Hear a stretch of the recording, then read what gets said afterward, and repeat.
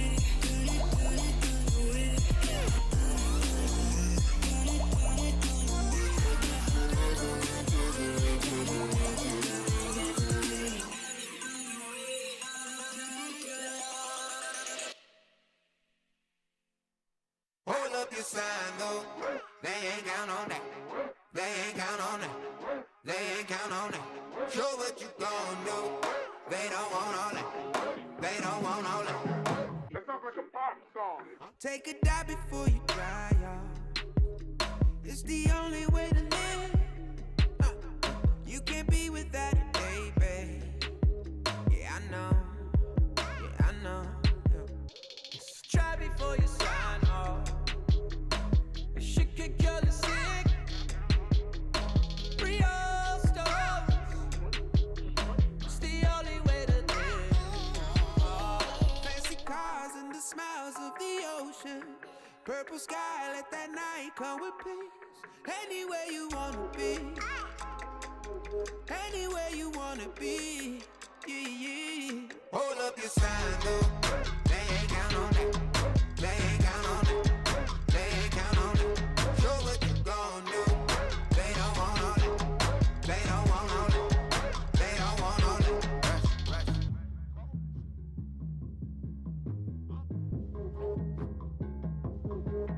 Pick up panel to be right on. Yeah. 'Cause no one really gives. Don't look back or keep your eyes on. Long ago. Doesn't matter what it gon' cost. Never gave a shit. Real souls. Let it take a hit. Hey.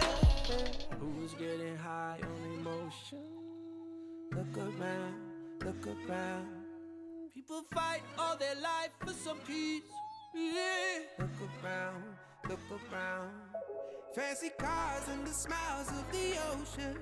Purple sky, let that night come with peace. Anywhere you wanna be. Anywhere you wanna be. Yeah. Hold up your sign, though. They ain't count on that. They ain't count on that. They ain't count on it. Show what you gon' do. They don't want all that. They don't want all that. They don't want all that. Rush. Take off. Rush at the rush. Take off. Rush at the rush. Rush. Take off. Rush at the rush.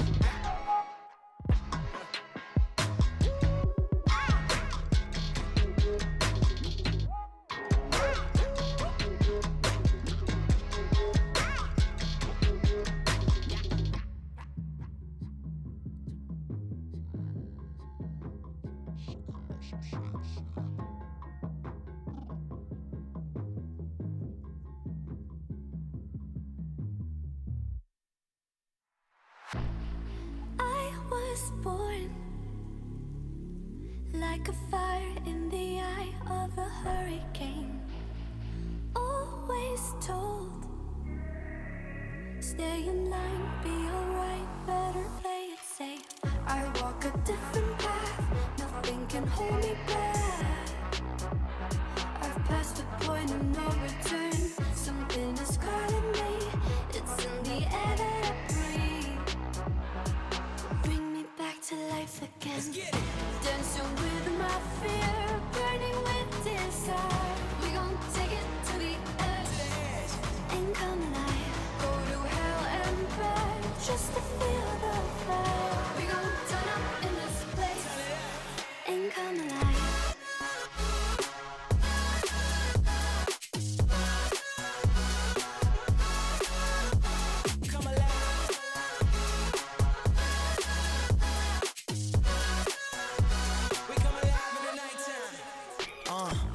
so high they can't touch us. So top notch, none above us. We done came so far, now we up now. Had a vision, stuck to it, never back down. Never had much, now we own the whole thing. Spread it all around the world, watch it all change. Came alive, now they all see the greatness. Light shine so hard they can't take it.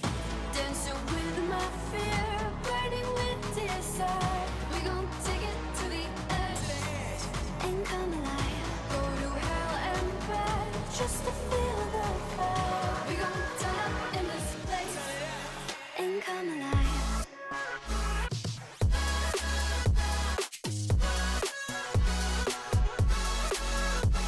Come alive.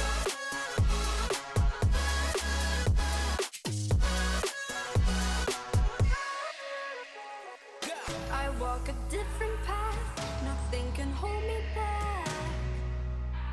I passed the point of no return, something is calling me.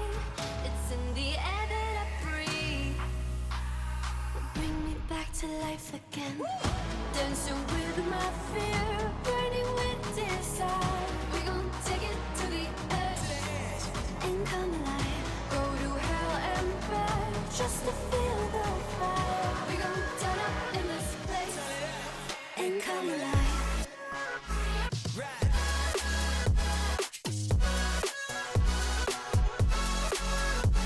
Come alive. Come alive. Come alive. Come alive, come alive, come alive in the nighttime. Come alive, come alive, come alive in the nighttime.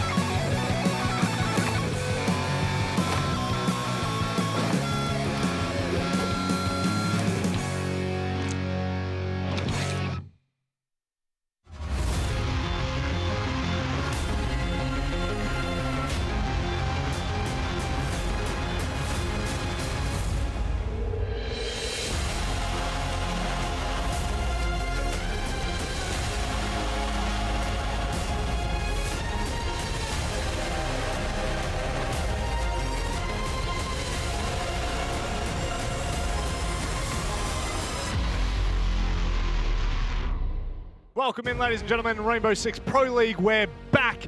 It's been a while. It's been a hot minute. Rob J. Monday, Raven, bringing it all hot live to you. The action that you've been waiting for. We're here for the ANZ region. Raven, welcome in, my friends. Thanks, man. And it's unreal that we've finally made it back to this part of the season. It feels like it's been forever since we've been in the studio and that we've seen some ANZ Rainbow Six. So for us, great we're here. It's almost been 2 months. Almost for us. It's been a very long time since we've been in this studio. By the way, if you want to have your say on how these matches go, ESL Rainbow Six on all of the socials down below. That's how you're going to have your say. Unfortunately, you don't really get to change how things happen, but we get to give a little bit of banter back and forth. It's good. I love it. Yeah, man. But we're here. We can relax now. It's a little bit more calming now that we're through the intro, and now we can move into it, Raven. Yep. We've had what feels like an eternity since any kind of competitive Rainbow Six for the ANZ region. I think the last time would literally be the Six Invitational with both Wildcard and Fnatic. Do you have any thoughts on that before we get into it? The Six Invitational was really good. Obviously, a standout performance from Fnatic. Yep. I think that's going to be a really interesting storyline moving forward for the rest of the ANZ season, in that they performed so well as Six Invitational, exceeding expectations substantially. So a lot of the teams down here are going to be on a bit of notice for needing to step it up, because if they can replicate that online, that's a really big deal. Certainly is. Talking about the teams that are down under, that are here with us, these are the teams coming to you. Hot fire action. It looks a little bit different from last time. We've had 2 of 3 teams change names that were homeless. Not... Orgless is what I... Yeah, well, they were homeless, right? One of them was actually homeless, but the thing is, we've had 3 changes, 2 changes in names, and a lot of players kind of shifting around. Do you see anything there that you want to talk about in specific? I can go through it if you want me to. I think the biggest one to highlight is probably the pickup from Anixian going to Elevate, a really well-known organization within the Rainbow Six world. Had some successful teams, a really successful NA team way back in like season 5 or 6, I think. So that's, quite a big deal for an Australian team to be picked up by them. Really puts them up there with Wildcard and Fnatic, which you would expect based on the standings. Yep. Of course, Pittsburgh Knights as well, another North American organization entering our scene here, helping out teams really with much more support. It is good, isn't it? We've got 4 teams from outside of Australia supporting the inside region. Well, I say Australia, I mean ANZ, Australia and New Zealand. That kind of makes a little bit more sense for people down under. The APAC region as a whole split into 4. I'm not going to get into it again. We do it every broadcast, and every broadcast is the same. So there's been quite a few roster changes. I don't really want to read verbatim what's happened here, but Wildcard obviously have had 2 players that have been benched or taken out completely. I don't really remember which one it was, but regardless, they're out. Geo and Thumbnail, or Pat. That's what we're going to be calling him from now on, is Pat. So Geo and Pat have replaced Neofighter and also Derpe. The other big thing we need to talk about, Fnatic. Yes.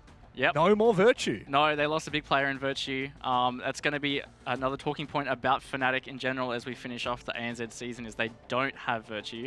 They have recalled aces into their roster. And how that works, we're not going to know until we see them play.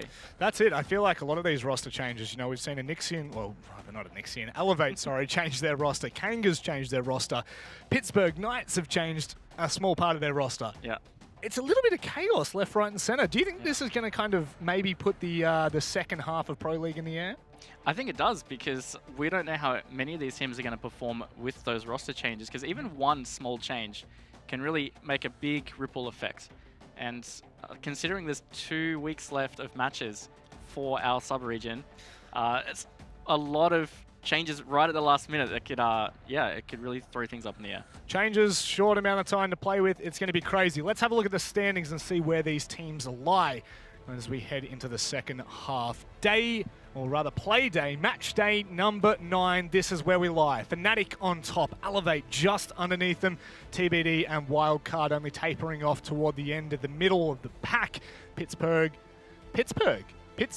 there we go. Fury, Kanga, Sinister at the very bottom. It's dire straits for those gentlemen down that end. Yeah, definitely not where you want to be, but they're still pretty close. Like, there's not any massive points differences, obviously, besides the top and the bottom. But let's say bottom 4 are all really close together, essentially within one game. And likewise with the top 4, all quite close together. Wildcard's really the one that bridges the gap there. Yep. They're close to Pittsburgh Knights. They're also close to TBD, but they're not really excelling in either end. And that's, yeah, I guess that's where the middle ground is really resting at the moment. One thing I really enjoy about looking at standings overall is always the round difference as well. And you can almost see it's mirror imaged when you flip it around from top 4 to bottom 4. It's actually really quite interesting when you look at it like that. However, at this point in time, all eyes on Fnatic and Elevate, both of them having a hot fire start to the start of this season. One thing that we probably need to note is the fact that TBD have been biting at the bit to get involved in that top 2 action. Yeah, TBD have really been playing pretty well in this season so far. And look, they've got 2 losses. They had 2 series against other teams where they basically traded a map each. Yep. And they put that down to just some poor performances. And also they lost to Pittsburgh Knights on Border. They said that was basically just an error in veto, letting that map through. So if that hadn't happened, yeah, they could be really up there with the same points as Elevate or Fnatic. And likewise with Elevate, their one loss was when Cynics, their coach, had to sub in. So Yes. they didn't actually have their core roster for that match. Yeah, that's strange. Strange times. I mean, you would know all about subbing in and being a coach, Yep. wouldn't you? Yeah. What's it actually like? Before we quickly get into something different, what's it like? It's not easy, Yeah. because there's a lot of pressure for one, Yep. and for two, like you don't usually play at like the level they're playing to get ready for that. Maybe you scrim leading up to it. It depends how much notice you get, but it's definitely not easy. So Cynics did a great job because he played 4 maps with them, I believe, and they only ended up losing the 1. So props to him. Pretty decent result. Yeah. Right, let's move into the nitty-gritty of tonight. The scheduling, that's right. We've got the first match, Sinister Pittsburgh Knights. And then, of course, well, that's replicated in the second match. We'll then move on to Wildcard and TBD. Both of these matches in their own right have certain things on the line. Sinister still yet to get a win on the board. I was going to say a map on the board. It technically is a map on the board. We are still yet to see them win one of their best of ones. However, it's that bottom 2 that I'm really interested to see. 3rd and 4th place playing off. And there's a bit of a storyline that we're going to read into a little bit later in the day. But Sinister and Pittsburgh, bottom 4, what are we thinking, Raven? What are we looking at? At this stage, they're really just going to be trying to scrape together as many points as possible so that they can finish the season strong, of course, but also not be finishing at the bottom, which is currently where Sinister is. And Yep. after talking to them a bit, and I'm pretty sure most people can assume, they're not having the season they expected they would have. In fact, they're all very talented players, quite a solid roster. It's quite the surprise that they've struggled as much as they have. Is that, this is going to be hard to say, of course, just on pure face value, but do you think this is more on the team themselves or maybe on the competition as a whole? I think a bit of both. Yeah. The competition as a whole has become very competitive in ANZ, and whilst to an extent sometimes the standings don't necessarily reflect that, Yep. we've had some really good matches. For example, Sinister and Elevate played in the first week, and those maps were both quite close, and Sinister played really well, but the standings reflect they got 0 points from that. Yeah. So you can't always draw that conclusion, but Sinister themselves have admitted they've got some issues that they need to work through that haven't been really getting better. It is a slight problem. It needs adjustments. We're seeing that with Wildcard at the moment. Will we see that with Sinister? Sinister on your screen. Fisho Guy, Nico, Luna, Vinny, and Milo. Anything you want to talk about in specific with these players or the team as a whole? We've just spoken about the team for a little bit. Maybe anything about individual players that people might want to know? Well, this is one of the rosters that has actually been stable through the split, so they haven't actually made any roster changes. But there's some standout players here. Vinny's been having a really good season so far. This is his first season with Sinister, and he had some great performances in that first half. So if he can replicate that again for his team, that will give them a good chance. But they're all gunners. They're all stood up for one reason or another throughout their careers. And Milo is also in his first season of Pro League ever, and he's had some good matches too. Keep your eye out on a player like him because he can really be like an X factor. Bit of a game changer, you think? Yeah. Well, let's have a look at the team that they will be playing up against. Pittsburgh Knights, only just coming into the scene recently. The org, that is, these players, they've been around for a little bit, Raven. We've got Stiggs, Dino, Haywood, Strider, and Joey G, who's coming in on replacement from, I can't remember who it is now. I've absolutely lost that. Who he's replacing? Yes. It was Arlo. I completely lost that. I had all of my notes there. we tripped at the last hurdle, Raven. Unlucky. But no, look, it's great that we should highlight Joey G because he did play for Wildcard a couple of seasons ago. They made APAC finals with that roster, and he played quite well, and he decided to step away from Siege for a little while, and this is his return. So he's a very experienced player. He played many seasons of Pro League before that. Before joining Wildcard, he was part of a successful roster in Taboo.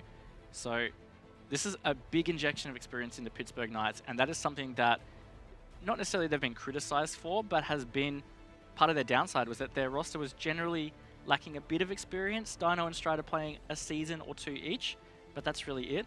So with Joey coming in, that injection of experience is going to be potentially a really big plus for them.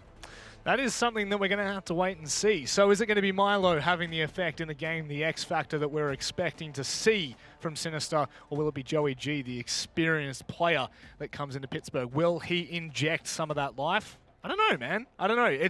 This is one of those matches where it's almost a clean slate for both of these teams. Pittsburgh didn't have necessarily the worst first half, but I think that there could have been some better results in there for them. However, Sinister, they will be as hungry as ever to try and prove in this second half of this season what they were really made of. Yeah, and they've had a long time now with this break to really focus and work on what's going wrong. And I've spoken to a couple of them, and I know that that's exactly what they've been doing. Yep. They've gone through some role changes. Milo has actually taken up a bit of an IGL role now, Ooh. which will help free up some of their shot calling, because I believe it was Fisher Guy that was taking a lot of that burden on himself. So that might allow Fisher Guy to play a bit more free, and maybe that is what helps them gel a lot better. A little bit more of a free play style. I think that might be the game changer. I don't know. I'm not actually going to say that. Let's have a look at the vetoes. Let's have a look where we're going to be heading for map number 1 of tonight. Cafe, Border, Consulate, Coastline, Theme Park, and Villagon. Juicy. Clubhouse. Yeah, it is juicy. I mean, Sinister have been good on Clubhouse in the past. Yep. So this has got to favour them, I'd say. But Pittsburgh Knights, maybe this will work out for them. They've been reworking some stuff in the break, I'm sure, with Joey. Yep. And Joey himself notoriously quite good on Clubhouse. So both of these teams, I just threw my pen away while I was secretly looking at this. Both of these teams have pulled out a draw against Wildcard on Clubhouse. So that is something very interesting to note taking into this matchup that, I mean, on results, it could be said that it is quite even on this map, and I actually think they go as far to almost replicate the same result against Fnatic, a 3-7 loss on Clubhouse. So this, Jeez. I actually don't think I've seen that before. Absolutely replicating from Wildcard to Fnatic. Of course, both of those teams being what we assume to be the Titans of this region coming into this season. Wildcard haven't lived up to the expectation Fnatic have, but we're not here to talk about those two teams. Where are we thinking this heads? Are we thinking Sinister are going to be able to pull this? Are we going to see a little bit more experience on Pittsburgh and a little bit more calm and composure? Yeah, well, this is where Joey could make the most impact. Maybe putting him into the roster hasn't seen dramatic results. Maybe it has. Yep. But when it comes to an actual official, I think having that level head is going to be a really big factor for the Knights. One thing in particular is they usually were struggling in the first half of the season with their attacks or their second halves.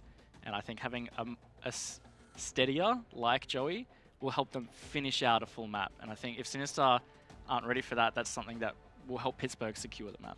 So we are not necessarily leaning toward Pittsburgh, but we are slightly skewing a little bit, would you say? Like I'm on 1 foot on their side. Yeah, you know, like, okay. Well, that means you're on 1 foot on the other side as well, right? Or do you have the other foot off the ground? It's slightly in the air. Okay, okay. So it's just a jar off the ground a little bit. So it's we'll say 51-49. How about that? Something like Does that. that sound fair? I feel like that's a fair assumption here. So I think that, again, coming into this second half of the season, a lot of things changed for these teams. Now, if we weren't just to talk about the roster changes and as well the org changes and all of these things that kind of been injected into this scene, I've said injected twice now, so I'm going to move away from that word. But now that we have seen that second half, you know, where we've seen the break, we've seen the pause, we've seen teams be able to reset, and we're coming into this second half of the season, this is where things get a little bit more interesting. I feel like, I mean, this could just be a wild statement here, and I could be completely wrong, but I feel like those bottom 4 teams, Fury, Kanga, Pittsburgh, Sinister, I feel like they've kind of changed things up a little bit. I feel like Fury might be one of the only teams that haven't really shaken too much up, but I do see that this bottom 4, they've all got so much potential in it. Yeah, and they're somewhat undeveloped rosters. Pittsburgh, when they came into the season as homeless, were already a bit of an undeveloped roster coming straight out of Challenger League. So now that they've made a roster change, it kind of further really gives us this unknown, like where can they really end up? They've got a chance to prove themselves now. They've got some big matches to finish this half, and they've only played top teams so far in the season.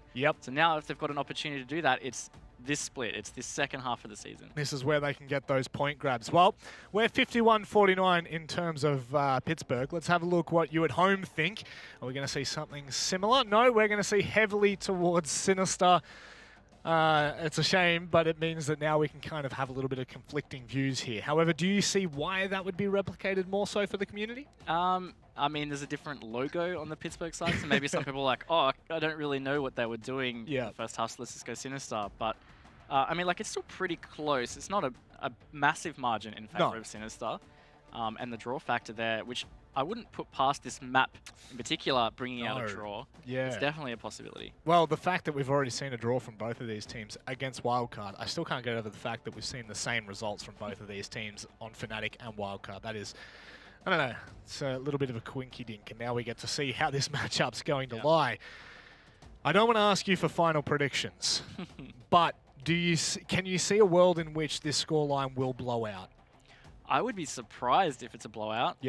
But that's the thing, coming in with a bit of uncertainty around the Pittsburgh roster because of their change.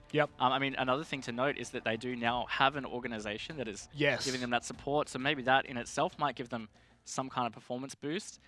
It's also their first match under the Pittsburgh banner. Maybe that gives them the nerves. Maybe they can't show up tonight because they're a bit shaky. Fair bit of pressure lying on their shoulders, Raven. It's do or die time. Second half of Pro League begins now. Pittsburgh Knights going up against Sinister. Sinister will be on the attack first. The two outings that both of these teams have had on this map, falling 3-7 and drawing 6-6. So literally the same results echoed if you're only just tuning in. I'm not going to say that means it's going to be a close match, but it does mean that if the results have been so similar, we will more than likely see something that comes to a closer end result.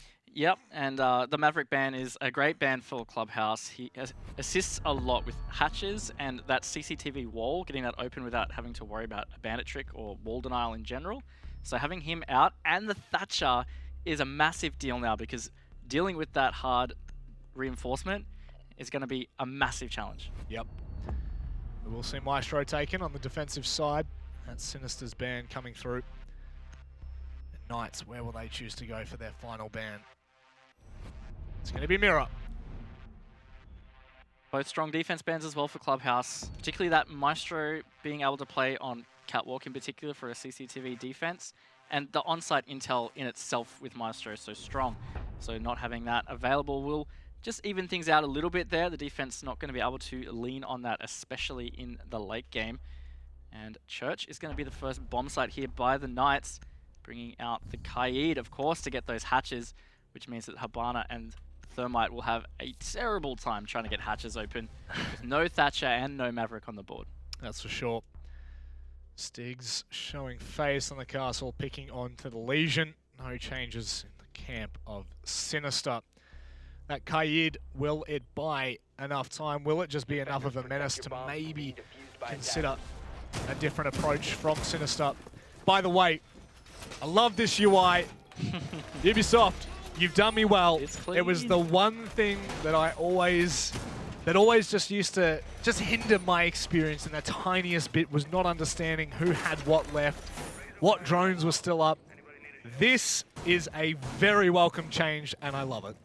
Yep, it's very nice, it's very clean, and it gives us a lot more information in a single glance without the spectator having to flick through a lot of different operators or figure some things out. So that is great there. Looks like there might be a bit of a roam strat here. Dino has been putting some cameras around the place, main stairs and bar. Gather a lot of intel around there. Interesting that the Legion has been brought. He has recently gone through a slight nerf, change to his gadget. Most notably, not being able to see where your goo mines are through walls without direct line of sight. That's important because it was a big part of intel collection as a defender. Well, it certainly gave you a lot to work with, and your team as well. So it does make things a little bit trickier. Trickier. That's a word that I'm going to use from now on. I don't even know if that's English or not, but I'm making English up as I go. Meant to be more tricky. You wouldn't believe I got paid to talk, would you? Yeah, come on, mate. Rookie. Absolute rookie. Rightio. Looks like Pittsburgh going to be, rather Sinister, sorry, going to be starting out with that top roam clear directly down. I like this a lot from Sinister. They've taken this top 4 very swiftly. It's taken them less than a minute. And Nico has just been deleted by Stigs, in fact. That is from below using his own buck holes. So he's not going to be too happy with that. And look, I take it back. As I say, they've been very efficient. They're opening some clever holes. They'll catch the defense off, but not to be at all caught off himself. And that means they're facing a man disadvantage very early in this round. That double-edged sword can come back to haunt you. Leader at the moment now starting to clear out. Milo too. Still enough of those. Oh, see you later, Alligator. The pre-play C4. Dino will be laughing after that one. 2 players down already for Sinister. Pittsburgh yet to be touched.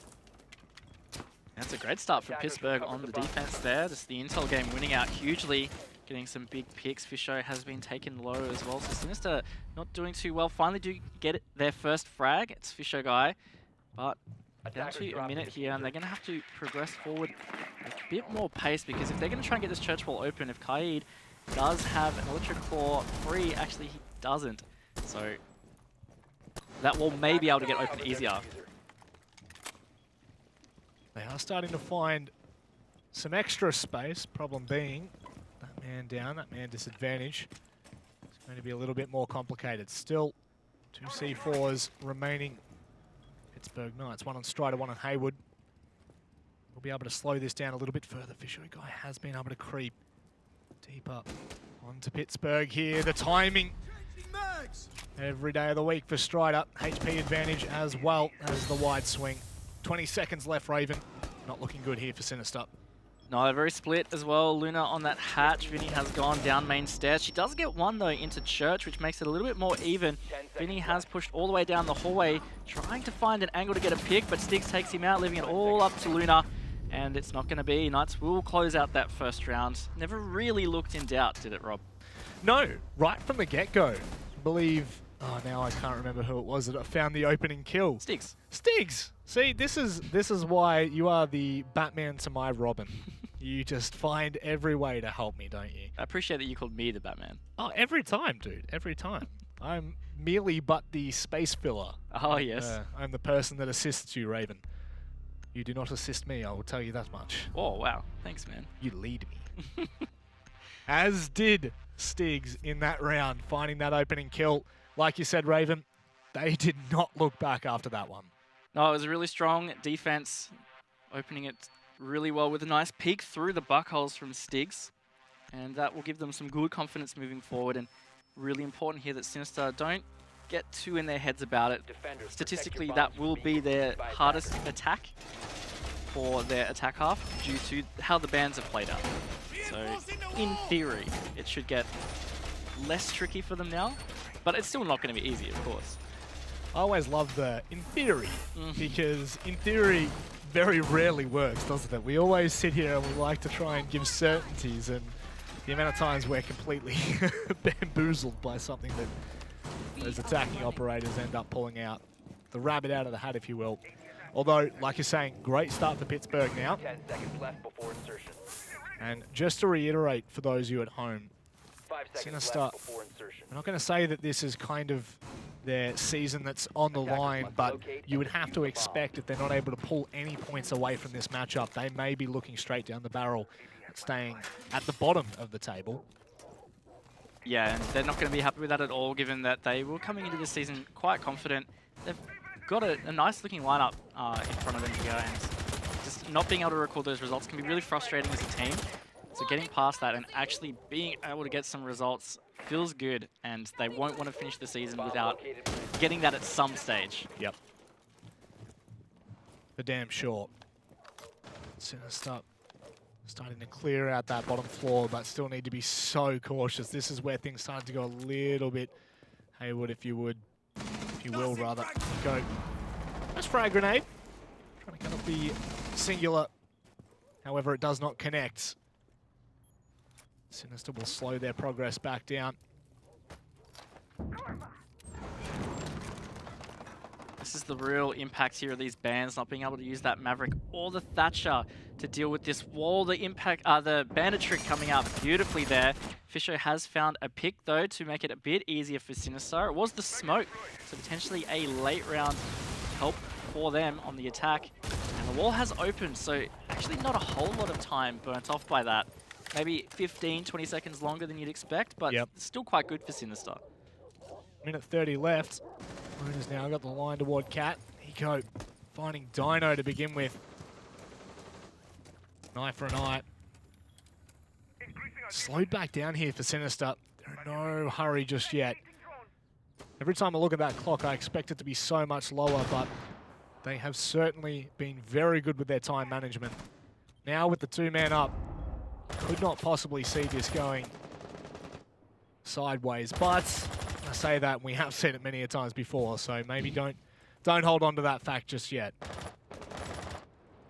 Yeah, Nico looks like he's just waiting for a call. Maybe they're droning out logistics there, just deciding whether he can breach down. He has. There's somebody in construction waiting for him, but no shots connecting. Fisher is there to attempt refrag if it was to happen, but not at this stage. They got some good control of construction now, so not only have they got CCTV open, they're in construction. Time has really started to tick away though, with 30 seconds to go. Haywood fights back for the Knights, giving them a shining light in this final 30 seconds here, Rob. That might be something to work with actually, because the frag grenade doesn't go deep enough, so don't stress just yet for Pittsburgh. They're still holding on here. 20 seconds left. We're looking to come in from that outside platform. Milo as well trying to find a cheeky little angle here. They're going to have to start pushing eventually. It's Nico to lead a little bit of this charge. 8 seconds left. Luna explodes on the 2 of them. And Strider can only hold for the 1. Milo will shut it down, and Sinister with a very explosive end there. Yeah, that breach opening just in time for Milo to be able to push through, and they secured that refrag. It looked like there was another one there anyway, but I really like that execute. It did come quite late from Sinister, but once they exploded on, it was some really great teamwork just to frag it out, to close the round out. Sometimes you just have to commit to stuff like that. You just have to send it, secure some kills, not worry about that plant, just finish it off. You said it. Send it. Send it. Sometimes there's nothing better, and sometimes you don't have a choice. You just have to send it. Sinister now bringing it back 1 apiece. Had a good giggle there, Raven. Yeah. We always enjoy our time here. You make me laugh, Rob. Oh, stop it. Man, this has been a wholesome start to this broadcast. A wholesome start to the second half of this season. Yeah, man. So, Defenders, Sinister protect get your that bombs. round back, and they keep it at 1-1, and that's going to have to feel good because after losing that first round pretty poorly, you'd have to say, maybe you would be worried about their mindset, which has been generally their issue. So to bring that back straight away is going to be great for them. And Knights have not decided to repeat that. They're just moving on to the gym bedroom bomb site, continue to rotate through, and not to get stale, keep their opponents guessing. Attackers have located a bomb. So, Pittsburgh is kind of in their hands at this point. They have decided to move away 10 from seconds remaining. cache CCTV toward the gym bedroom bomb site. 5 seconds And left before insertion. I am a bigger fan of 1 and go than I Attackers are am heading out to defuse a bomb. repeating bomb sites. I find rather for the mentality side to be able to say, right, we can move on from here. It's never too much of a hindrance. Sometimes you see that back and forth, Raven, where you're trying to figure out what was that one thing that went wrong, and sometimes you can get caught in that loop. Luna this time quite cautious. Doesn't want to give away one of those charges. A bomb has been located. Yeah, gonna have to use that hard breach very sparingly. You don't want to have to lose it because while they get this wall open, they're gonna have to deal with the cache wall still. And it's not even just the CCTV side of cache wall. Maybe you want to do something on the stairs side. So that means that hard breach really needs to be spared. On top of that, usually you would try and get this jacuzzi wall open, which of course is also going to require some hard breach. So it's spread really thin right now with a lot of denial. And that's definitely why Sinister are being that cautious. Nothing wrong with being a little bit extra cautious. Nico taking down Haywood. Actually, I'm not even sure where that was, if I'm being completely honest. I think that was in cache there. Yeah, it was. So They've already lost a fair bit of control across toward that construction site. Do Pittsburgh decide to double down and maybe try and hold it, or do they back away? Looks like they've chosen the latter. Yeah, just have to be careful as Sinister push through. There is that small trap with that long hole in construction, but they have managed to get past at this stage. They will funnel across, and it looks like they're really going to be dedicating to that east side push. Next thing they'll want is to probably try and take logistics control. There is a rotate there, that wall is soft, and 2 players currently playing there, Strider and Joey G. And that's going to be a big linchpin for if Sinister can really get a clean execute, or if Knights will be able to keep that foothold and really dig deep for the rest of this defense.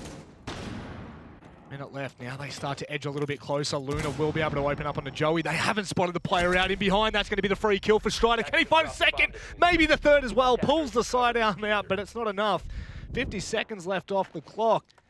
And that was explosive for a short while there. Pittsburgh come out actually not too bad in the end of that. Yeah, lucky, because it was off the back of what you'd have to say must have been some poor droning. They would have droned that out before they pushed through for that double push. I like that Sinister did funnel through that rotate hole with 2 people so that they could actually refrag. It didn't work out, but a nice drop from Nico to save it. 30 seconds to go, though. They got 2 to deal with, and they're in strong spots here. But, oh, the bathroom guy gets a chance to peek out. That's a real misplay from Sinister, and all of a sudden Knights have this control. Nico going in up close and personal, will be able to find Stiggs, knows exactly where the second player is. Choices have to be made. 5 seconds left, sitting behind the shield. Will he be able to get close enough? No, 2 seconds left, and it's not enough for Nico. Oh my word! Run out of time. I nearly had to take back all remarks then. Nico trying to pull some sort of trickery. I reckon all over. a quarter of a second, almost. Maybe not even half a second, and that round probably would have been different. That pre-fire was on point, but it did manage to scrape through for Knights. They potentially don't even realize how lucky they were just then until they watch this back with that outline. And look, they're going to go up 2-1. They get to go back to Church now, and that's a pretty big deal because this was a really hard bomb site to attack. Whether it will have a similar feel to it, Stiggs, obviously with that opening in that first round, gave them so much extra room. It took the buck out. Attackers need to Kind of, it felt like it settled Knights a little bit more.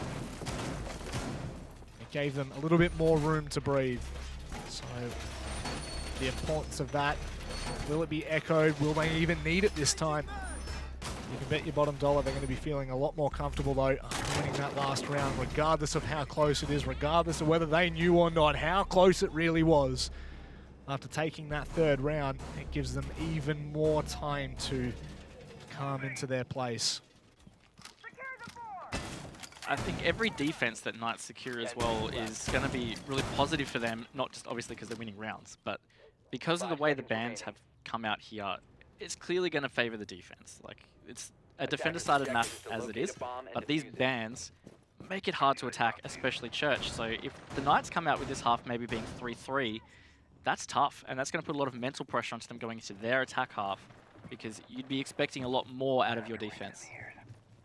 Obviously, having that Maverick off the board is quite a hindrance in opening up those hatches, and likewise, oh, well, I'm not even going to get to finish my statement. Stiggs, once again, will open up the rounds. Luna this time falling. That is the Thermite. Raven. Yeah, it's a big one. Sinister will be feeling a little bit antsy now. Yeah, losing that hard breach is going to make it even harder for them. They do still have the Habana, but it's hard enough to get anything open with anything, really. Let's be honest, it's hard to open any hard walls at the moment. So without that Thermite, it makes it near impossible. Bomb located. And Nico has got this top floor control again. He was the one that lost his life the first round that they were attacking this through Stiggs' pre-fire in the holes. And they're going to have to really think about how to structure this. If they can't get hatches open, they can't put any meaningful vertical pressure. And I don't know what they're going to do, to be honest, Manny. They're definitely going to have to go a little bit with a little bit more conviction this time.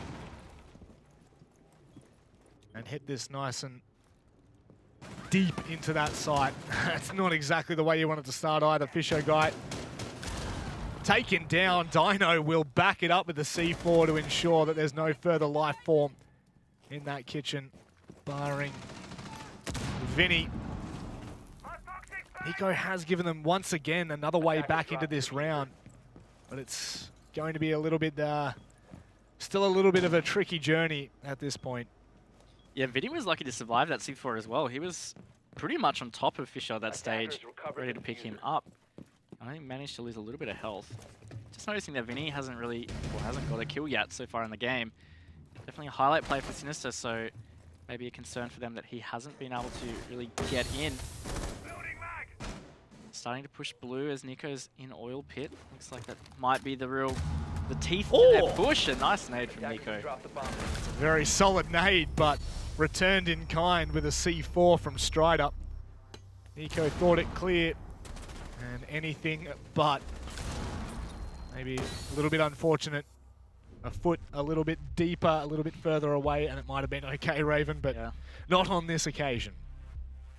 Yep, not on this occasion. So that round is closed out. But look, those church attacks were always going to be tricky, and I think losing those shouldn't really affect their mindset too much. Yep.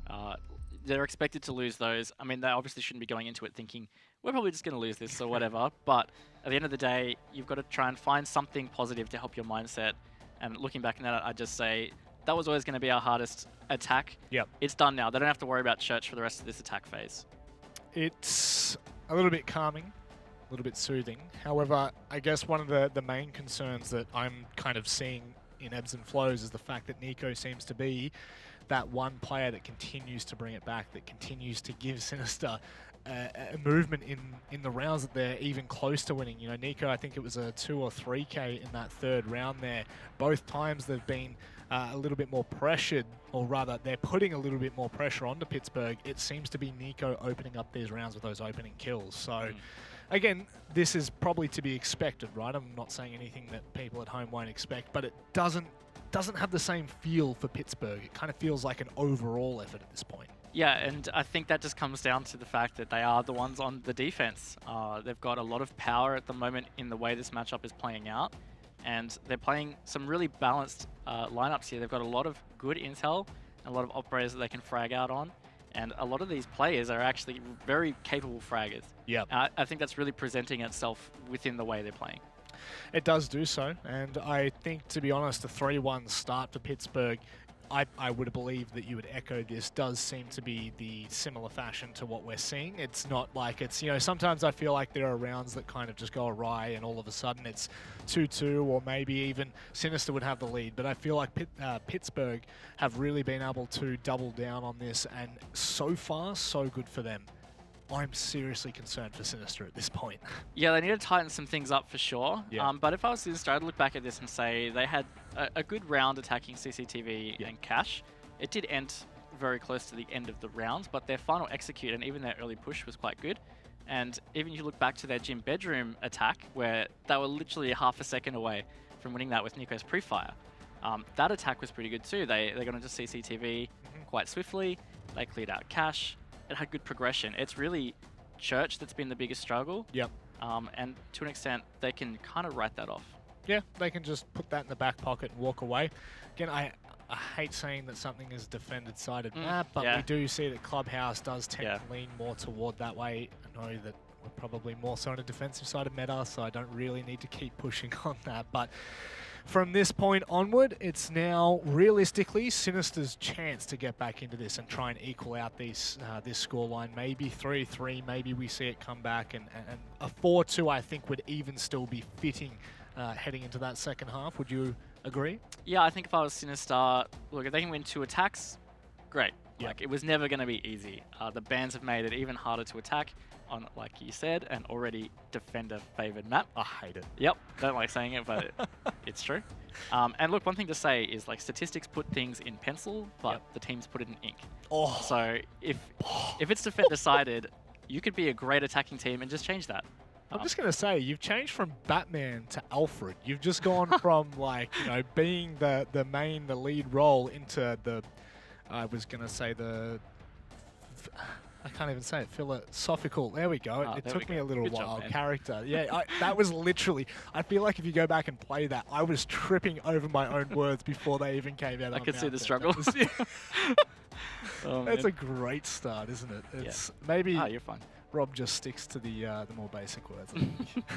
Ah, you're fine, man. But it's the nature of the way Siege plays out. There's Yep. so many variables that you can't just look at something and say, the stats say this, so that's probably what's going to happen. And I mean, we can draw some conclusions from that, but teams can change it up, and that can change up from week to week, round to round, if you want to speak about it in like the micro. Yeah. Sinister might come back from this rehost, maybe they'll surprise us and they'll just win the rest of their attacks, and then all of their defenses and the map's over. And we'll be like, whoa, never would have seen that coming. It's one thing about Siege and the rehosts that I think kind of it adds an element, if you will, because what it allows teams to do, it does allow them to actually have that break, regardless of whether it is Pittsburgh or it is Sinister. Maybe Pittsburgh aren't even happy with their performance right now. Maybe they're seeing holes in how they're playing. Don't really know how many holes they would be seeing. Obviously, there are a couple of things that maybe they can tighten up, try and tighten that ship up, if you will. But apart from that, it does seem very, very relaxed for them. So you'd have to say coming into something like this, coming into a rehost where it takes, 2, 3, 4, 5 minutes, maybe 10 minutes sometimes, it does kind of give the team that are down a little bit more of an edge. It kind of lets them settle a little bit more. Yeah, you can collect your thoughts, you can recompose, whereas if you're the team that's up, or even if you're the team that's favored, it's just more time that delays what you feel like is the inevitable. Yeah. Like, oh, we've got this in the bag, let's go. And then maybe they get a bit antsy, and that can actually work against them.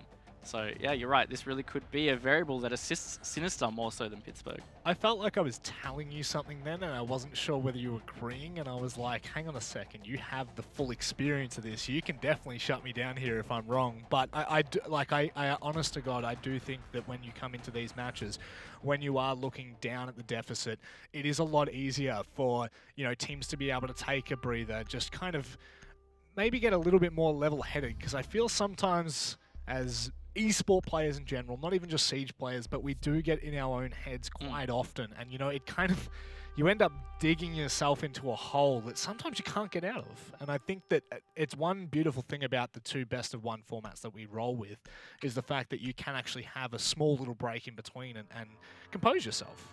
Absolutely, and something about the Six Invitational that was great is it really highlighted a lot about the mental game, which I think was really underappreciated for a long time. And that LAN really highlighted the teams that were able to recompose. And I mean, SSG ended up winning it all in a best-of-5 series. They were down 2 maps, and they brought it back. They did have a map advantage for winning winners bracket, but they were facing series championship map, basically. Yep. And they brought that back, and even then they were down in rounds on that 3rd map that could have lost it for them. So again, just highlighting the mental aspects of esports competing in general and Rainbow Six Siege. Storylines being storylines, we 5 seconds remaining. love any comeback story. And Of course. if it wasn't for Attackers are heading out the to underdogs bomb. of Australia that we always like to I was going to say barrack, and I don't know how many international viewers would understand what I mean when we're championing for a team. That was a terrible way to say it. All the Aussies will know what I'm talking about, but maybe it's the international viewers that'll be a little bit side-headed. Just teaching them some stuff, man. Teaching them some Aussie English. We're back in the map though, Rob, and Sinister on the attack here. They will be attacking CCTV cache, so Knights just continuing their rotation. It's very much exactly repeating what they did in the first half of this half. It's the quarter, I guess you could say. Hayward in a strong position on Catwalk there with ADS, is playing it as the Jaeger. Sometimes you would see that as more an anchor operator playing it, but the way Knights have their lineup set up, it's quite free-flowing. And look, Strider playing the Wamai, this is something we haven't spoken about. Is the operators now available for Pro League, Wamai and Kali. Baller. Also think that we didn't actually talk about at the start, and I realized not even halfway through the first round that we hadn't really spoken about the theme park. True. The beautiful theme park map coming into the competitive play. So that's obviously something that has been a large talking point. But, like you said, Raven, we're in game. We're hunting. And right now, Sinister haven't really found anything but damage on their end. Obviously defending cache CCTV. They've got something open nice and early here. Not sure whether they've been given any sort of information or not, but I would dare say, judging on Sinister's previous attack, they are more than happy to drone in, get that early intel and play from. This one, Mai, is going to be adding a really interesting dynamic here because that shield is in a really deep spot, and ADSs and magnets can be protecting that. So Strider could potentially sit there quite safely, deep in that position, to watch the breach. So I like this strat, and I assume that's what it's doing. Valkyrie off the board though, that's a C4 below that won't be able to deny a plant, for example. Sinister opening the board is going to help them a lot, but time is really starting to get away from them. It is something that we constantly talk about there, and just as you've seen, information being passed on. Haywood's now stuck in a rock and a hard place. Vinny does at least find Joey there. Haywood falls down as well. Things are exploding. All of a sudden, Luna takes down Strider, and Stig's well and truly off site, not even in the realms of possibility, at least to deny access. Oh, and he's, yep, no, not even a rotate hole. Attackers are activating the diffuser. That's unlucky. Yeah, it's going to be really tricky retake for him. He's going to have to funnel through this doorway. I mean, he could drop down the hatch, but then it's not much of a better option. He's going to have to come up the cache stairs, or he's going to have to come up the garage stairs. So nothing going for him. A flawless round from Sinister after the rehost. And look, Rob, this is it. They won this site last time as well. They've got a chance to actually take this half 3-3.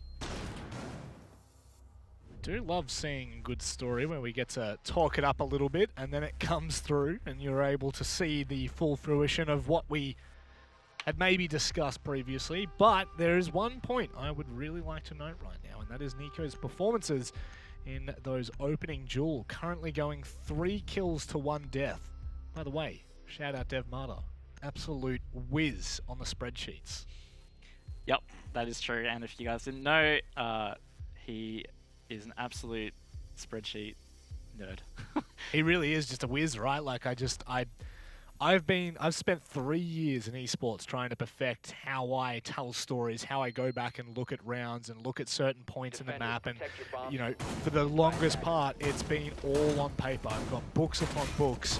And all of a sudden, Dev walks in, drops the mic, turns around the spreadsheet, and then walks away from us all and just says, have a look at this masterpiece. Yeah. But I love him for that, and we're lucky that he is in APAC. And look, it's the last round for this half, Manic. Rob. And no, it's fine. You can call me Manic. This is grand habit. It's the thing, right? Like, it's completely fine. It's a hole I've dug myself into. I actually don't mind the name. It's just I wanted synergy across everything. I like it.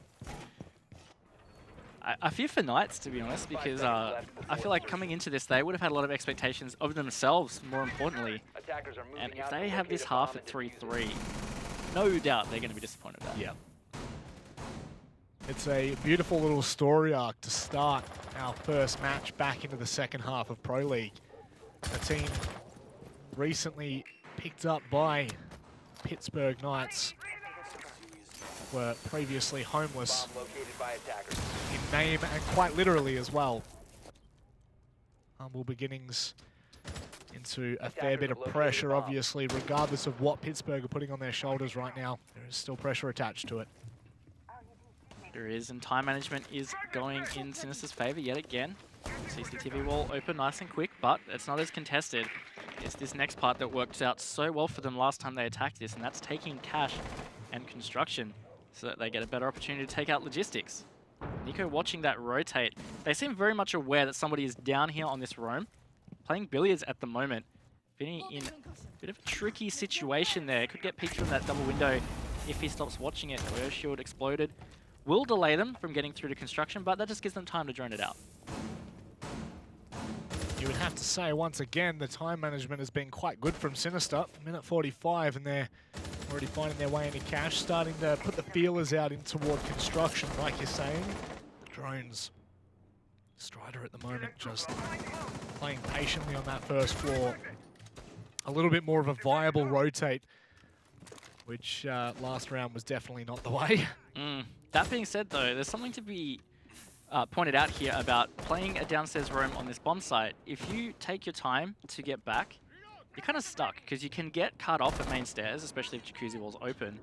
And if the flank is being watched, like through lounge, for example, it's really hard to get back up through cache or garage. So it has to be timed well. And speaking of well timed, Nico has just been cooking these grenades to perfection and getting so many frag grenade kills. And Sinister are just fragging out at the moment. Knights still haven't got a kill since the rehost. But I just cursed. Sinister, I'm so sorry. You hadn't even finished, but it's okay, because Vinny's there to save the day. 45 seconds left. Stiggs will be able to find Milo. It's all of a sudden on like Donkey Kong. It's on to Dino. There's no one left. Wits and Will. That's all he has left. Not a single kill to his name yet. He's going to be able to find the diffuser. And the second as well. Will he be able to find the cover? He might even be able to finish them off, but no. Sinister will close out the first half 3-3. And Fisho Guy is the dagger. That was very close as well. Dino was very aware he was pushing that. Took the gunfight, but did not secure it. A nice attempt to save that defense, but it wasn't to be. Sinister, they're going to be feeling really good coming into this defense half, and I think that is so important for them in this first game back. Mindset issues have been abundant in the first half of the season, so having this good start so far, putting them in a good position to finish off this map. This could be it. This could be everything that they've been looking for. Capitao, I don't think we saw him brought once on Sinister's attack. Not that I can recall. I try to... Unfortunately, the old memory just ain't what it used to be when I was... Really setting yourself up to sound like a bit of a boomer here, Rob. I really do. You know, oh no. Well, that's not a great start. You don't run in front of any. Oh no. Man, boomer aside, that was not a smart move. No, it's definitely not the way that Milo will want to start the rounds. He's essentially one-shot to most of the guns that are on the attack now. So playing an operator like Wamai, he's got a great loadout. You can play him quite aggressively as a roamer or just in general feeling comfortable to take some gunfights. But that's exactly not what he's going to be feeling. He's not going to feel comfortable to take gunfights. Might make him play out this round a bit differently. I'm really excited to see, though, this combo of the Jaeger Wamai.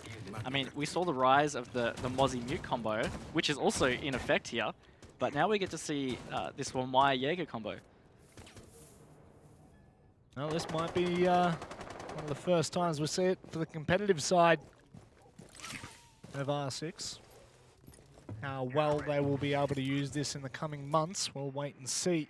For now, Pittsburgh on the attack after, you must say, a disappointing finish to the first half. Still with a fair bit of information. Pittsburgh taking their time and clearing that roam. That gym bedroom area, which Sinister, rather Pittsburgh, I'm not going to say they were more inclined to, but we still saw Strider hanging around there, even in late rounds, so they're just being cautious.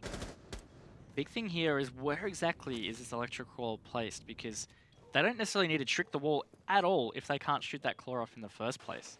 So if Joey can't see that from that CCTV window, I'm not sure what they're going to do. I thought that was a kill for Stiggs for a second there, but no, Nico does find Strider off, but that's the Thermite. Massive pick there. Now they've just got the Hibana for this hard breach. Probably not going to be able to get that CCTV wall open now. And if they do, it's not going to be as comfortable as a hole as it would have been as a Thermite. We might see them rotate around to just push construction side now. That's going to be a massive deal for Sinister to allow them to play more comfortably in CCTV. You'd have to feel as though they are feeling a lot more comfortable now that they've been able to take down Strider. Like you're saying, Thermite, obviously a large player in this round. Vinny as well, going to be taking down Haywood. That's explosive from Pittsburgh. They'll trade out a 2-for-1 and equal out evenly. However, Dino does go down in the end. A 3 versus 2. Pittsburgh definitely not afraid to take these mid-round fights. Yeah, not sure whether that was Sinister just over-aggressing, maybe getting a little too excited around construction, or whether Pittsburgh tried to get something happening on site, but it was shut down, and it means that Sinister maintain man advantage in this final 40 seconds here. Up to Stiggs and Joe, very capable clutch players there, but not when they're dead. Fisho gets that one, leaving it all up to Stiggs. He's down below, and he's down, can be finished off, and Sinister on a bit of a roll now, Rob, and they've just won not necessarily the strongest bomb site that they can defend. Well, it's got to be said, take your hat off to Nico, currently sitting at 4 opening kills and only 1 death in those opening engagements. That is ridiculous. 5-1. That is a ridiculous opening duel, KD, if you will. And from here, it kind of has set Sinister up for a lot of their rounds, and it looks like it's just going to continue to do so, dropping that thermite. How crucial that may have been in the round had they have been able to hold on for a moment longer. Smoke will be taken for the Mozzie and the sledge for the Buck. I'm wondering whether the delay of picking Church is just to continue to throw Pittsburgh off with maybe the way they're picking their operators, or whether they're just keeping it in the pocket just because they want to play it later. Either way, I'm very surprised they haven't chosen it earlier, considering its strength against these bans. But who's to argue? They've played so well ever since that rehost. Their attacks were pretty good, a flawless one, and then one that looked, you know, relatively clean. And then that defense looked fantastic. They are definitely on a roll. And it has been since that rehost. I mean, I'm not going to go ahead and speculate and about it, but 5 seconds to go. it has definitely bowed in the favor of Sinister, and they have just taken it and run. They have not looked back for a second. And like you said, is a very convincing round in that previous one, and to kickstart a second half on the defensive side, Pittsburgh need to tread with caution from here on out. This is a very late setup here from Fisher Guy in the CCTV, and I'm not too sure about that thermite charge. Do they think it's bottom floor? Surely not. Right? I mean, why else? Why else would you open dirt? Raven. Let's see how this round pans out. I have a feeling they think it's bottom. He even had me thinking it was bottom. Yeah, I'm pretty sure. So Are Sinister baiting this? we saw this strat in EU. I'm pretty sure with Eminem Gaming in EUCL, they played a fake strat where they set up downstairs, but they were defending top, and they caused some teams to fall into it. And I think that's the case here because, like, Knights are going all in on pushing downstairs here. They've used a thermite charge on dirt, but even if they get these picks, it's gonna get them nowhere. That's incredible. I mean, I saw the reinforced wall coming down on Church Wall, and I thought, oh yeah, that's interesting, but that makes a lot more sense. Look at it, Pittsburgh are well and truly sold here. The candy is being given from Sinister, and Pittsburgh think they're exploding onto sight, but it's anything else. It's an absolute bloody onslaught there. There was nearly a second in it for Luna, but exactly what you said, Raven. I wish we could hear Knights comms right now, man, because I feel like they would be like, oh, we've got sight now. And then they could be like, wait, what? It's not down here. Oh, that is hilarious. Like, think about the utility that they've used. Do they still not realize? Because he's nading Church. Maybe they're just not sure whether they're in there anymore. But either way, like, the utility they've used. Oh, he's trying to play. No, surely not. Surely not. Surely that's not what that was, Raven. I saw that too. Surely that was not it.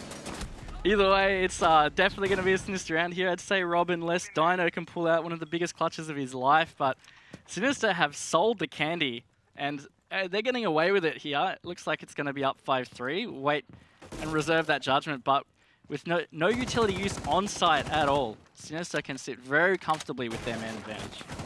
That's possibly the world's best switch and bait. And the fact that Pittsburgh had gone all in so early in the round as well, it couldn't have worked any better. Dino just hoping for a Hail Mary at this point, and I mean, you don't have another choice. You've got 15 seconds, you're one hit. I mean, you're just walking into your death at this point, and Sinister are going to let him just walk on site because there's absolutely nothing he can do for this. Wow. Surely the plant can't go down. Milo just going to come in and hit him with the one tap.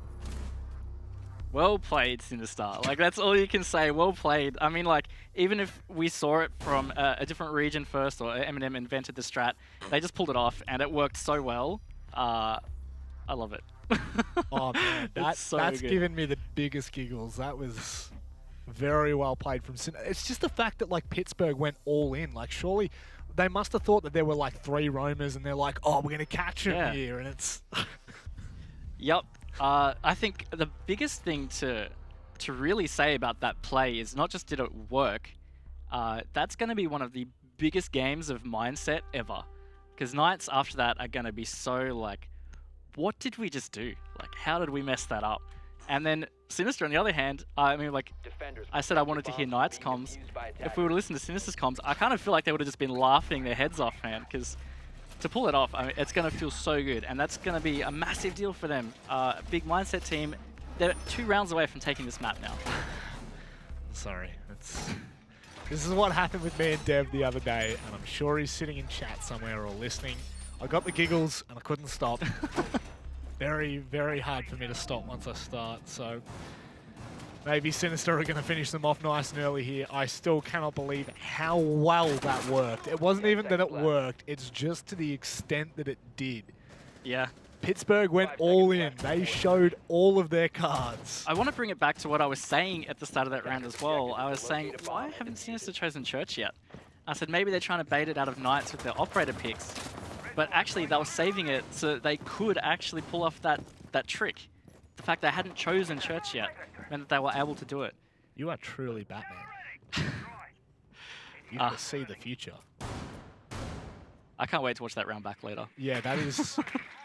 I think we're going to have to do it at the break, Raven, honestly. I think we're just going to have to sit here and digest what we just saw, because it was so chaotic for me in my head, because I'm trying to figure out what is actually going on here. I honest to God, did not think that Pittsburgh had fallen for that, but... anyway. I mean, it's hard for us to get past it. Think about Pittsburgh, right? They're in the moment here. They're down 2 rounds. They would have been backing themselves. They're trying to meet some expectations now that they've got this org, and that round has just happened. It's not easy to do with that on the fly, no matter what team you are. So far, looking pretty good. They're progressing pretty quick here. I think they're going to really pull out some aggression and try to take it back to Sinister. I think that's the right move, because they need to pull back some momentum, but also a bit of that mindset, because really that positivity just got totally stolen from them. I hard agree with that one. It is really a game about momentum now. Some of this, obviously, you know, your strats and everything can go out the window when the mind games start to come and visit. So we'll wait and see. Can Pittsburgh pull something back here? They looked like they were going to go pretty explosive. They've slowed down since. However, they are making Sinister a little bit more antsy on site. Haywood, the receiver of this. Then again, we've pretty much seen every round that buck has started to open up the flooring. It's actually worked against them.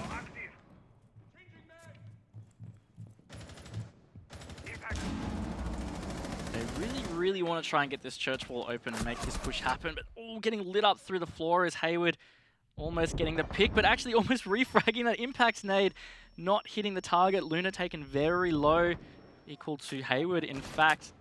And this is stalling them out a little bit, but they're looking like they're going to explode through sight here. We call it Ash Wall. It's the soft wall on the left side under the default. They could explode through the armory. Met by a shotgun, though, was Joey. And Sinister just pulling out all these stops, and it's really stalling out the Knights now. A shotgun at point blank. Definitely every day of the week you're going to be able to find that one. They're now going to start to try and push in. 30 seconds left. They've got to try and find an opening here. They're not going to be given it. They keep going around the corner to Fisho Guy. He'll line them up. 3-piece. And that's it. You can put a bow on it. It's done. There is no chance Pittsburgh are coming back after that. Fisho Guy, well played. Yeah, really well played by him. And his stubbornness to not reposition was a bit of a smart decision, because I mean, most pro players assume once you've got a kill, the other person repositions or moves around. But it was such a strong position as it is. He backed himself with that shotgun, and I think he got 3 of them on that doorway. Yep. They just piled up. Sinister now, they have secured at least 1 point for themselves, and they are 1 round away from taking their first 3 points for the season in quite nice fashion. This has turned out to be a really great performance from them. It has. It has. And this is not to say that we weren't expecting this, but by all means, Sinister had not had the best start to Pro League Season 11. And, man, if you had told me at the start of the day this is what was going to happen, I would have called you mad. However, this is exactly what we're faced with right now. Match point for Sinister. This could be their first win out of 8. This will be their 9th game that they've played. It will be their first win, which is just... I mean, I can't really think about that. That doesn't sound right. Yeah, and Look, we're talking at the start of this series. What are the expectations? And we were saying it was a bit unknown. Maybe we were leaning a little bit towards Pittsburgh Knights. I know I was. So to one extent, this is a great performance from Sinister, but when do we start saying, like, are Knights underperforming? Are they struggling? Or is Sinister just playing that well that they've really just jumped ahead of where the Knights were at? Well, the first 4 rounds, I thought, I mean, again, I'm not Raven. I don't have the mind of a coach, but it did definitely feel like Pittsburgh had the control of the game. They were kind of dictating what was happening. Even when Sinister were finding the opening kills, they were still adjusting to it. Ever since that rehost, ever since round 4, Sinister have just turned into a different beast. I think that's a huge positive for them because there's their issues in that first half were like mindset related, and to be down a few rounds into this opening map and then they just run 5 straight, it's definitely a big deal for them. Fisho reprising the role in this shotgun. He's going 10-0. I was literally about to say, and he's gone for the peak as well. My word, how's the confidence? 10-0, Raven. We're now coming in on the 9th round. Anyway, that'll be CCTV wall opened up. No real hesitant either. Sinister are not in an uncomfortable position right now, I must say.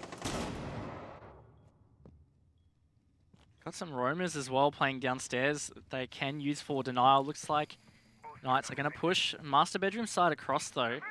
Not troubling themselves too much with Garage at this stage, but they will need to potentially do something about that eventually. Stiggs does open the board for them, so this opening kill will give them a good start. Taken half the round to get there, but it might allow them to start really taking some solid control. There's a lot of drones in construction there as they finally enter it, and they can start to work on the wall or even the doorway to try and push some positions out. First engagement about to be hit. Will the utility come? Knock, knock. Of course, Luna already taken down now. Makes that defense a little bit less tightened. Not to fear though. The contact slows back down. Sinister, they hold their breath for a moment longer. Milo taking down Stiggs. It's a big way to even out the odds a little bit more here, Raven. Yeah, flushing out that player below just will help them a little bit more. Milo taken low HP though. Going to be a little hesitant into his next engagements. They're droning out sight to see whether they can finally get an execute happening here, but this control is still in Garage here. Nico can hold a really effective crossfire in towards Cash and even if CCTV window. I just don't think the Knights have enough control for this execute. It's going to have to be explosive. Fisho guy will shut down Joey G before he even makes it around the corner. There come the trades. Haywood and Strider. They're bringing it back for the Pittsburgh Knights even, but Vinny not happy with it whatsoever. Dino, diffuser on the back and will not make it past Vinny. That is the first win for Sinister on the board. What a way to do it in the second half of Pro League. It was a great win from them, so it wasn't even just a win at that. They've come back from 1-3 down to just smash it out 6 rounds in a row, and there was some fantastic things in those rounds. We will get to our beautiful play in a minute, but to close it out, Fisher ended up on 11-1. He only died in that last round. That's after the rehost, of course. There were some rounds beforehand, but to come back and have that kind of dominant effect on the scoreboard, obviously huge for Sinister because they didn't really lose a round after that. I feel like even in Season 10, you know, like, and before that, we saw a lot of Fisher guy kind of popping up and having these big performances, but this is a huge time to do it. This might kickstart the second half of Pro League. This might kickstart a campaign for them, and I believe, let me just double check this.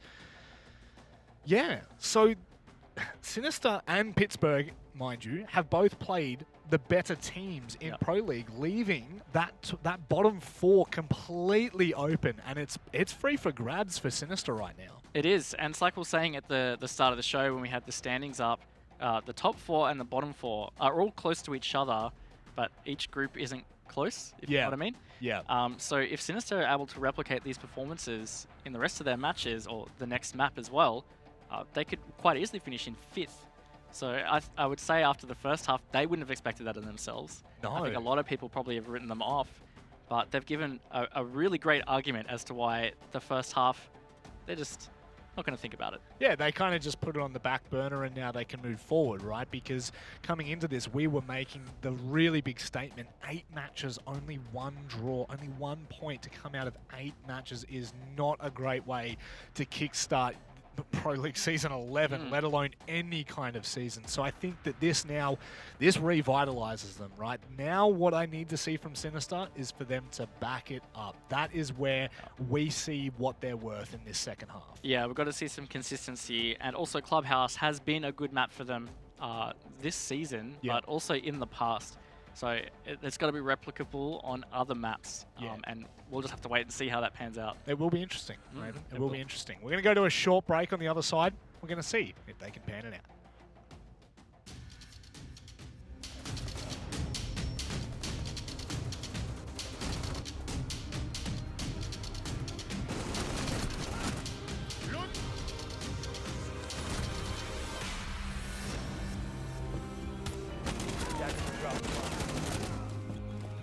Your has been dropped.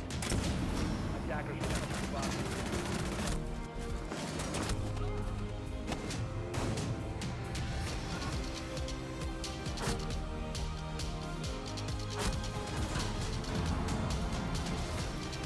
Attackers bomb. Your has been dropped.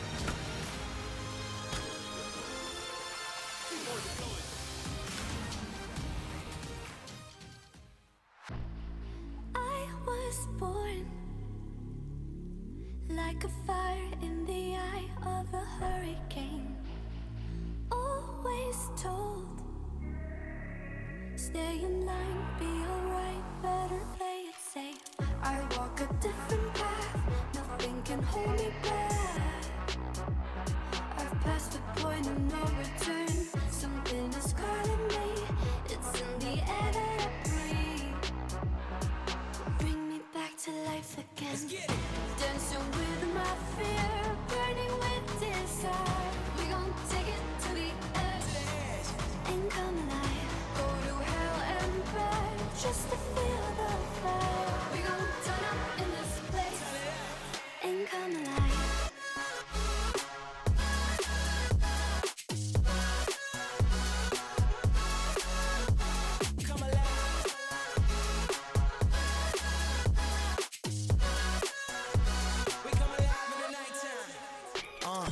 Fly so high they can't touch us. So top notch, none above us. We done came so far, now we up now. Had a vision, stuck to it, never back down. Never had much, now we own the whole thing. Spread it all around the world, watch it all change. Came alive, now they all see the greatness. Light shine so hard they can't take it. Dancing with my fear, burning with desire. We gon' take it to the edge and come alive. Go to hell and back just to feel the fire. We gon' turn up in this place and come alive.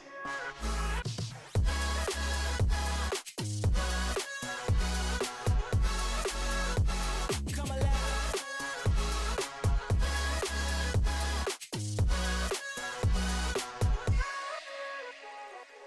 I walk a different path, nothing can hold me back. I passed the point of no return, something is calling me, it's in the air that I breathe. Bring me back to life again, dancing with my fear, burning with desire. We gon' take it to the edge and come alive. Go to hell and back just to feel the fire. We gon' turn up in this place and come alive.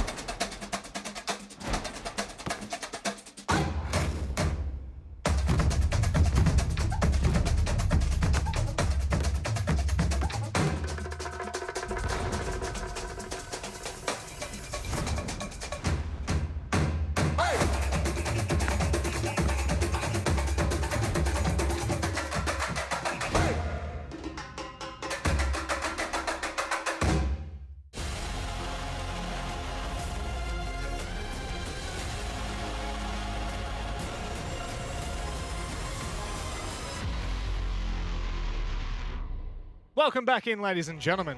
Map number 1 done and dusted of 4. We now head on to our second matchup of the night.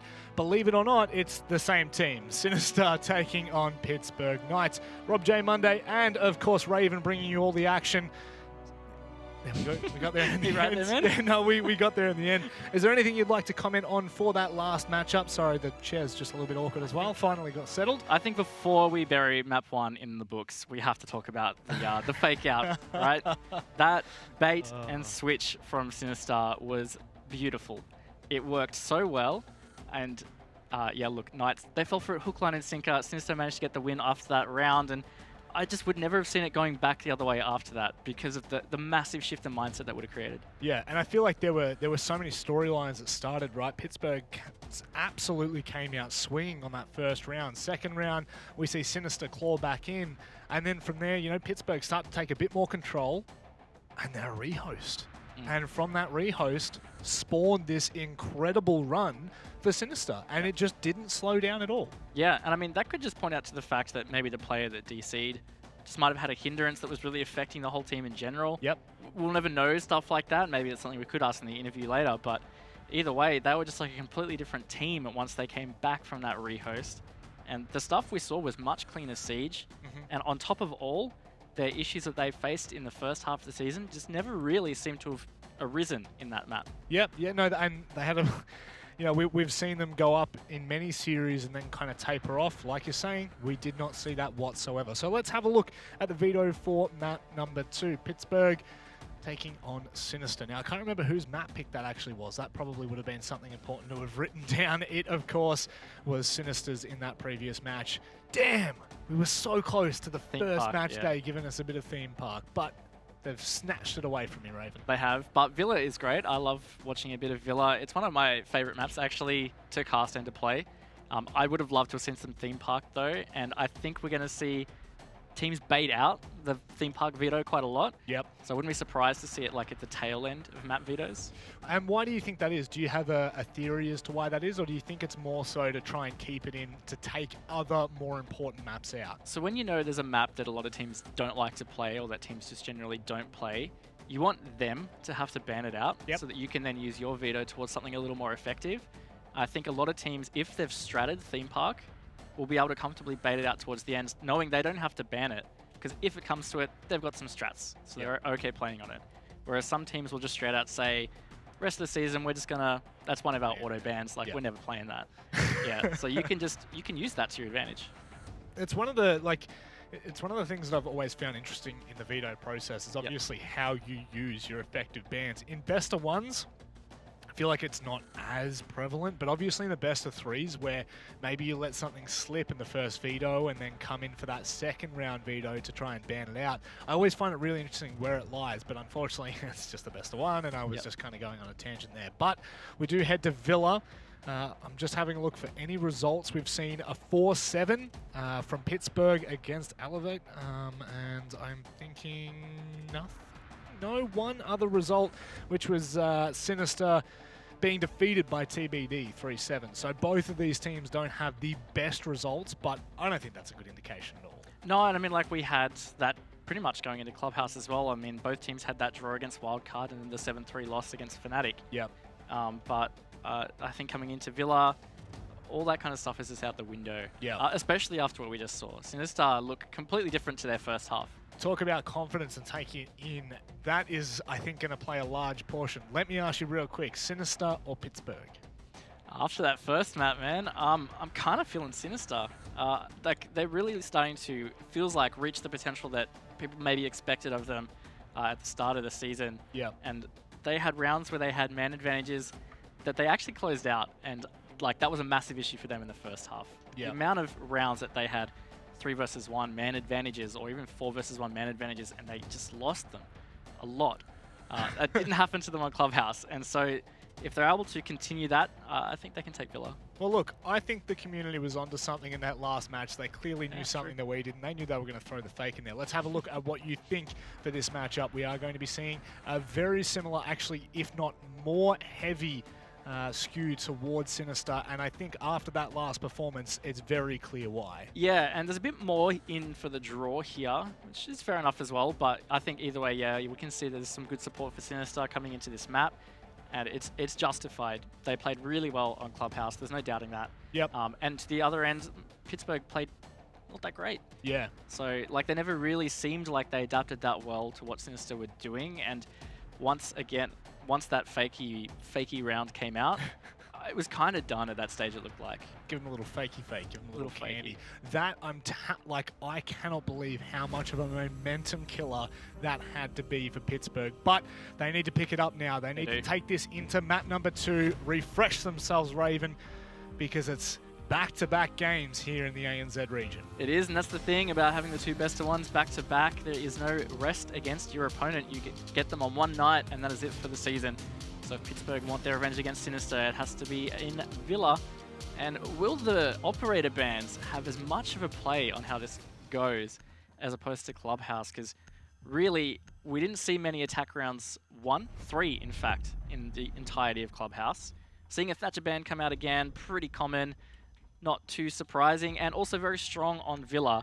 It plays a massive role. Again, denying those hard walls, it's already a bit tricky. The fact that you can impact trick them with ease.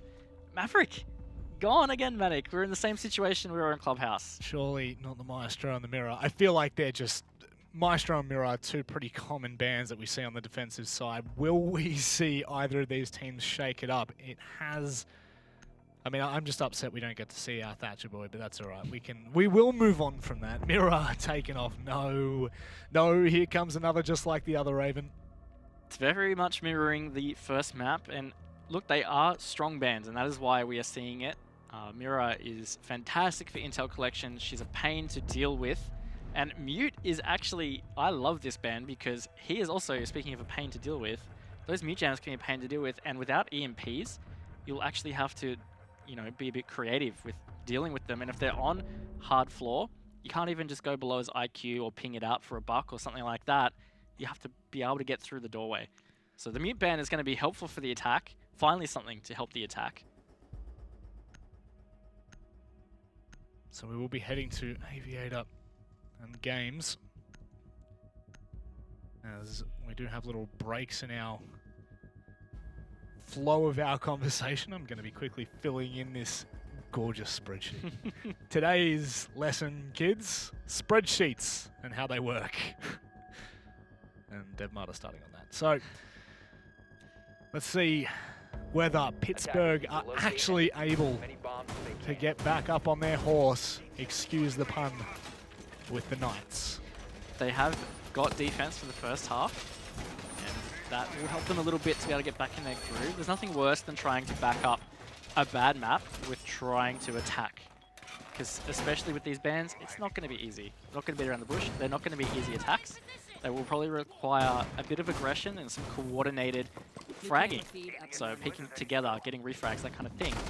And with Knights having a bad mindset, or generally a bad map in general, coming off of that into an attack phase like that can be really, really difficult. It can, and it's not exactly the way we thought the second half of the season would start for them. It's not the fairy tale ending, or rather the fairy tale beginning, or maybe it is the fairy tale beginning. Maybe this is how we see their storyline progress. They're in dire need of some points here. Just maintaining on that. They're kind of pivoted right now in that 5th position with Wildcard only just above them by about 5 points. So every match is going to be vitally important. Some good droning and pushing here from Sinister. They've had great entry into this top floor, but Dino shuts that down. Luna taken off the board. Zofia utility not used can really come back to bite them, especially with the Maestro on the board. Means that the Evil Eyes being taken out will come down to Fisher Guy or Nico. Not as simple as if the Zofia was able to do with them. Drones up and running. So they start to make a more directed approach. Sinister, they still need to tread with the utmost caution. They do not want to drop another player. However, we have seen them being able to claw it back after being the man, sometimes the second man down. Comes the flashes. Fisho Guy now going to look for Red Stairs player. As you expect him, Stiggs might have heard the drop, but really nicely read from Fisho Guy. Dino does, however, keep that one player advantage. Yeah, that roam working out pretty well, but Sinister have been able to trade these back to keep it even. They're not really able to progress as much onto site and trouble them. Nico finally trying to push 90. It is clear, so they can take it if they drone it. One does wonder though, have they got their flank watched well enough? There is another Knights player lower down, and they can choose to rotate around to the Astro Stairs, which if not watched will be the undoing for Sinister.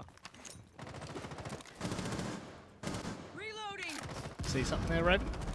I felt like you were taken back for a second. I was about to start talking and saw a little... Oh, how's that? Fisho Guy nearly caught that one, but instead blows it out of the air and straight onto the side, pushing in toward Vault, continuing that pressure. It allows for the rest of Sinister to continue pushing in. It's Hayward to try and deny, and it looks like he's going to be shut down the second he comes around the corner of the play, but he's waiting for that. Users down. V2, does he see the top of that head? He might just be able to make it happen. No, it is the character model, rather the operator model, that saves Milo there and actually baits out Hayward. So if anybody is wondering, that was the bun on the elite skin for Hibana.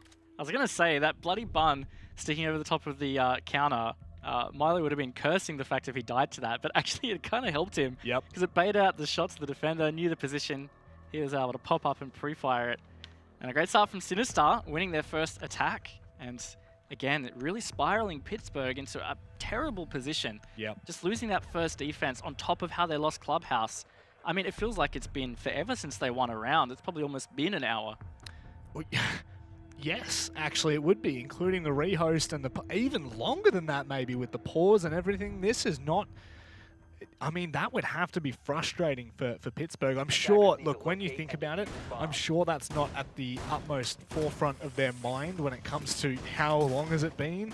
But still, with how Sinister have been able to claw these rounds away from the team, it just kind of feels like it's snowballing, but it is. It's a very slow, eventual grasp that Sinister have grabbed on this game.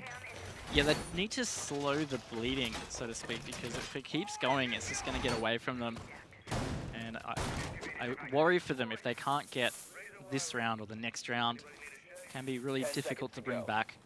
On the other hand, Sinister they just need to keep going. And even if they do lose a round, they just need to not let it affect them because they're having some great teamwork here.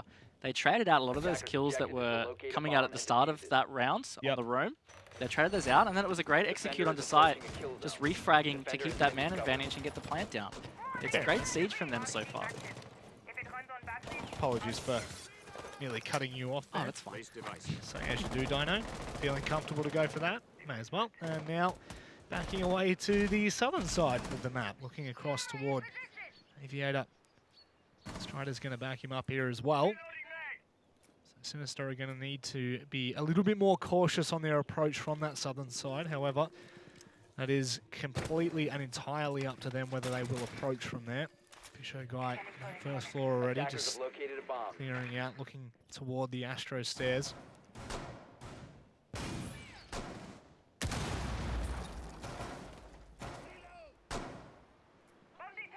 It's a nice vertical push so far from Sinister, trying to clear some utility here. Not a whole lot happening, no engagements, and that's something that I'm kind of surprised. I thought Knights might have decided to heavy contest this vertical play that Sinister are doing, but none of them have rotated at all down below, and all that Maestro could have lost his life there. It was Stiggs avoiding those bullets from below from Vinny, and now we do see some Knights players rotating. They're coming through Library, and there is 2 of them. Sinister unprepared could be a big issue. Holding back on deeper lines. Vinny needs to be careful because Strider's there waiting. Walks into open arms. Strider will give him a big old hug and send him to the bench for this round. Now Sinister starting to take a little bit more control, but Joey is not having a bar of it. Pittsburgh stands strong and delete 2 of the players to begin with, but this is where things can change. This is where rounds are won and lost. It is, and some peaks coming out from Sinister. Nico does find one. Luna's going to repel straight into a death there. Dino on the stairs, not droned or been aware of. Nice frag coming up from Nico again. He's just on point with these nades. I would love to see how many nade kills he's actually got in this series. It'd have to be upwards 3, 4, maybe even 5.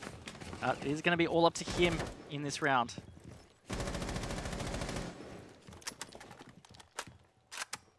35 seconds. Diffuser not in hand. Start to approach though. Both players across to that B site. Take around this corner and give them the opening they're looking for. Could this be the money? This could be huge right now. The nade comes over the top and drops Stiggs as well. 2 from 2. Gives himself the opportunity and will reset here, Raven. This could be it. This could be massive for Sinister. He has to either bait the plant here or go for the frag, and Nico!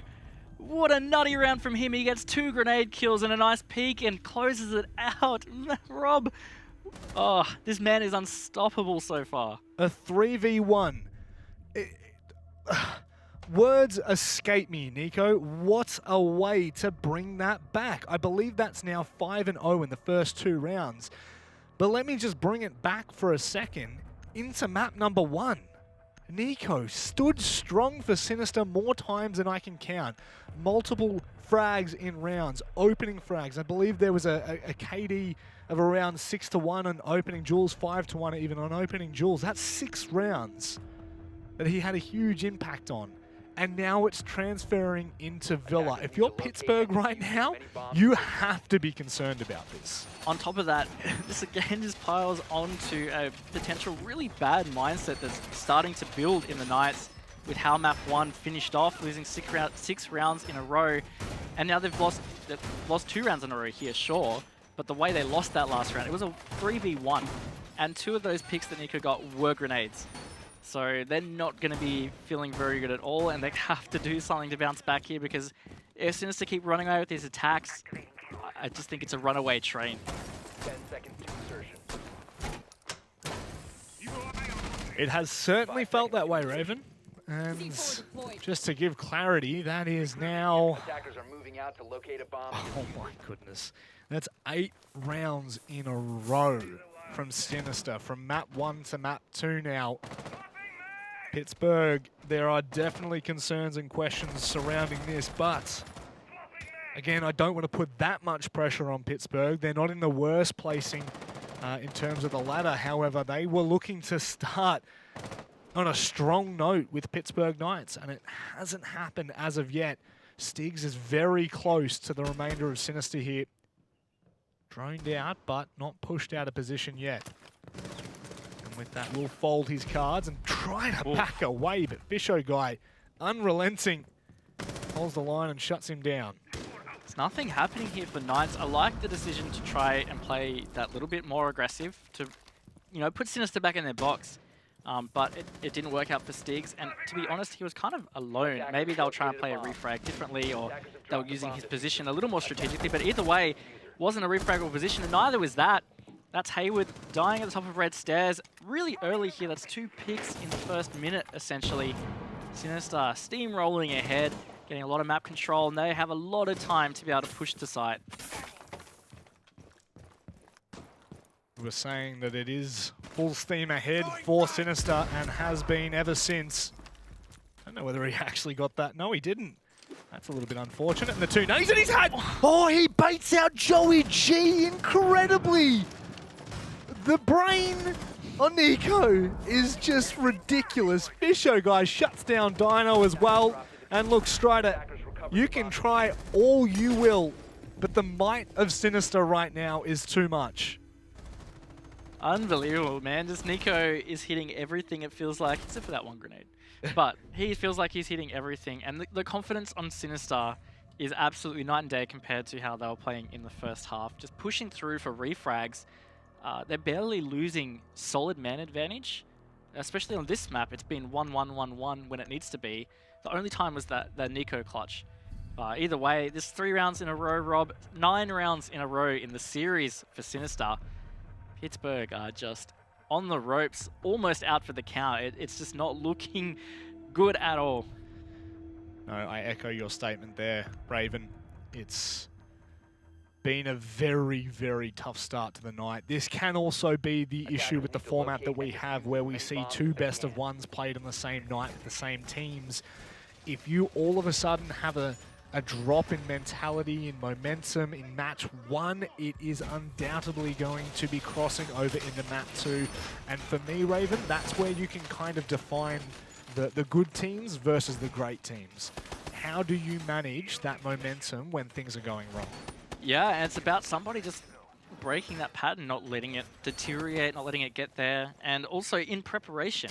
If you've done a lot of work to prepare for the team you're against, and it's performing well or executing, then great, you ride that through. And if it's not, you have to be ready to adapt. You can't just submit. I'm not saying that's what the Knights have done, but either way, they have to have been ready for a strong Sinister. Maybe they've underestimated them. I mean, that could also be fair to say, given how Sinister were playing in the first half. Look, it's really hard as commentators to, I mean, like, we're from Australia, right? So we like to be friends with everyone. We're mates with everyone. It's really hard to do a Valley and just go in on the team, even regardless of our relationship with them. Yeah.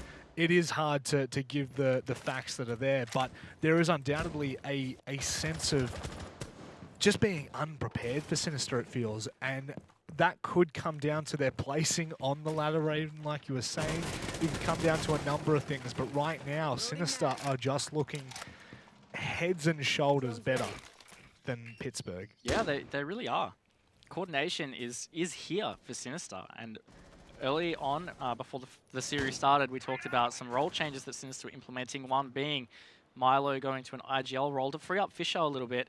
And I mean, look how he played on Clubhouse. He actually played fantastically on Clubhouse. Maybe that was due to having that freedom, or just another voice in comms helping them along. Either way, the ship looks much steadier. So Nico, for one of the first times in the last 8 rounds that we've seen from Sinister, will not have an impact at all. In fact, that's the buck gone. The vertical play now being denied. Fisho guy from behind. An oversight, no doubt, from Dino. And once more, Hayward coming up Astro stairs. Fisho guy will be caught out. However, it has laid waste to the remainder of Sinister. This is not looking good. First time we've been able to say that Pittsburgh are looking the better on this occasion. Yeah, they've really been picking them off one by one, and that's something that I was highlighting as strong from Sinister, as they were able to refrag a lot. But that hasn't happened so much in this round. There was the one that came from Fisho getting that pick from Trophy, but either way, that's something that Knights have been able to do. And considering the time left, only 50 seconds, and the little amount that's really been worked on site besides these vertical holes, I think it's going to be hard for Sinister to close this out. If Knights can hold on, it could be what starts to bring it back for them. But either way, if I was Sinister, even if they don't win another round in this attack half, I'd still be pretty happy with that. Oh, for sure, especially coming into this and you're able to actually back up what you had before. Milo almost opening up the round for good there. 20 seconds left, no room to move for Sinister.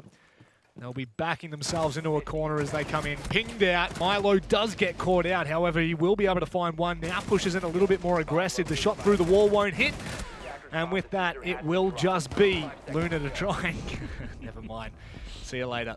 Left, right. Good night. Haywood will secure Pittsburgh's first round in 9. Bit of a monkey off the back, I'd say, for finally closing a round out there after so long. They've got an opportunity to really reel it back in. And they have to back it up because if they continue to lose defenses, it's not going to be looking good for them at all. They're going back to Trophy Statue, is the one that by all rights they had in the bag until Nico pulled out a nutty clutch. So they're going to back themselves on their strats and how they played it and see if they can actually close it out this time.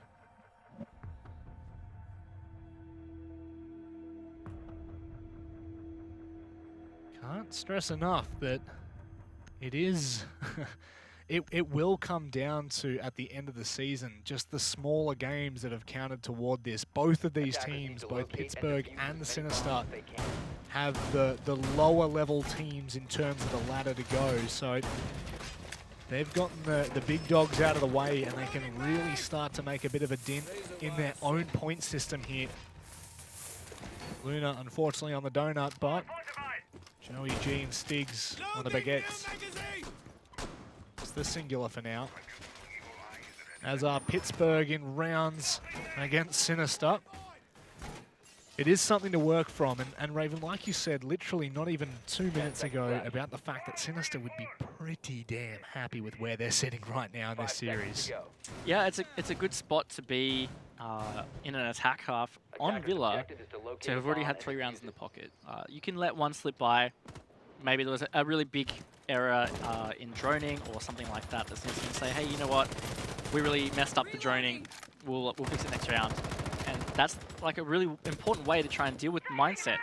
It's one thing to try and correct what you're doing wrong, but to tunnel in on it and let it kind of get you down, that's where things start to fall apart more. So hopefully Sinister are able to just push past it and see how they go with this round. They had some struggles last time they attacked it, so if they can adapt to that, they might be able to get this one. Sinister going to be starting with that downward roam, trying to clear Pittsburgh out, which this time doesn't look like they've actually got the one deep on the basement floor. That'll be Strider. Blitz still with plenty of utility left. When they get droned out here, he might actually be able to find one for free. Again, this could be a big start to the round for Pittsburgh, but Strider not being given anything just yet. Fisho guys just on the other side. Vinny as well now joining the party.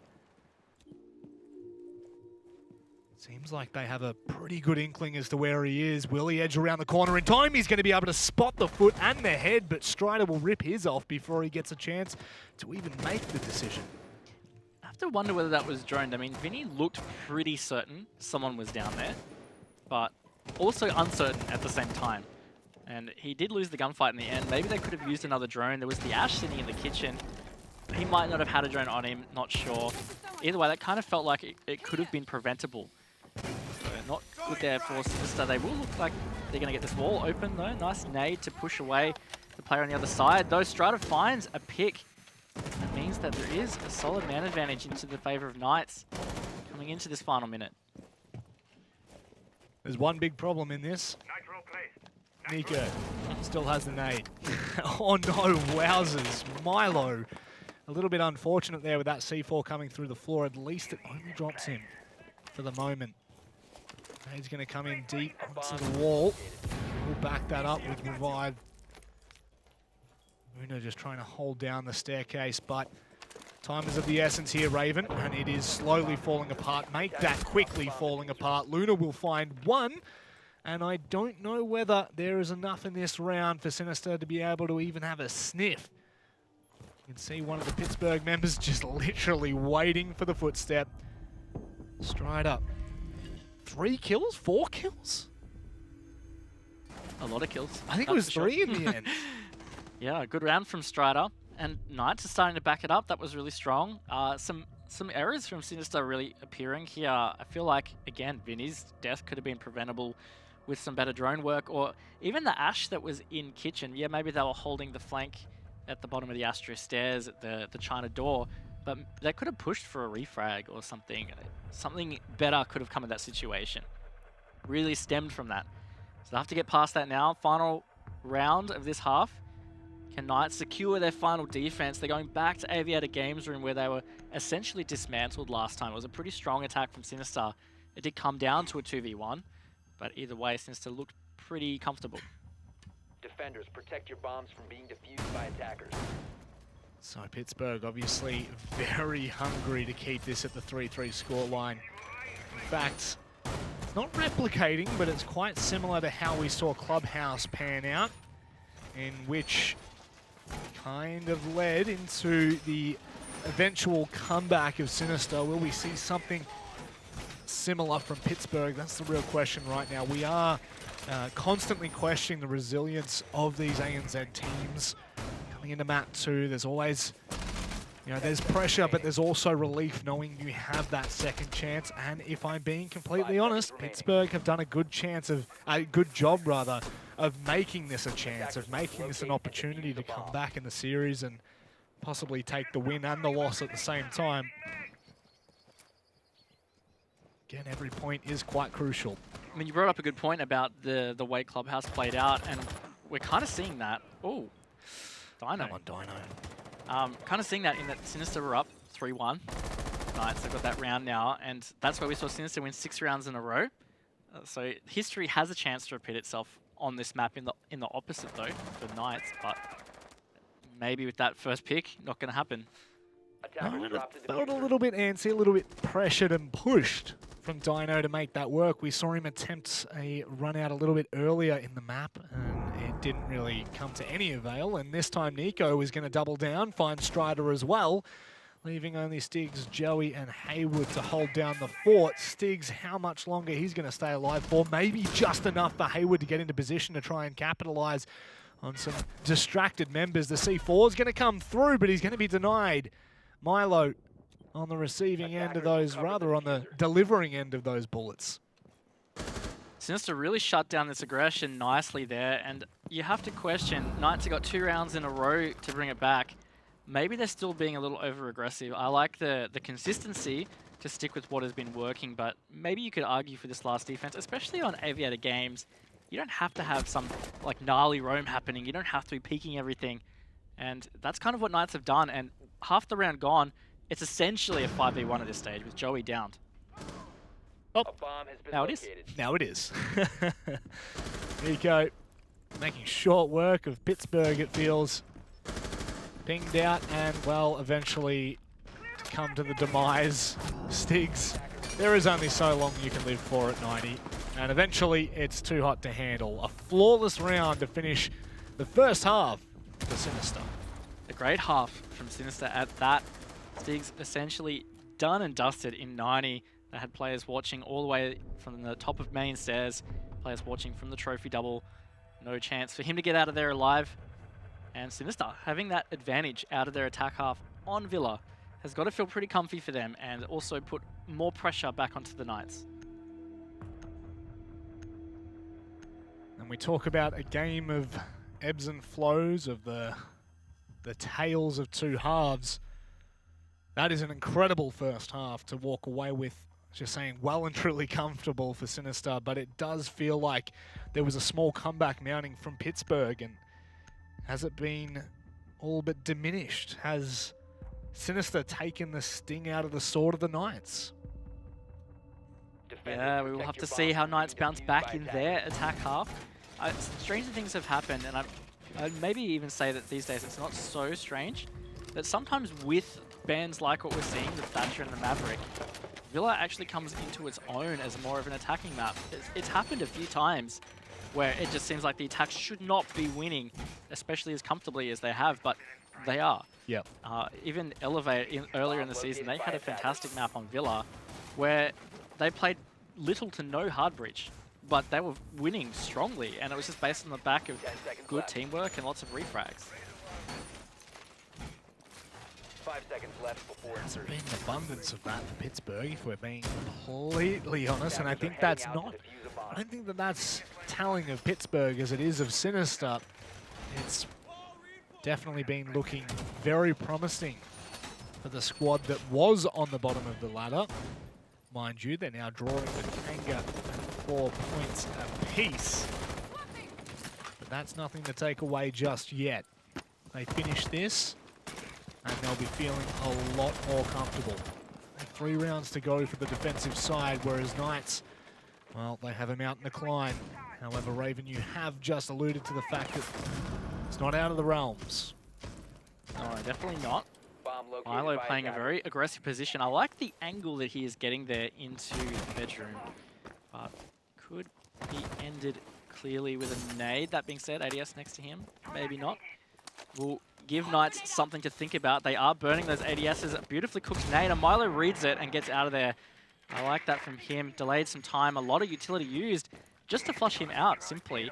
They did clear the shield at least, but either way, it was over a minute burn from basically nothing. Extremely good as well. It looks like Sinister have called it and went back toward the side as now Pittsburgh starts to get a little bit more antsy. Starting to take a little bit more ground. But, as already noted, Sinister are happy to allow them to do so. They're all falling back toward the side now. The roams aren't as strong as what we saw to begin with. And look at the time. They've just completely burnt it off. Not only that, Hayward's been taken down by Luna. Yeah, looking good for Sinister so far in their defenses. The Knights just not adapting to what Sinister pulled out. Give them credit though, it's the first round. Haven't really seen what Sinister want to bring on these defenses. But Knights are going to have to bring some more heat because at the moment they're the ones that are cooking under this pressure. Don't mind if I do, Raven. Fortunately, there's no caster cam, so you can't see the interactions between us, but I'm sure you can make it up as you go. Strider now with that defuser. Already on the floor in which he needs to. Dino and Joey, they've slowly cleared out this roam, but look at Nico. Nico's just joined the party. He might be able to find Dino here. Ooh. If he does, the round really starts to fall out of control, but it looks like Pittsburgh might just be able to make a last grasp attempt. But it's still yet to be decided. The next engagement surely will be a crucial one. Yeah, definitely funneling towards a plant on the dining side there. They have that breach open, so it gives them another option now, but it is only Habana charges, so they will have to crouch through. Final 13 seconds. Fragged up from above, Rob. Can Knights get the plant down? Feels like they're going to after that one. The vertical play does give them the room to breathe, but is this possible? Can they slow this down? The diffuser's gone down, but so too are the players on Pittsburgh. Dino just gets away with his life. However, Luna has to come in now. Will be able to drop one, and now into a 1v1. Joey needs to be careful here. Can buy the time. Luna edging around the corner. There's still time left to pick up. Oh, wow. Okay. I did not think that was going to happen, if I'm completely honest there, Raven. Do we think that that was vertical play all of a sudden? I'm not sure whether maybe they had some intel or they were uncertain. I was surprised she didn't pick Milo up. Luna definitely had the chance to pick him up, if not use that as the bait as opposed to go for the defuse. She had more options, but then again, maybe they had some intel or thought they had some intel that he was much closer or in a better position. So Pittsburgh getting away with that one because it wasn't looking too good at the start. Sinister did pretty well to keep on top of it with the nice early play, wasted a lot of utility, refragged until the end, but they did not come away with it. So Knights stringing some things together here to success. Maybe some fortunate timing, some fortunate calls that go the way of Pittsburgh in that occasion. And now Sinister will need to back this up because that's not what we're used to seeing. in those clutch circumstances, we generally, well, at least today, we've seen much more sound performances, but Bomb located by attackers. that doesn't really mirror the first half of Pro League for Sinister. So, as you will, take it as you will, Raven.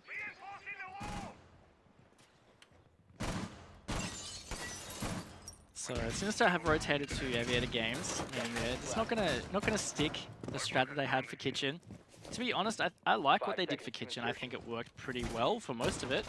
Just some errors there. Nico got caught on his attempted flank, which really kick-started it for Knights. And I mean, like you said, if he was successful on that, if he'd got even one pick, I think that round would have played out very differently. And props, obviously, to Pittsburgh Knights. I don't feel I gave them the satisfaction of that round. They played that very well toward the end. In a 4v4, finding the vertical play onto the solo Fisho guy on site to deny the, at least denial of the entrance. That was a very weirdly structured sentence, but I think you get what I meant in the end there. Milo's going to be in a similar situation to what holding before. Nicely read from Haywood. Does push a little bit further. And now can put the pressure on. There's no call to come from Sinister. And Haywood will find an opening, maybe a second. Not this time. Nico with the trade. Good refrag, but yeah, bit of a breakdown in communication, you'd have to say there with, I think it was Fisher guy falling off the angle, leaving Milo exposed. Maybe just some error in judgment, but either way, it was a good refrag. Meant that it didn't get too hectic. And Haywood off the board with the IQ means there's a lot of utility that they won't be able to spot out with the scanner. I'll have to do it manually, so to speak, with the drone or physically look at it. So that's one thing that will work in Sinister's favor for this. But Knights have done pretty well. They've cleared that side of the map in the first half. They can start to put some pressure on towards the actual bomb sites. Launching drone. Sinister definitely have some time management. Operators still in the good. Obviously, smoke being one of the key parts there. To see how many smoke babes are left, I would assume all three. It would not have been really another circumstance in which you had to use it, but wait and see. Luna from Volt. Fisher guy behind the bar, and Nico holding down that long angle. Stiggs knows full well that there's at least one there. Some nice droning as well toward that mid to late round, Raven. Yeah, an impact coming through the drone hole to try and clear some of those Havana charges. Not sure whether they were successful. Doesn't look like it. Looked like they were just using a line of sight anyway, which that impact will not reach. I like Vinny's position in study, but Knights don't look like they're going to bother dealing with it. And with that air jabbed off now, could cause some issues for Vinny to rotate back in, but potentially that's been shot off or can be shot off because there is somebody playing around Aviator or in the vault that should get an angle onto it. Looks like it's going to be the execute now, Rob. 20 seconds to go. Nice denial there from Fisho guy just to slow down the progress of Pittsburgh. Luna will find Strider. Now with the man advantage, they should be able to secure this. Vinny making sure of it, and Stiggs may as well save the KDR at this point because there's absolutely no hope in this round.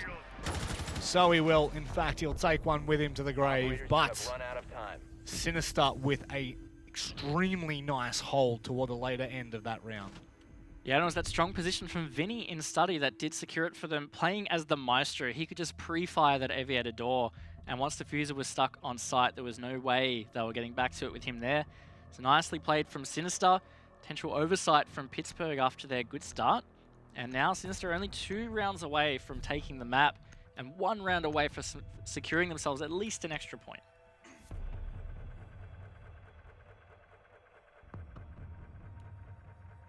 I still couldn't imagine that that would have been the case coming into tonight. 1, let alone 2 maps for Sinister. It was a storyline of when. Not how, but when were they going to get the 3 points? When were they finally going to get the win in their Season 11 campaign? And well, we've already answered that question, but will we double it up tonight? Will they quite literally, let's say, quadruple their points at a certain point from 1 to 7? Will Sinister convert this second matchup against Pittsburgh. The Knights have something to say about it. So far, you'd have to say the Knights have responded decently, a lot better than map number 1, but it feels like the consistency just hasn't been there. I definitely feel like they've picked up their game, but Sinister are doing well to adapt, and this is another good test that you could say Sinister are starting to pass. Pittsburgh picked up their form. They've had some great rounds that they've strung together, but Sinister have adapted to that pretty well, and on top of that, Knights still have some gaps, there's some big oversights. Really, Vinny being able to play so comfortably in study when they were ready for an execute, I think was a bit of an oversight, and they probably just had no idea he was there, to be honest.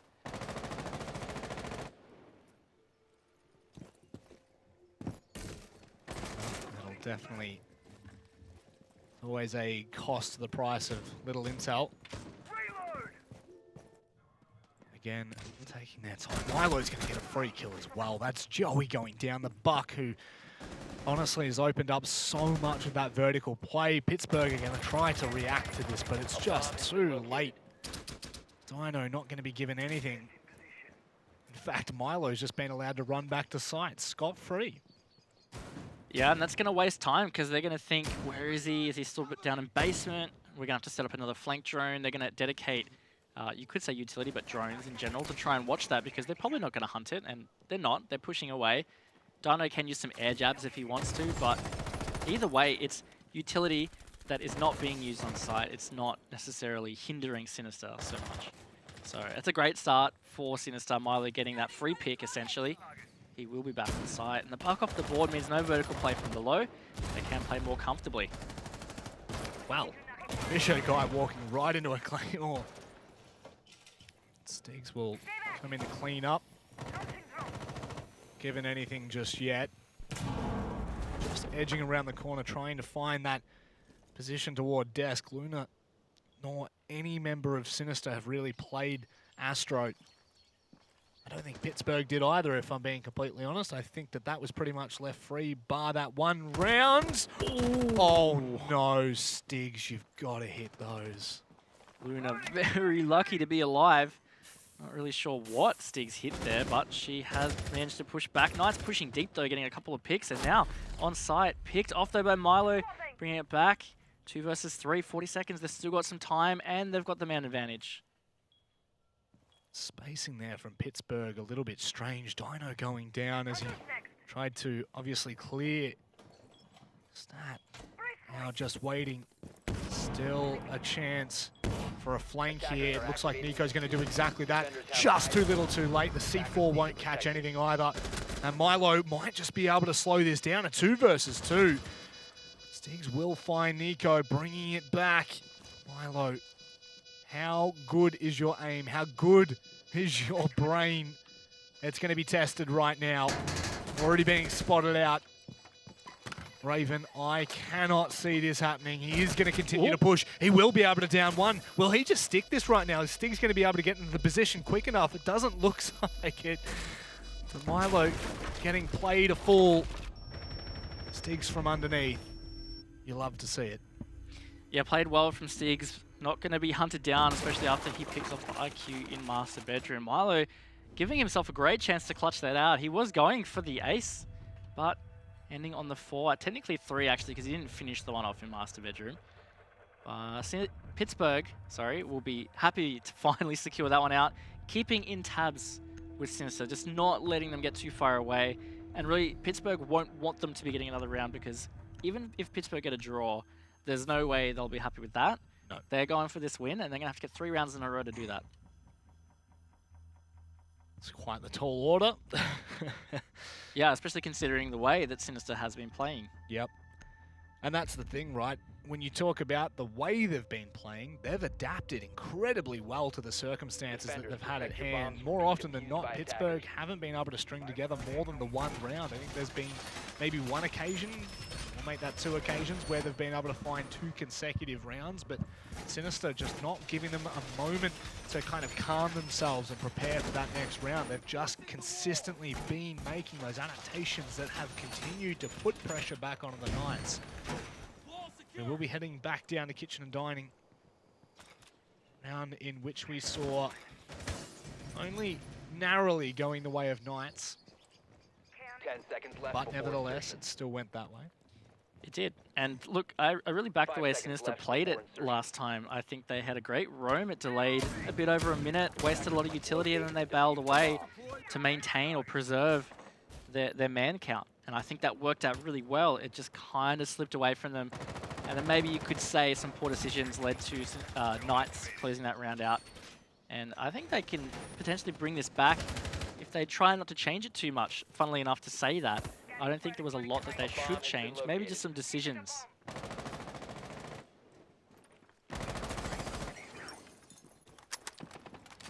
Well, it's going to come down to this round for Pittsburgh, we'll say. 3 points on the line. Whereas Sinister are trying to claw that at least confirmed 1 point. They've been able to spot out that pulse and the information. My goodness. Haywood will be sending that back and forth from Pittsburgh. Still on that pulse, and Haywood looks like they're still trying to watch. A little bit more antsy now. It's a slightly awkward style of engagement. Pulse on a buck with both players knowing the position of each other. Yeah, C4 not hitting the mark, and now Haywood actually gets a kill with the pistol, and it is on the pulse. So that tussle has finally been won. It did burn some time, but that's some important utility that Vincia won't be able to relay back to his team. And now also Knights have this top floor control, really important for them, and they've got a bit of time to deal with it. If Sinister try to go for this flank, I think Knights have too much time to have an effective flank watch set up. It's not going to work out for them, really. Well, I know I hate to be Captain Obvious, but Pittsburgh do lose a player in the meantime, so it makes it back to that 4v4. Sinister are just going to play and wait for the choice of Knights, and right now it looks like Nico trying to make another big play here on that flank. Haywood, have they read this? It looks like it's going to be exactly the same encounter as before. This time Haywood can't get into position. Nico as well. He's going to fall back to sight. 40 seconds remain in Pittsburgh. They've just lost their advantage. Yeah, I'm not sure what happened with Haywood there. He kind of looked like he was prepared already for a flank, but just caught off guard completely by Nico. It's worked out in their favor this time, and now it's really starting against Knights. The time ticking away will put a lot of pressure, and so will that pick. 4 versus 2 now, and oh, it's all up to Stiggs. Rob, it's going to be tough for him now. Tough, impossible. I don't know how I'm going to really word this, but unlikely and impossible. That's the best way to put it. 5 seconds. Good luck, Stiggs. Yeah, I mean, I'd be doing the same thing at that point. Second to remain, and looks like they just finish him off in the end. Nico just padding those stats a little bit further. Now, whether we will see a rehost or not from that earlier downfall, we will wait and see. Dino returns. Oh, how good's that? How good is that, Raven? Just in time. Oh, I am not disappointed in that whatsoever.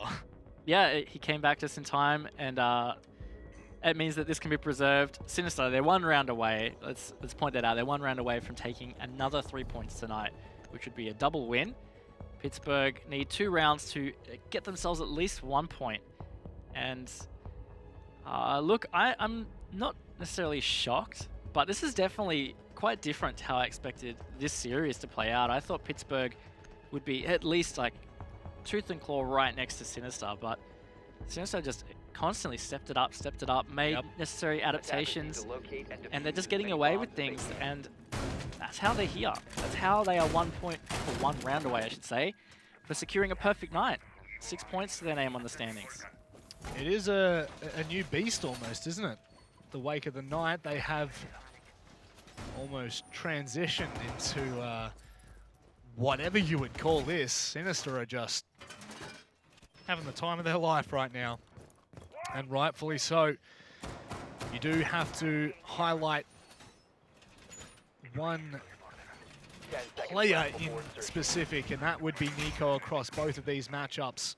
5 seconds. Very crucial in multiple points. And it's one thing, again, I said it before and I'll say it again, it's the one thing that differs between the good teams and the great teams, the good players and the great players. It's how do you perform under pressure? How do you perform when everything's turned on its side and your back's against the wall? Whether it be in a round or whether it be in a map or a series. It's something that we like to highlight quite often, Raven. It is, and Knight's going to be droning in below, making sure they're not going to get surprised by any roamers. Milo is the only one that I'm seeing below from Sinister. Whether they actually caught him and they know where they need to pinch here or not is remaining to be seen. Haywood has got a good position at the main stairs. Potentially they might push aggressive here. Joey's with him, maybe just trying to get vertical control from below in the library. Either way, Milo looms as the Jaws shark, waiting to pounce, waiting to strike. If they are not ready for it, it could be the end of this series.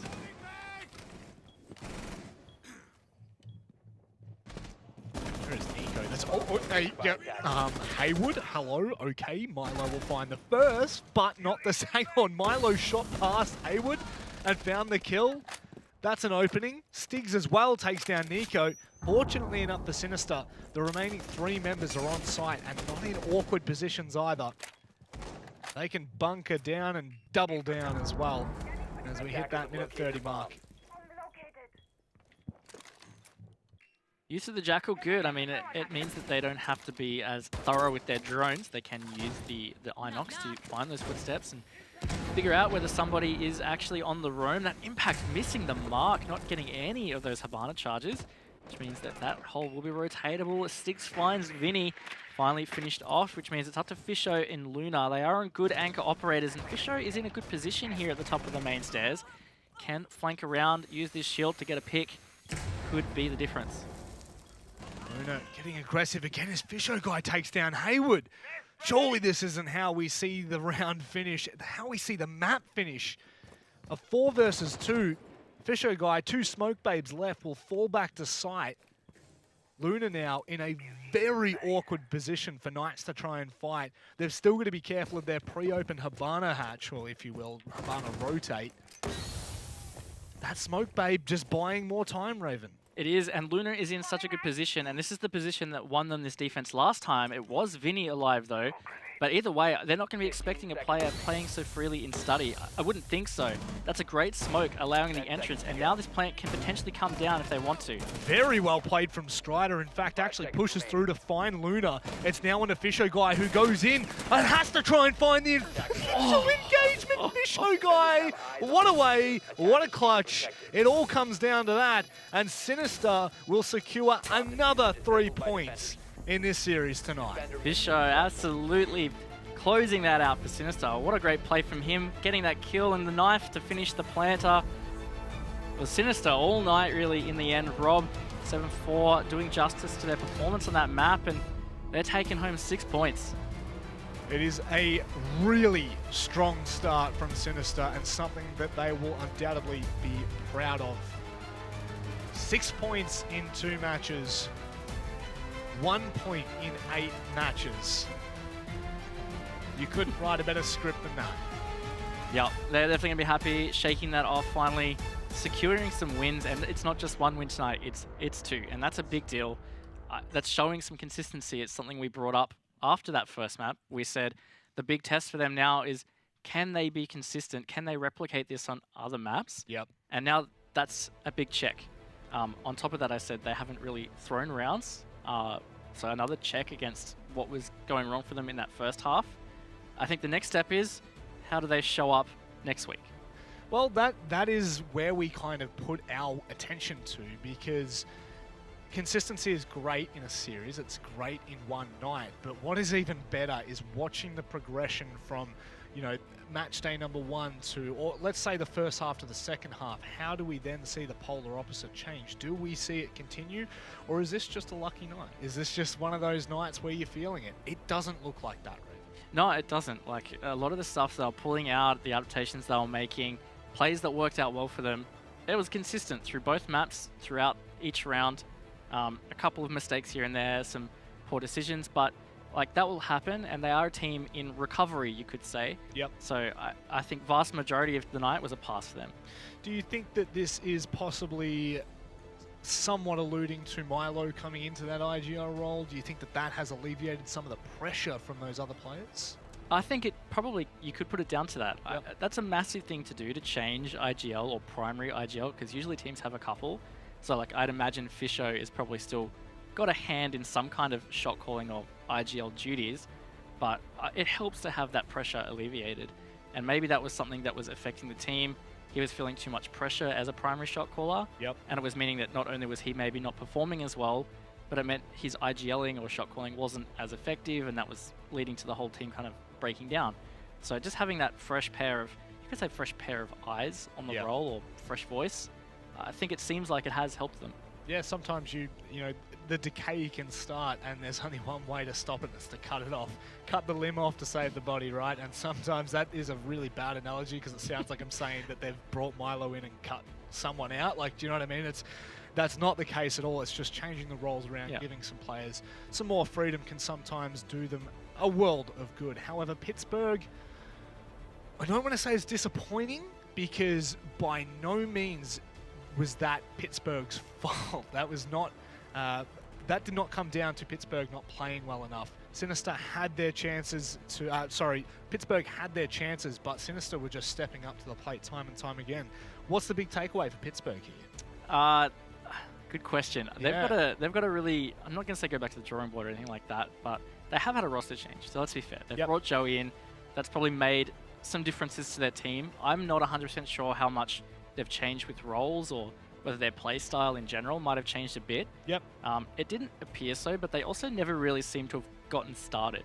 It just felt like it was a series of, oh, maybe this is Pittsburgh coming back, or oh, this is Pittsburgh playing well. Yep. But then Sinister just adapted, and then it was back again to Pittsburgh trying to bring it back somehow. And I just feel like we never really got to see them in their element, or what they actually look like. And just for clarity for those of you at home, the 2 wins that Pittsburgh have been able to take away was against TBD on border 7-1, and then Alleviate 7-3 on Coastline, in amongst the draw with Wildcard. So there's some pretty good results. There's some sound results that we've seen. And with this now, they've taken Sinister out of the pack. However, the biggest concern right now is these teams that are in the bottom 4, I believe, now play each other. Definitely these 2 teams now play the bottom 4 teams. Yep. So it does open up this kind of race for not relegation, but the bottom 4, right? It does kind of, it puts a little bit more pressure on toward Fury and on toward Kanga, because if this is how we're going to see Sinister line up and stack up against a team that is what would have thought to have been the better team, Yep. it's a scary prospect even. Yeah, and I like the point that you brought up about the impact it has on the other teams in the bottom 4, because I think if Sinister had lost both maps tonight, Fury and Kango would have been like, okay, Sinister's going to be our go-to for points, because it looks like they're really not fixing their issues. Yeah. But here they are. They're not looking as free as I guess you could say they were in the first half. Yeah. So now these other teams that were maybe thinking, oh, of the points we'll get down here, that's them. That's not the case anymore, and Yep. a lot of these teams are now going to have to probably rejig some of the prep and their general mindset coming into that game. Do you think that this could be an effect, a flow-on effect from Sinister? You know, sure, we've seen the changes that they've made throughout this break, but do you think that that was also partly to their results, the fact that they had those top 4 teams to begin with? Do you think that that has kind of shot a bit of blood, a bit of life into Sinister coming into this, knowing that the pressure is off them so much? I think to an extent, yeah. And Yeah. also, I mean, a point with that is those good teams, and I'm not saying the other teams aren't good, but the better teams will expose your mistakes more. So I think it's fair to say that maybe that is a factor, or a massive factor, that was in the first half of Sinister. So they can come here, play more comfortably, get away with a little bit more. But instead, I don't know, their teamwork just looked good regardless. Yeah. So I don't think there were as many mistakes to expose. Yep. Well, you know what? We can put Sinister to the side for a second. We've got Stiggs on the line.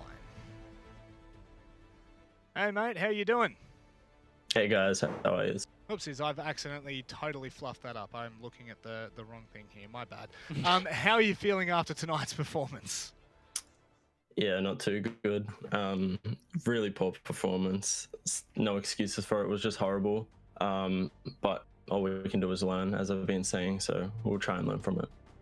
Yeah, I want to ask you about the performance overall. Have you found that there's been struggles with bringing Joey in or a bit of teething issues, or is there something else kind of at play with how it was working for you guys tonight? I think it was just overall, honestly, our team. But there has been some, hurdles we're going to get over bringing in Joey. But not that they're bad hurdles. It's just going to take some more time, which is, going to happen. But yeah, I think just overall our team play was pretty bad. Do you have any other questions, Raven? Actually, I do want to ask you about the map veto. I mean, we saw Clubhouse and Villa. Both maps you've had mixed performances on. Were they maps that you were really planning to go for? Was there some surprises in the map veto tonight? No surprises. Those were the two maps we actually were going for. But yeah, just couldn't perform, unfortunately. It's a sad time. Honestly, it is hard to see. Obviously, you guys have just joined Pittsburgh, so how are you feeling about that overall? Yeah, it's great to finally get picked up. We were waiting a long time, waiting to get into Pro League so we could prove ourselves and prove our worth. We didn't do that tonight, but we're gonna go back to the drawing board and rebuild and rework everything. Yeah, for sure. Well, you still got 2 matches to do that, so it's not all over yet. Would you like to say any final words before we close out? Yeah, just thanks to everybody for supporting, and huge shout out to Pittsburgh for the support as well. We appreciate it a lot and look forward to the future. Wonderful. Thank you very much, mate. Better luck in the next 2 matches. Thanks, guys. Good night. Oof.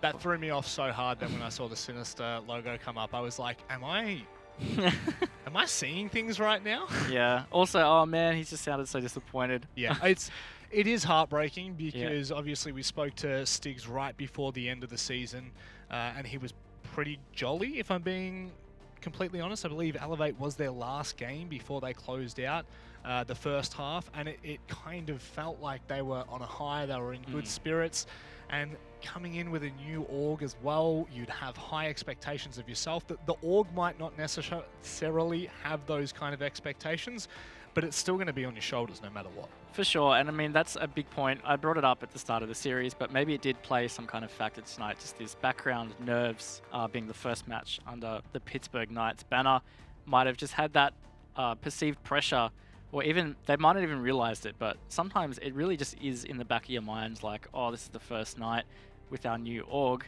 Yeah. Like, let's put on a good show, and just by thinking that, you can really put yourself on the back foot from the start. Well, that's the worst part is, as a whole game, as what we saw, it wasn't even necessarily like it was Pittsburgh completely on the back foot. It just felt like they were never able to get past those hurdles that just continuously seemed to pop up. And Sinister were just doing a great job of putting them down, right? Putting down the little tracks to keep them deviated from what was maybe their set goal. And Pittsburgh, not the greatest of nights.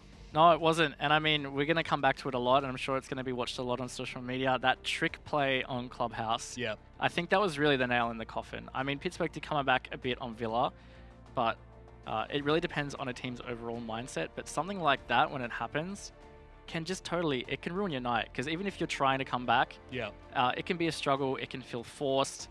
You'll get spates of success, but nothing consistent. And I have to say, after that round, I mean, they only won 4 rounds, and that was on Villa. I just don't think, they were really able to claw back after that. Well, we're looking at the negative side of that, but how about we have a look at the positive side of that and hear from Sinister themselves. Vinny, how are you, mate? You'd be pretty stoked with that performances. 2 wins on the board in the second half of Pro League. Yeah, absolutely ecstatic with that performance. Everybody really stepped up tonight, so really proud of the way everyone played. I want to go straight to it, man. The Clubhouse trick play. Do you guys prepare for that coming into this match? Did you pre-plan like what site you do first, when you'd bring it out? Can you talk us through how that came about? So yeah, we've been sitting on that strat for a little while. It wasn't specifically for this game, but we knew if we ever wanted to bring it out, we could really fool confident teams into thinking that we were doing an SSG roam. And yeah, we were super stoked that it came off. We've been practicing it a while. Not so much around the ANZ scene because we don't want to give it away too much. But yeah, honestly, like that was one of the first times it came off, so we're really happy with it. Well, what a time for it to work. Yeah. The other thing I really want to ask you is, after the first half, it was pretty clear in interviews, at least from your coach, and I think Fisher was one guy we spoke to as well, certain issues that you guys were facing. How do you feel now after the break, this match? Do you feel like you've really come out the other side of those issues? Yeah, so going into the break after the first half, we knew that the roles needed some switching. We never had that really dominant voice to command on attacks, especially.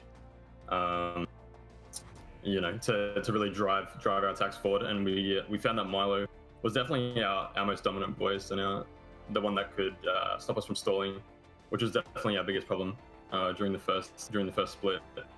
And it's a lot better now. Yeah. Nice. So I've got to ask, these are the 2 wins on the board for the season. Unfortunately, the first half wasn't too good, as Raven obviously already alluded to, and yourself have alluded to in previous interviews, well, Sinister as a whole. Are we going to see a stronger Sinister toward the end of this second half? Yeah, of course. We went into the first half knowing that we had really tough games during the first half, coming up against really good opponents, and you know, the second half will be against lower on the ladder teams, but we know that our performances will hold up against these teams, and we're really confident going to the second half. Wonderful. Well, do you have any final words? Obviously, thank you for the continued support. After the first half, it might have been difficult to stay on board with us, but we all really appreciate it. So thank you guys so much. Beautiful. Thank you very much, Vinny. Congratulations on your 2 dubs, and we'll see you next time. Thanks, boys. See you later. There we go. Up and about. I'm not surprised. No, and why wouldn't you be? I saw the second we came to and there was a big grinning face. I was like, yeah, we are off and running. This is going to be a good one. This is going to be a good chance to chat. Really interesting that both of our kind of theories were correct about Milo and the role changes, right? You said at the start of the night, you started to see it play effect on that attacking side specifically. And it's really good to hear that that is actually what has kind of not led to, but has definitely helped Sinister along their way. Absolutely. And you can say all you want, like, oh, this was, I hate to say this, but like an easier opponent compared to their first games. But regardless, you can really deep dive into what Sinister did. And they had good teamwork. They were adapting. They pulled out some good plays. I mean, they pulled out that trick play, and you can call that a cheese strat or a pocket strat or whatever. It still takes coordination to pull off. Yeah. And they did. So I think that's a really, really big sign for them. It was so enjoyable to see that, Raven. Yep. I still am smiling over it. Like, that was thoroughly fun to watch. But if you want something that's fun to watch, don't go anywhere. On the other side of this break, Wildcard taking on TBD.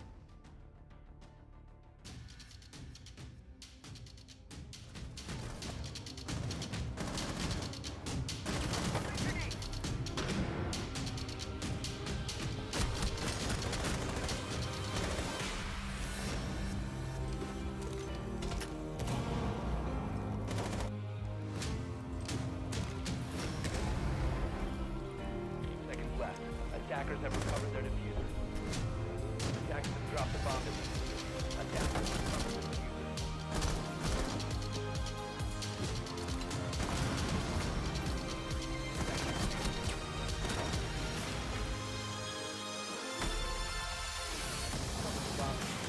Attackers have dropped the bomb. Attackers are activated.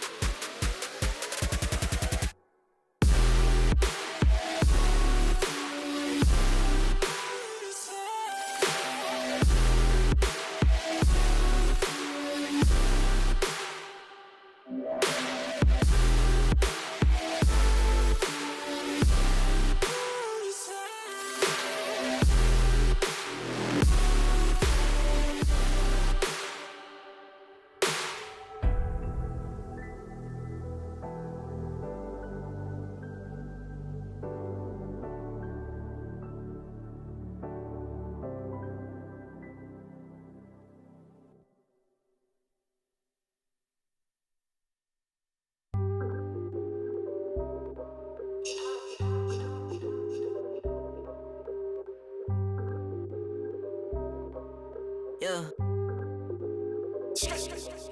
Hey, push start, hey. Ball so hard, hey. Raise the bar, hey. Turn into a star, hey. Play my part, yeah. I aim too far.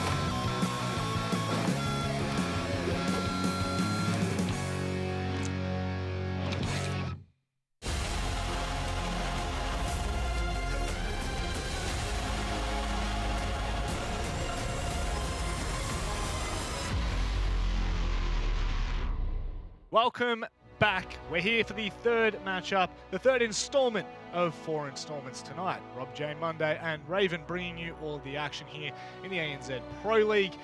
We've been able to watch the wonderful trajectory that Sinister is now on. That will be something interesting to keep kind of track of as we go through the second half, but undoubtedly a very good showing from them tonight. Absolutely, and we can summarize that with just some great teamwork, their ability to get past some issues they were plagued with in the first half, and overall you could say some successful role changes based on what Vinny said. Yeah, the fact that Milo's coming in and taking a lot more of that attacking IGL role. Obviously, like you said, it's not just one caller. They've got multiple people that have their say, but that is a very good way to start your second Pro League approach. That kind of shakes up the table a little bit more. I believe that it's now Pittsburgh, Fury and Sinister all on equal points. But Fury have a game in hand. So, you know, it's going to be fun by the time, believe me, it'll be fun by the time we get to tomorrow night and we've played the matches. Is there any final things you'd like to say about either Pittsburgh or Sinister before we start to move on? I think we can expect that Pittsburgh will probably bounce back, whether it's next week or not. But either way, they didn't look like themselves tonight. Stiggs very much said like they played very unlike themselves. Yep.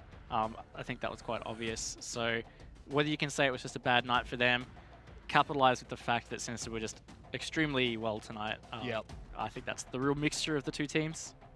Beautiful. Yeah. That one's in the book. Now we can turn the page to TBD. Let's have a look at the first lineup that we're going to be seeing in the second half of tonight. Jack Daddy, Cutie, Itby Style, Joker, and Mangoes. Anything of note that you would like to talk about? Another stable roster coming into the second half. We talked at the very start of the night about some of the rosters that have changed and how that will develop, but this is the mainstays in terms of stability. And look, they've had a pretty good first half, only dropping 2 maps and having some great performances. They went through some roster changes coming into the season, which looks like it's worked out quite well for them. Ippy Style, one of the top fraggers in ANZ for the first half. So I'd say look out for him to try and continue that trend in the second half here. Well, they are currently the only team that remains orgless in Pro League for ANZ, so make sure if you're a team out there looking, go ahead and hit them up. Let's have a look at who they're playing. Wild Card.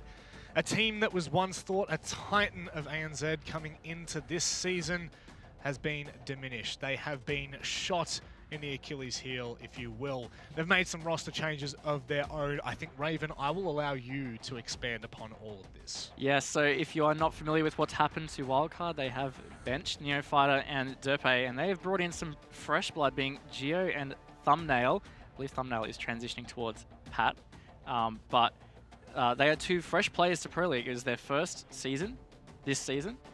Geo coming from Elevate and Thumbnail coming from Kanga. They've had some standout performances. They're both very strong players. They've proven that consistently in that first half. I think a big thing here is that Thumbnail is an IGL, and I'd often heard that Wildcard had some issues as well with shot calling. Yep. Or communications. So bringing in a strong communicator like him to join the likes of Ethan and Diesel, I think that's going to really, really change the way Wildcard play and how things develop for them. So we saw them getting a little stale in the first half. They've had some average results at best. Maybe this is what they really needed to bring it back. It's obviously, I alluded to it as I was introducing that team, but to break it down even further than that, they now have to play TBD, Fnatic, and Elevate, which are the top 3 teams in Pro League right now. They've played all of the other teams. That's the bottom 4 teams. They've come out with 12 points in 8 matches, Raven. That is not a good score line from a team that we were expecting to come in swinging after their performance of last year. Yeah, they had such a strong finish to the previous season in Season 10, making to Tokoname Pro League International Finals. That's nothing to sneeze at, and they haven't really been able to back it up in ANZ. They also, let's touch on it, they had some really dismal performances at 6 Invitational. Yeah. So these roster changes could be the breath of fresh air that they need. Look, they're going to need something because currently in the way that it's been going, we're a little bit concerned for it. But let's have a look at the veto. Let's start to dive into map number 1. Looks like it should be ending out with a TBD map pick, which it does. Console it off. Villa back in. We're going back to back Villa. Why not? Yeah, why not? I like Villa because, I don't know, not a lot of teams play a lot of Villa. Yep. So you can really start to see some varied results. It evens it out a little bit in terms of who's strong at it because it's a map you can really adapt to a lot. There's a lot of ways to change things around. Yep. And some teams just struggle with it, and that can be exposed. I'm excited to see how this pans out because Wildcard have played a little bit of Villa. I don't believe I've seen a lot of TBD on Villa before, so maybe this is something they've worked on in the break ready for this match. Okay, they have actually played a couple of maps on Villa. They've got some decent results. Yeah, their Pittsburgh matchup finished... Oh, no, sorry. That is their Fury matchup finished 3-7.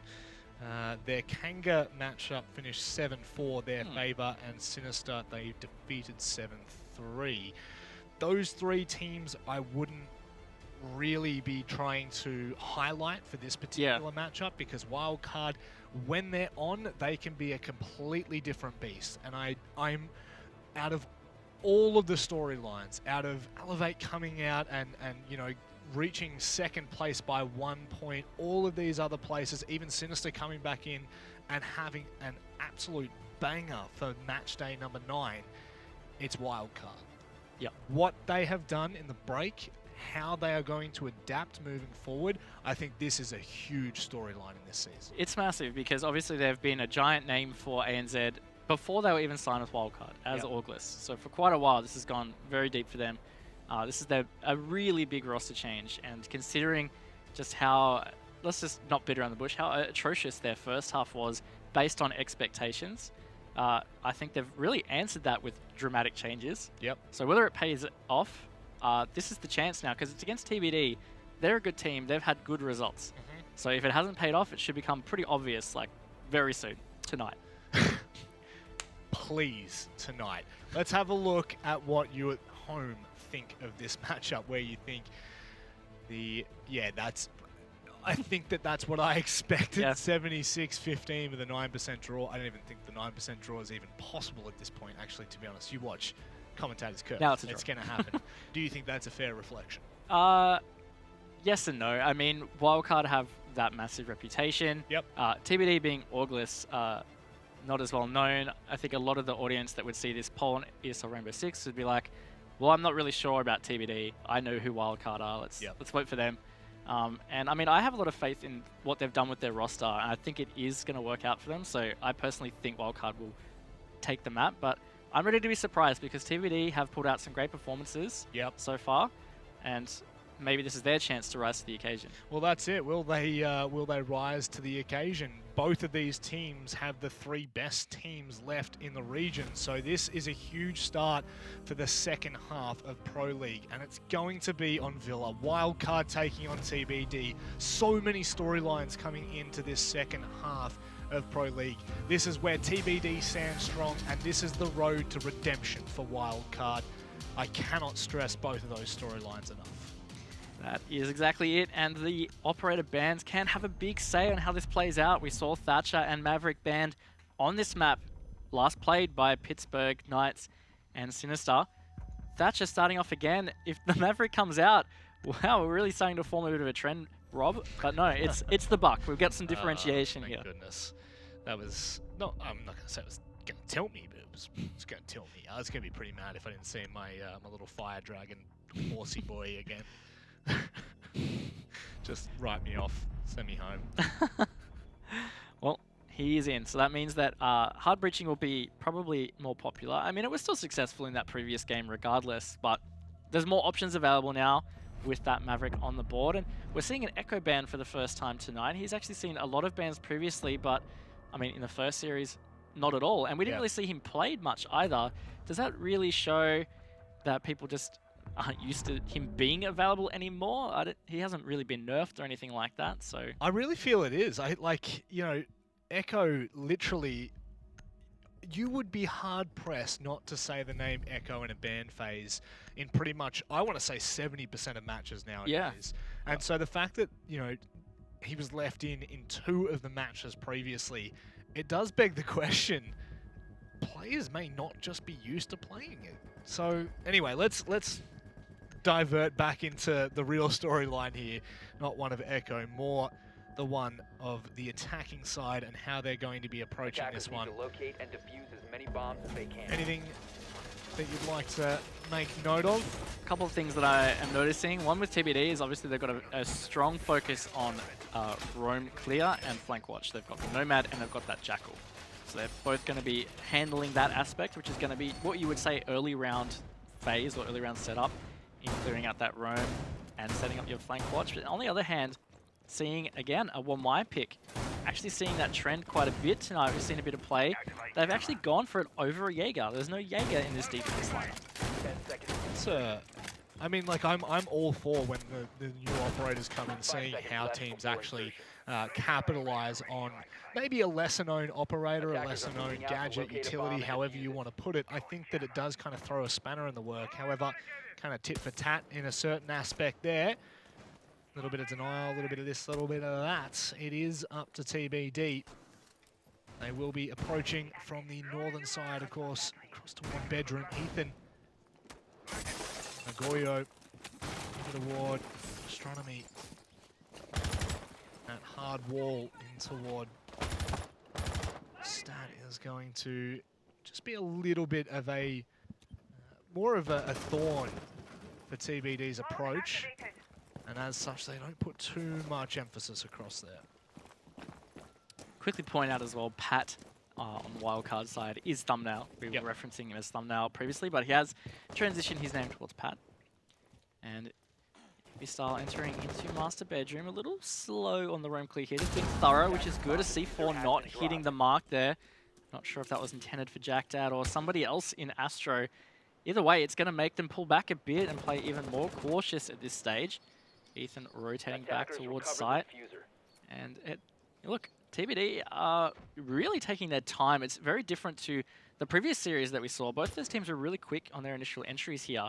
But this has taken TBD almost half the round to really progress past this master bedroom side. A bomb has been located. Now they will start to take control of 90. Cutie obviously out on the window was able to continue droning just to make sure that Wildcard weren't putting any more attention there. And with that, they can start to make a little bit more of a directed attack toward Aviator Room. However, still with study control here is Wildcard. They're going to actually start to put a little bit more pressure on toward that site, Raven. They are, and it seems to be this trend that teams aren't really touching study at all or until late round. Mangoes is putting some pressure here, and that will give him a chance to pinch this smoke, but he has a player ready to refrag him really quickly from the top of the main stairs. He is completely stunned, wasn't able to see a thing. but has recovered. It is Diesel, a very strong smoke player at that. He will start to smoke off the aviator doorway, slow down that plant, and that window is very well covered by his teammate being Ethan. Rotated back around to the main door as the Habana, but this execute looks like it's being prepared now, Rob. Yeah, it's been sped up completely. Mangoes will go down, but look at this, so much information as Ippy Style holds down the corner. Still needs to be careful. Emo Rin will throw the C4 through. It's the trades to come through. Gio will be able to find the free one onto Study. It was Ippy Style there in the meantime. Jack Daddy caught on site now, and they're just being picked apart. Emo Rin will sit in the corner of Vault, and TBD, well, they found their way onto the site, but it was once they got there that the problem started. Yeah, they got those first 2 opening picks through their execute, and I was thinking, wow, this is a great push onto site from TBD. They had a lot of control, but Wildcard really brought it back. Well played by them, timing it right, and they will take that first round. It's got to feel good. I mean, they're going to be coming into this with a lot of pressure. I think between the 2 teams, 100% the pressure's got to be on Wildcard. Yeah. I mean, expectations all season haven't met them.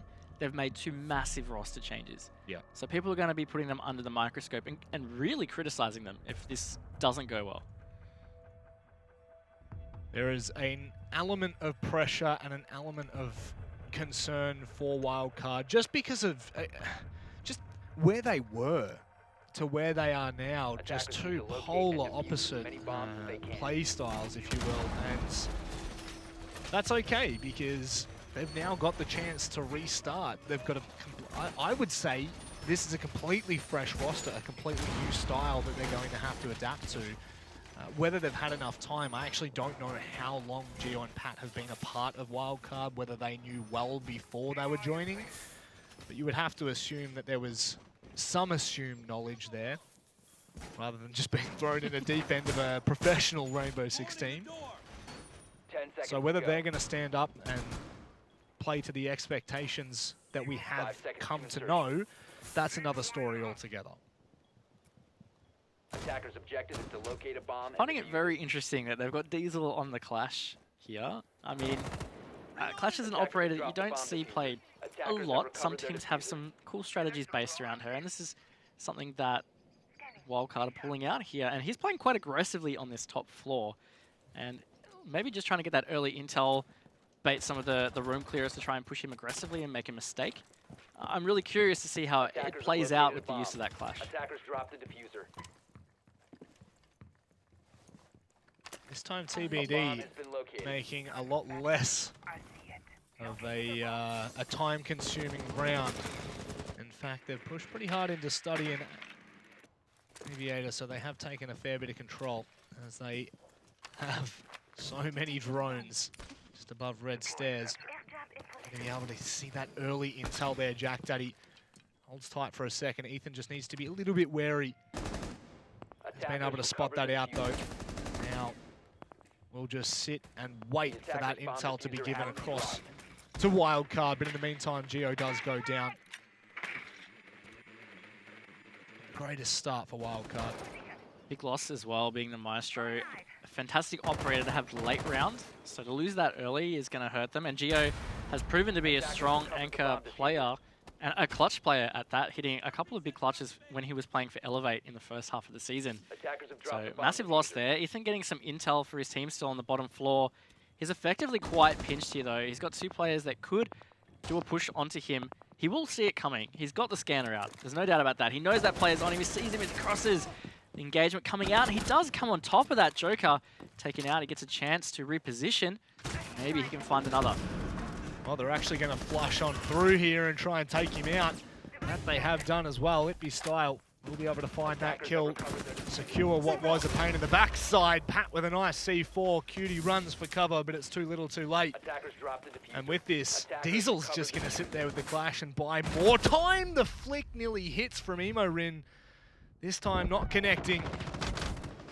Somehow Diesel is still alive, but you would dare say not for too much longer. And taken down from the side, Ippy Style closing that one out. Wildcard not being able to back their first round up. A very aggressive push from TBD in the end. They just took that map control across the top, identified that there was the pulse below, and they had to deal with that. And while Joker was the first to go, a great pinch from, I'm pretty sure it was Jack Daddy, Ibistyle. A great use of their utility, Ibistyle using his impact grenade to clear Ethan's only cover in that stage. And even if Ethan got one kill, they were there ready to refrag. I really like that use of their time and utility. It got them in a good position to close that round. So wildcard, they're going to try it again here, Rob. This is something we were talking about earlier, this idea of either repeating or just moving on. Yeah, and it's a question that you always have to ask, especially when you're at a certain point in... I was going to say at a certain point in the season, but just realistically as a team, how do you approach this? Do you approach this in the way that you either move on straight away, regardless of whether it was a close round or not, whether you try to fix your mistake every time and you consistently hit the same site, or whether you only do it in adapting situations where you know that you can make the adaptations required to win? And honestly, from everything that we've seen in Wildcard from previous iterations, I honestly think that they're a team that will hit that side again if they know what went wrong. Yeah, you have to feel like they've just looked at that round and they said, okay, this was the main reason. Like, if we just fix this, the rest of it should go okay. Or even just sometimes you can have an initial run to see how a team attacks it. Yeah. If you can't pull out the win, you're like, okay, well, we know this is how they attack it. Let's counter that. Let's try and adapt and fix that. They've got Emo written down here with Ethan to try and make this room work. Looks like there's going to be a lot of presence in Master Bedroom from the attack, and Pat looked like he was going to rotate in there, but deciding not to in the end. And this is a shift in focus from TBD, so we're already seeing, I guess, some proactive adaptation from them. Being able to change what's needed on the fly, obviously a huge part of Rainbow Six, and I don't like making the statement of good versus great teams, right? But it is the ability to be able to constantly adapt to your environment and not just have that single-minded attack that you can really make what's needed happen, if that is making sense, Raven. Yeah. Yeah, absolutely. Teams that fail to adapt will just get left behind. Yeah. And you can't necessarily be reactive with it. It's a keyword that I used before, that TBD is being proactive here, because maybe, like I said, Wildcard did say, oh, they're just going to push south across, they're going to be quite aggressive, let's counter that. If you wait for that to happen and you're too reactive, then you're already playing into your opponent's hands. So I like the changes here. And TBD, again, wasting no time to push across and really put this pressure on the side. And this is going to mean that Diesel can't comfortably play around that Master Bedroom door. And that gives TBD the freedom to finally take Master Bedroom. I really like this from Jack Daddy, right? Sitting at the top of red stairs. They know where Ethan is. Ethan knows where they are. But the problem is for Ethan, there's not really too much that he can do. He's actually been caught in the corner, but Ibistyle can't hit that. It's a very awkward angle to try and take a fight on, and there was no space for a refrag there. The thing I want to point out too is, like, he's playing Zofia. Why not concuss Ethan? Get him to put that scanner away, lose his side of your position, time your push, try and play some mind games. Instead, he kind of just pushed straight around. Ethan knew where he was, so he got the better of him there. TBD are putting some work in, though, outside of that, and have managed to get themselves back into a man advantage, taking away Pat and Emo, which is a big pick. As I say that, Mangoes gets another. So, again, TBD just really manhandling Wildcard on these attacks. Yeah, Diesel's not really having the impact on that clash that I think Wildcard are hoping for. Diesel is known, and I mean properly known, as one of the best smoke players we have in the APAC region as a wider. And I feel like maybe being underutilized there in that clash role, Raven. But that's just the ramblings of an old boomer. Look, I mean, it might have worked if something else in the strat was going better, and maybe that's what they're looking at here. Maybe they say the clash isn't getting an opportunity to work how we want it to because we're falling apart on the roam, or we're not keeping them away from site quick enough, or something like that. But they're not going to try it again, which I think is a great call. They're going to rotate to dining and kitchen. Diesel is on the mute, so SAS operator can use the classic SAS shotgun. But you might be right. Maybe it's an underutilized area for Wildcard. They're having Diesel off a strength operator. Well, that's the thing. I do say the smoke just because of how well known he is for the smoke, but he's not just a smoke defender. He is actually quite a decent power player. It makes play sense. yeah, I think you understood. Yeah, you understood what I was Yeah. alluding to there. And generally, an incredible anchor, no matter where you look. You can generally rely on Diesel to pull up the big moments when Wildcard need 10 it. So seconds remaining. we are going to be seeing the kitchen dining defense. 5 seconds And left. thus far, have been a Attackers little have bit underwhelmed by the performance. Yeah, they really need to start resisting some aggression from TBD here because they're having quite efficient time management, which is what didn't work out in TBD's favor in that first round. They were a bit slow, and that time delay from Wildcard was maybe the key factor there. But it hasn't happened since then. TBD have been really quick and efficient with their pushes, clearing out these roams with simple refrags as well, and then just power taking site, giving themselves a minute 45 seconds to actually work a plan. So I think that's where Wildcard need to find the counter, is just this initial phase, slowing it down, even get some opening kills, just stunt the push. Oh, Emo Rin. Maybe a little bit fortunate to find that kill on the cutie. But regardless of luck, you can put that aside because that is the man advantage for Wildcard. However, I need to note this, the fact that we have seen out of the past 2 rounds, Ethan open up both of those and still it fell. The positive thing about this for Wildcard right now is there's no real chance for that refrag as of yet. So the longer that Emo Ring can continue to buy time and waste that space that TBD can't utilize, the better it's going to be. Yeah, absolutely. And Imarin hitting the deck there. I thought he was down for a second, but no bullets really going in his favor. He finds the pick onto Joker. Again, a refrag opportunity missed by TBD. And this has been the key difference between the rounds. If Wildcard have been successful on a roam, whether with frags or time delay, they've ended up winning the round. If that keeps going, I feel like they can secure this, as TBD are really... They're trying to make something happen, but they're just not finding anybody. Oh, a nice shot, though, on the player in Library, trading HP. Geo actually not really taking much damage there, though. It looked like Jack Dad really hit some shots. Well, this is much, much better from Wildcard. And so it all came down to a roam because obviously Ethan was denying that control in toward Astronomy, and that's unfortunate for Jack Daddy walking right into that angle. Hippie style as the hopes of TBD securing another round here on his shoulders in a 1 versus 4. Pretty much every angle covered. Yep. You can write that one off and send it home. Much better round from Wildcard, just not letting TBD take map control and just play comfortably. They finally contested it. Nice job from Imarin in Trophy. Netted himself 2 kills from that and wasn't refragged at any stage there. And that was what opened it up. It finally stunted that push from TBD. Yep. So Wildcard, if they can continue that, I feel like they will be able to string together some more rounds. We'll see how they go with Aviator Games Room. It was a bit of a muscle push from TBD last time, but Wildcard did secure the round ultimately at the end there. It's something that I find interesting, which is the spacing of the TBD kind of... I'm going to try and think of the right word here. The claw, I want to say, which is that opening kill. I feel like every time TBD are going for that refrag, it's actually sometime after that first kill has gone the way of Wildcard. And at the moment, it's gone 2 for 1, so it's kind of working in TBD's favor, but it feels as though there's an opportunity for the likes of Emo Rin or Ethan to escape the grasp of TBD once they find that opening. However, it's proven they're not doing that, but there is that opportunity to. So I find it intriguing, the fact that it's so spaced out from TBD to try and refrag that position. Seeing a pretty similar setup too from Wildcard on this site, though some interesting work done on the walls here at Aviator. They really leaving that wall soft from the study. 5 seconds left. I feel like if TBD drone that out, they're going to see that as a pretty big vulnerability there. Being able to open that up as a rotator, or even just use it as the line of sight itself. Pretty sure you can see right through into the gun vault. But they're going to push from master side across, which is what they did last time.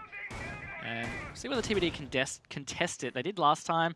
Imarin is over there in the Astro area, and if he's not careful, TBD will get a quick, clean entry into master. I'd love to see where these mute jammers have been placed. Ubisoft, if you just want to put a little Thanks, Raven, and the gadgets. I'd love you forever. But I would find it intriguing as to whether Imorin is backing up that roam on the northern side across toward Astronomy, well, was, with those mute jammers. Yeah, I mean, there's one in the master door there, so, I mean, Cutie's drone's going to go through Trophy. Mangoes is going to be stuck at the statue door, so they're going to have to spend a mixture of time getting a drone around the back to check statue fully. But either way, I don't think it's going to stall them out too much, not like it did in the previous round. Joker is there as the Jackal as well, so he can peek that with his Inox and get some feet scanned. But Cutie actually just yeets it straight through Trophy anyway. They figured out it's clear enough. They saw the feet, and now they will finally find out where Imorin is, and that's back on site. Yep. Good thing was Imorin made the early call and really wasn't too interested in sticking around to tell a tale that was not need to be told. Ethan will go down in the meantime, so a man advantage for TBD this time. Time management's pretty good here, Raven. Already taken a fair bit of control. Yeah, they have. It's been a bit better than last time they attacked Aviator. They were really only just coming out of Master to put pressure on last time they were attacking this. And it looks like the execute might be similar on the top of the red stairs side into Aviator. Might put some pressure down 90. And it just depends what Wildcard do with these players around Study and main stairs. If they can get a pick, it might be much more comfortable for them. They can play out of Study to deny the Aviator entrance. But if this is disrupted, they might be able to get a clean plant, TBD.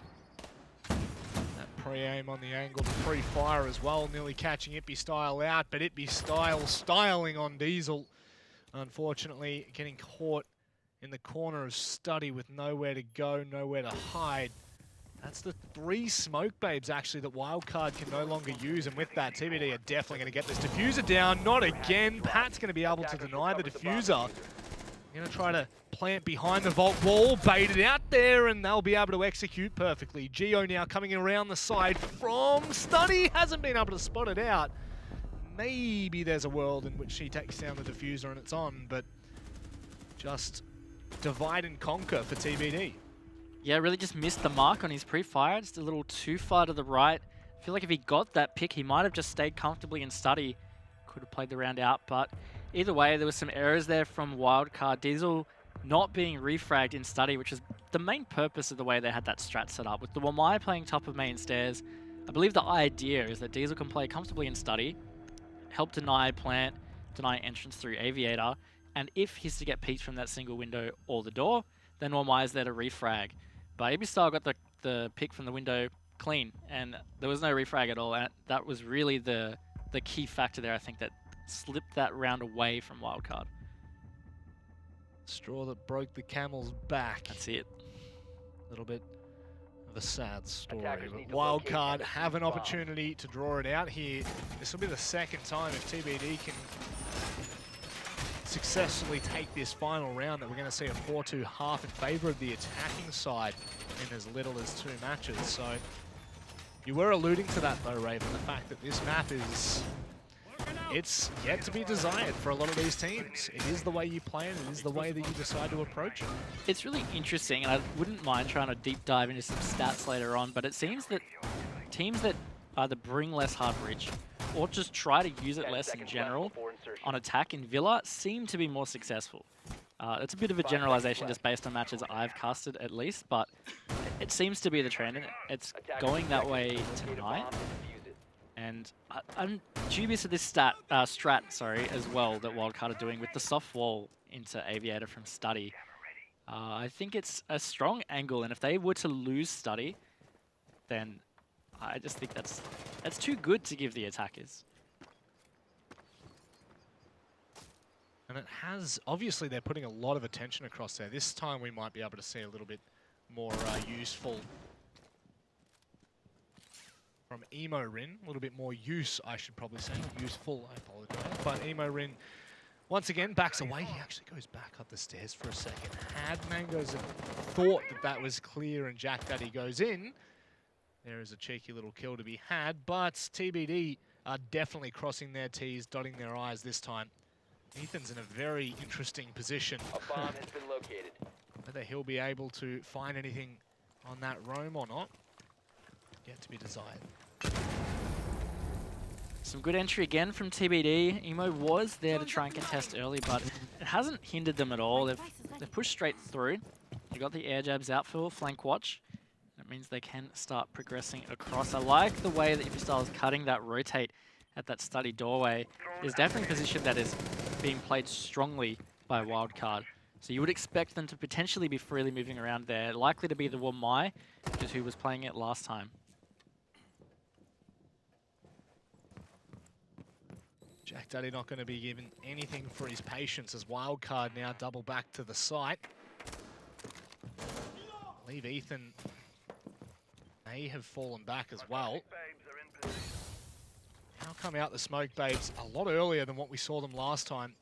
Diesel's still stuck in that corner. Obviously someone watching from the study balcony is going to make that a little bit harder. Geo as well, just on the corner of Long. And Jack Daddy making an absolute nuisance. Impistyle is going to shut down Ethan. This is not going well for Wildcard at all, Raven. Falling apart. It really is, and again, that shouldn't be happening. Impistyle, the one on study, he is solo, and they have so many crossfires set up. That strategy is designed about holding that crossfire. The fact that he even got 2 and was refragged is really bad for Wildcard. It's put them in a terrible position coming into this one on 30 seconds. TBD just looking really good on their attack of Aviator here, and Wildcard are going to have to pull out some stops and some kind of plan denial. They've got 2 C4s available. It's just going to have to be hitting the mark. Now here comes the smokes. This time he's going to go for the shot through the actual smoke itself. To no avail. Looks like Geo might be pushing from study. He does do so. It actually pulls Jack Daddy off the defuse for a second. He's going to have to try and cut back away. C4 comes out. Once again to no avail. Only a second left on it. Jack Daddy now sicking it, and Emo-Rin. Operators, you have run out of time. What? What? Raven? That's not what I was expecting either. Neither was hang on. Wildcard win that round? Emo-Rin? What? He was walking into his demise. Raven! Not sure what happened there. I'm surprised that Imo-Rin was able to get away with that. But anyway. Is what it is, Rob, my man. And it's a 3-3 half, which is very interesting because it means we can't really say what's going either way. You'd have to argue, though. TBD, that was a good round from them. That was their round, basically. I can't believe that Imo-Rin got away with that. That's... yeah. Literal murder. Let's move on from that because otherwise I'm going to get sent into an absolute spin. That's all right. We do see TBD go across toward the AVG. Aviator Games. And this time I'm really hoping for a bit more from Wildcard. We're actually going to see the Clash come out on the Mangoes once more in this matchup. That'll be the 3rd time we've seen her play. Yeah. Something we don't. I am kind of surprised by the amount of Clash use, but look, I've seen her played to relatively good effect on Villa in particular before, and this bomb site, in particular the current Giants roster in Southeast Asia, back when they had Mentalist, they had a pretty nice strat with a Clash on this, using the Kaid, I think, behind with the TCSG, playing the Clash for the intel and the TCSG for the fragging. That worked quite effectively for them, so maybe it's kind of built around that.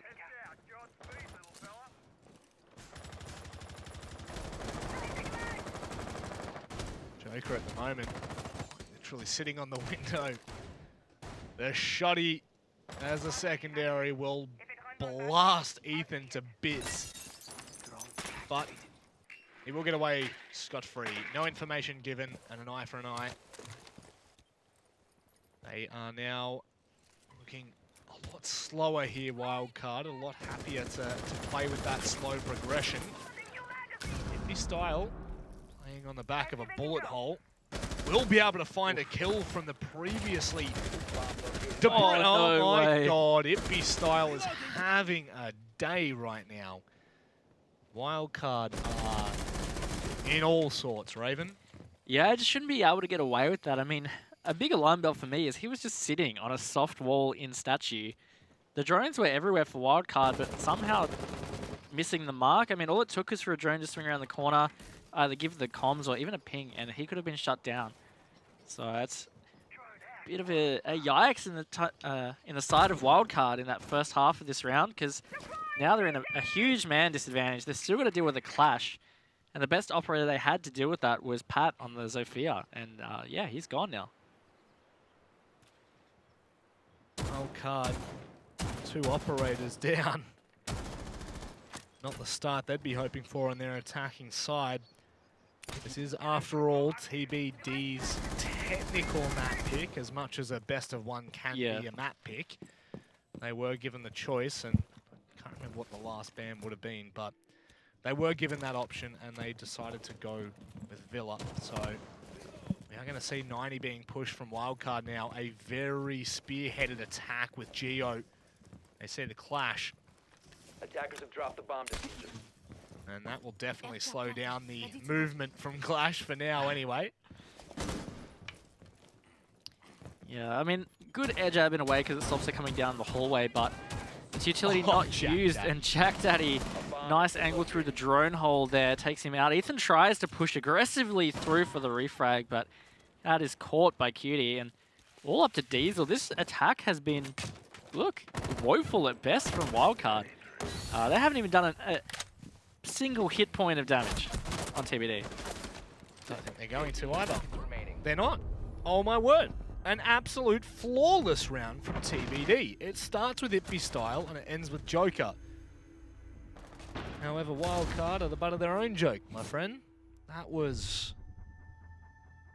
a very, very good round for TBD, regardless of whether it was mistakes made by Wildcard, which you would have to say the initial 2 openings were. But it's a game of forced errors.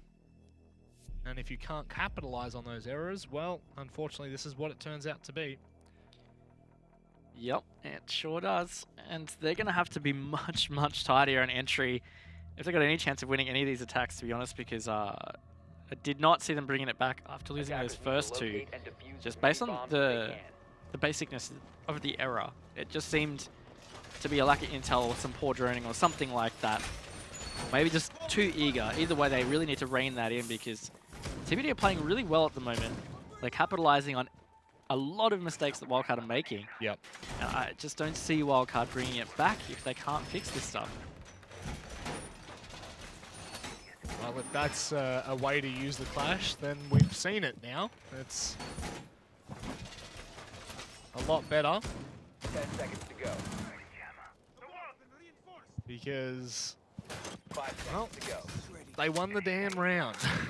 Yep. It just felt like every time Wildcard was using that clash, it was very isolated, and it didn't look like, I mean, obviously it served a purpose holding the certain site, but I feel like the biggest problem there and the biggest utilization you have with the clash is basically using it as a live drone. And I feel like that was very much taken away from Wildcard in the way that they were able to, well, rather the way that TBD were able to play around with that, because they weren't as aggressive as what we just saw TBD with Mangoes obviously holding down the 90 angle and ensuring that there was no free passage that side. Attackers have located a bomb. So different ways to play the operator, and currently TBD are looking the better. I think that's also a really good point of the differences of the bomb sites they're being used on. I mean, Mangoes is using it on the same site we saw Diesel using it on. But holding down that long hallway past the bar games room area is a lot easier with Clash because you don't have to worry about a lot more angles. It's just that one directly behind you, which you usually have some good intel on. Whereas Diesel had to rely on his team holding that top of red stairs area because otherwise you can't play deep at all. And then even then you have to worry about Astro. So playing a Clash on this side is definitely riskier if you want to play it deep. You have to rely on your teammates to be able to hold those outer areas being Astro and top of red for it to be effective around that master bedroom area. And one clear difference already is the fact that Wildcard had the pulse on that first floor just trying to be a nuisance around red stairs, and more often than not was to the demise of Wildcard, or so it felt. That may not have been the exact point in time, but TBD are pretty much staying on site here. It'd be style thinking there might be someone roof side of the window, but would be wrong in thinking so. Pat making the way in. Emo Rim with a nice nade over the top. Flashbang away! Now it's a little bit heavier now. Yeah, and I don't think they spotted out that player at the box, and all the C4 finishes off the window player. Geo not making much of an impact yet on these attacks. And Wildcard are really just struggling here with what TBD is pulling out. Some tricky positioning and just not getting a chance to even take the gunfights, really. They're just losing out before they get to shoot a bullet back. His style has currently changed his position 3 times in Astronomy, so every time he's been able to take an engagement, he's backed away. Wildcard now not sure exactly where he is. Pretty much have to pre-fire every single angle. Likely they will do so in a 4 versus 5 anyway, and might be rewarded for it. Tries to hit the angle, but with Itby style holding down a second as well. It's mirrored from the first round. Emo Rin at least starts to put a little bit more pressure onto TBD. We'll be able to find a second kill. It makes way. Diesel comes in from the side. Had he hit that, it could have been over. But not this time. TBD, they use that clash to such nice effect. Yeah, Clash working out really well for them in that late round there. And Wildcard, again, just... I think it's got to be a misuse of intel, right? We saw that drone come up Astro stairs for the purpose of finding where they're playing. Are they playing in Astro or are they playing around trophies somehow? I guess the intel came out that there was somebody playing the rotate, and maybe they missed Ippy style playing in the doorway, or potentially the entry player, which I believe was Pat on the Zofia, just was a little impatient. Yep. Peeked out before the intel was complete, and it got him fragged out. It seems to have been an recurring thing in the 2 rounds we've seen of Wildcard's attacks. Maybe they just need to slow it down, be a bit more thorough. And I mean, ironically, that is something they were widely criticized for in the first half, and for a while actually, was that their attacks were really slow. So here they are trying to get some pace, and look, It's not working. it seems to be their weakness. Now, was that, just to confirm, was that Jack Daddy who found that opening kill? I can't remember who it was that threw that C4 out. Or was it Cutie even? I think it was Cutie. I'm just going to take a stab there. I'm currently trying to keep score of the opening kill deaths, because it's always interesting to us, Raven, when we do see a team successfully open a duel, however lose the round. Generally, you know, you just kind of do simple mathematics in a 5 versus 4. You have a lot less of a chance of actually converting, and I think it's something between 75 and 85% of rounds that you find the opening duel, generally you will convert those rounds, but there are plenty of factors that do skew that, I will tell you that much. And as we said, Wildcard just not having a great time on Villa. Granted, it is TBD's map pick, quotation marks around that. Yeah.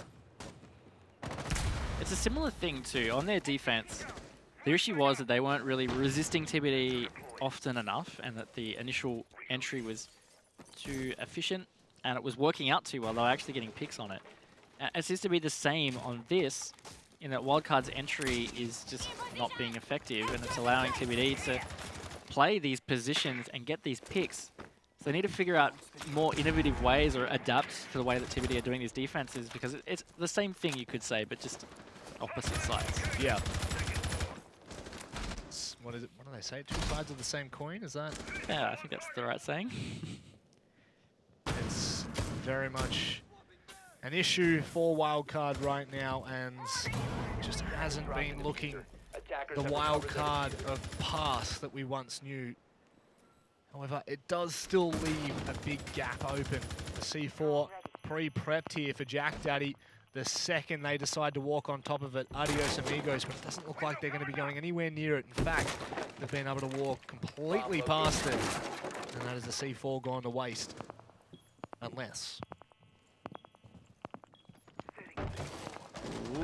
Ooh. Jack Dad sees him sitting there. Oh, he came back to it. Oh no, is he going to blow it or not? Oh, it's not actually destructible. Okay, after all that, that's probably the shower. I didn't even think about it. That just baited me so. Yeah, me too. Look, it was a roller coaster of emotions. I enjoyed it, but unfortunately, we didn't get any reward out of that. That being said, less than a minute to go here, and Wildcard put very little pressure onto the defense. In fact, the defense have just got the opening pick again. and are looking pretty good coming into the final phase of this round. Diesel out of the count now. It's left up to the remainder of Wildcard. Ethan on site will be able to find Jack Daddy. Comes from left field. Pat taking down Joker as well. TBD have lost the site, but not the war just yet. They are going to be able to play for safe keeps. Wildcard are in a pretty decent position until I say that. Oh, that's a yikes. That's Diffuser. They had sight, and Mangos is looking like he's just won this round for his team when they really shouldn't have, because TBD has just given up sight completely. And it was a good read from Wildcard. It was Ethan that made the entry through the kitchen. His team backed him up, but the kit wasn't there. And then Geo fragged out on the pantry stairs. Yeah, that's got to hurt. It's just adding insult to injury. For Wildcard, I just can't believe that we've seen the break and this is what we've come out of it. Obviously, I'm going to be careful. I don't want to bat on about it too much because obviously, you know, this is still very much a building phase for Wildcard, and they might be looking at this. This is something that I'm interested to hear from Wildcard right now, is what is this second half of Pro League for them? Is this an attempt to try and regain that top 2 position, or are we going to see them double down and more focus on the team as a whole rather than the results that they're getting? Because those have vastly different results, Raven. Yeah, and that's a great point. And to an extent, maybe they had already decided, like, you know what, we're actually quite far behind top 2. Yeah. Elevate and Fnatic are pretty far ahead of them. It's almost 10 points, or I think in the Fnatic case it is 10 points. It's 10 points in the Fnatic, 9 points in the Fnatic. So that's 3 map wins out of their remaining 6 maps. And look, I mean, maybe considering the teams they're against, they've just decided that's pretty tough. Let's just do what we can. We've got 2 new players, and like, let's not understate that. That's tricky for a lot of teams to break in. I mean, we had the break, but they didn't boot camp with that new lineup for one, which is one way to accelerate it. And then just for another, it takes time. And they've clearly changed some roles. Diesel obviously reprising his role on the Habana. But either way, there's going to be internal role changes that will just take time.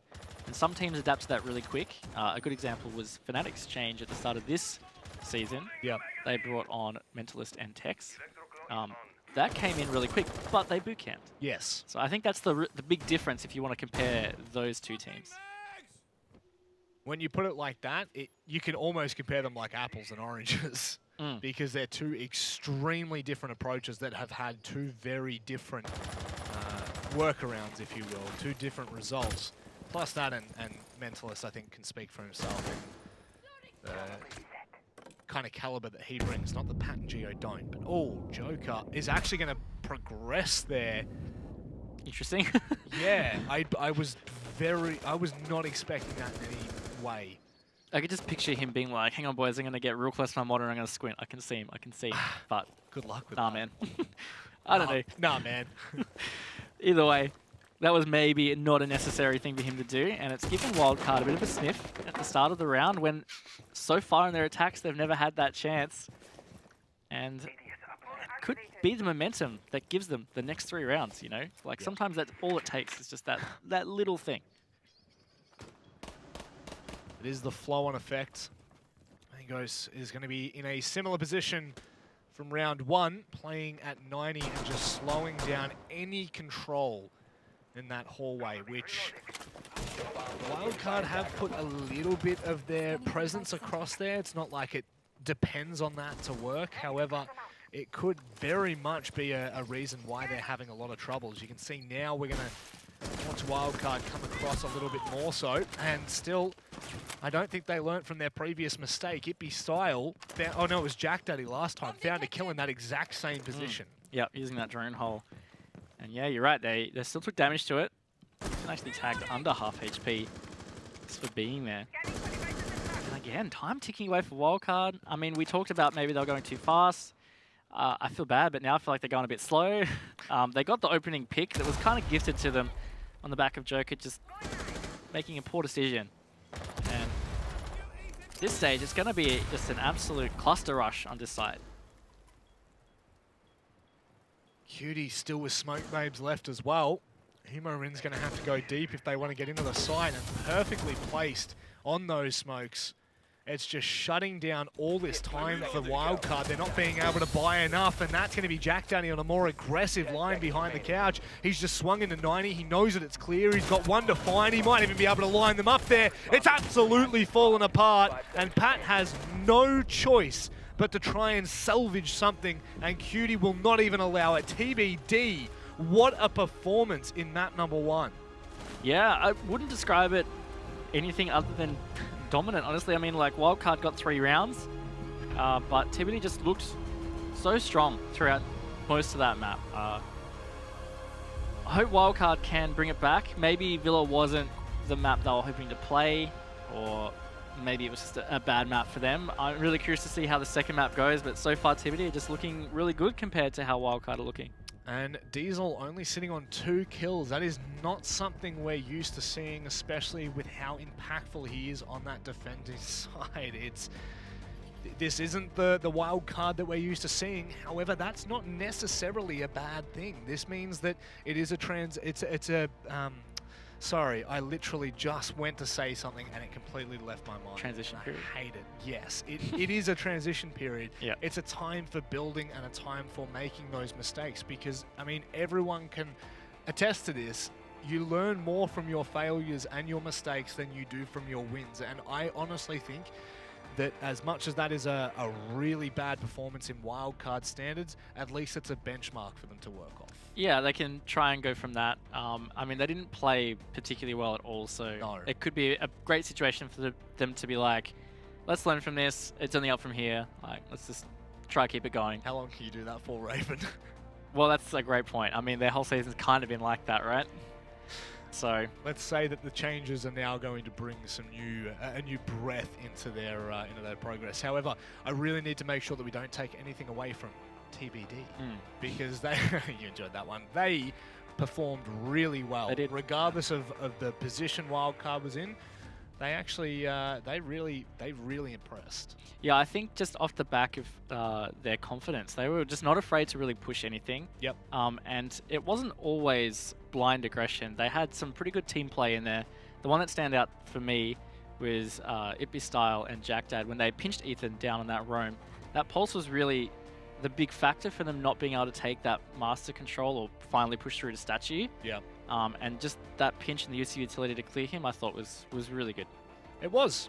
And with that, a really good match. For TBD anyway, it will leave room for Wildcard in match number 4 of tonight. That's going to be on the other side of this short break, so don't go anywhere.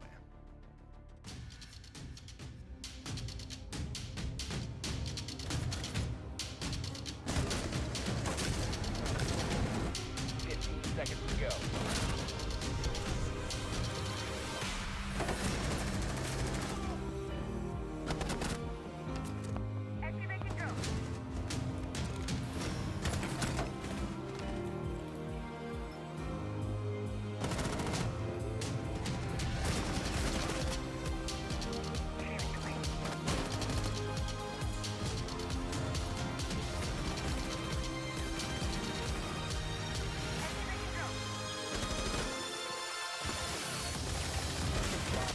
By attackers.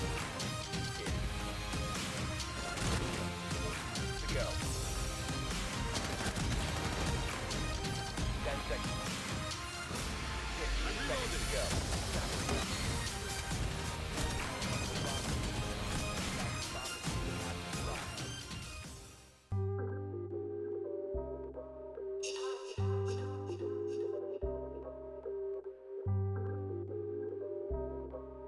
Yeah.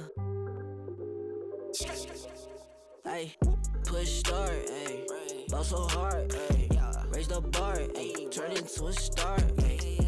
Play my part, yeah. I aim too far. I do it big. I keep it large, okay. Live it up. Cause it's fake, better give it up. Young, but I feel like I've seen enough. Numbers going up, better keep it up. Ain't slowing down, better live it up. About too hard, ayy. What? About too hard, ayy. What? About too hard, ayy. About too hard, yeah. I'm killing your favorite rapper with minimum effort. Yeah, your coach getting severed. The industry dry as a desert. The whatever it is that you think that you're doing, I'm doing it better. Straight double use, that's my letter. Don't got no snakes, only ladders, ayy. They tryna figure out what's on our plate. Infinity sideways, we already ate. Skipping is basic, skipping is classic. Stay out of trouble, now I can relate. Nevertheless, again, I'm doing great. I just finished this thing, ain't no debate. You ain't my dog, you ain't my family, and sure as hell, you're not my mate. Yeah, I take my place at the summit. I can't wait till we countin' them hundreds. I cannot lie, I ain't rich, yeah, but when I say my time coming, it's coming. And some of y'all got ahead of me, to be honest, I wasn't even running. But very soon I'ma run it. I demand it, man, I want it. Push start, ayy. Ball so hard, ayy. Raise the bar, ayy. Turn into a star, ayy. Play my part, yeah.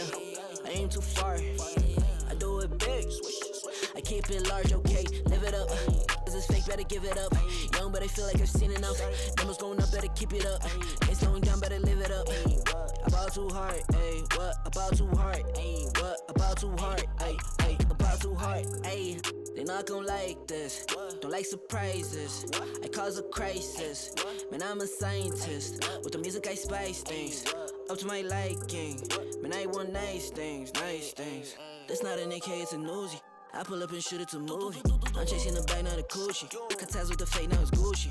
Word of my nigga from the 021. You count 6 shots and I count 2 guns. Some people still think I rap just for fun, but soon they look up to me just like the sun. Yeah, you can come over here. Swear it's like no career. Swear you got no idea. Soon you'll have no career. Take a look in the mirror. They need to know that I'm here. Don't you act like it ain't clear. Yeah. Push start, ayy. Ball so hard, ayy. Raise the bar, ayy. Turn into a star, ayy. Play my part, yeah. I aim too far. I do it big. I keep it large, okay. Live it up. This is fake, better give it up. Young, but I feel like I've seen enough. Numbers going up, better keep it up. Ain't slowing down, better live it up. About too hard, ayy. What about too hard, ayy? What about too hard, ayy? About too hard.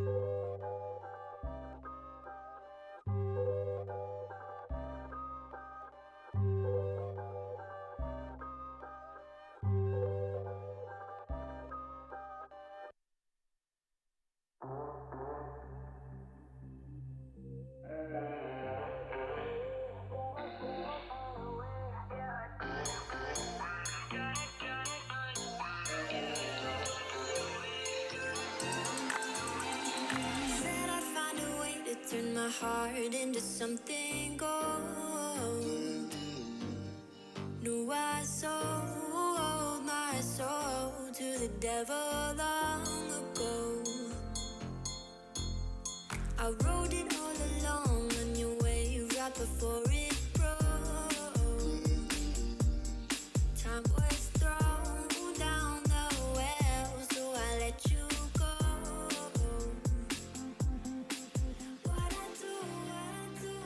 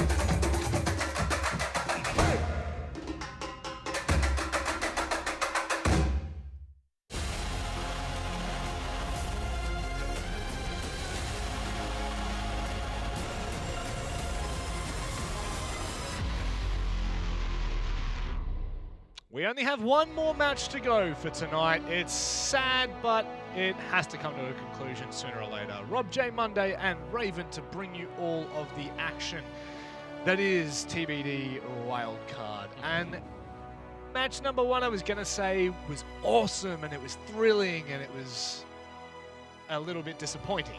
Yeah, I mean, it was good, but it was unfortunately more one-sided than we would have liked. Yeah. TBD played really well. I really want to make sure that we're not walking over the top of their efforts. They played really well.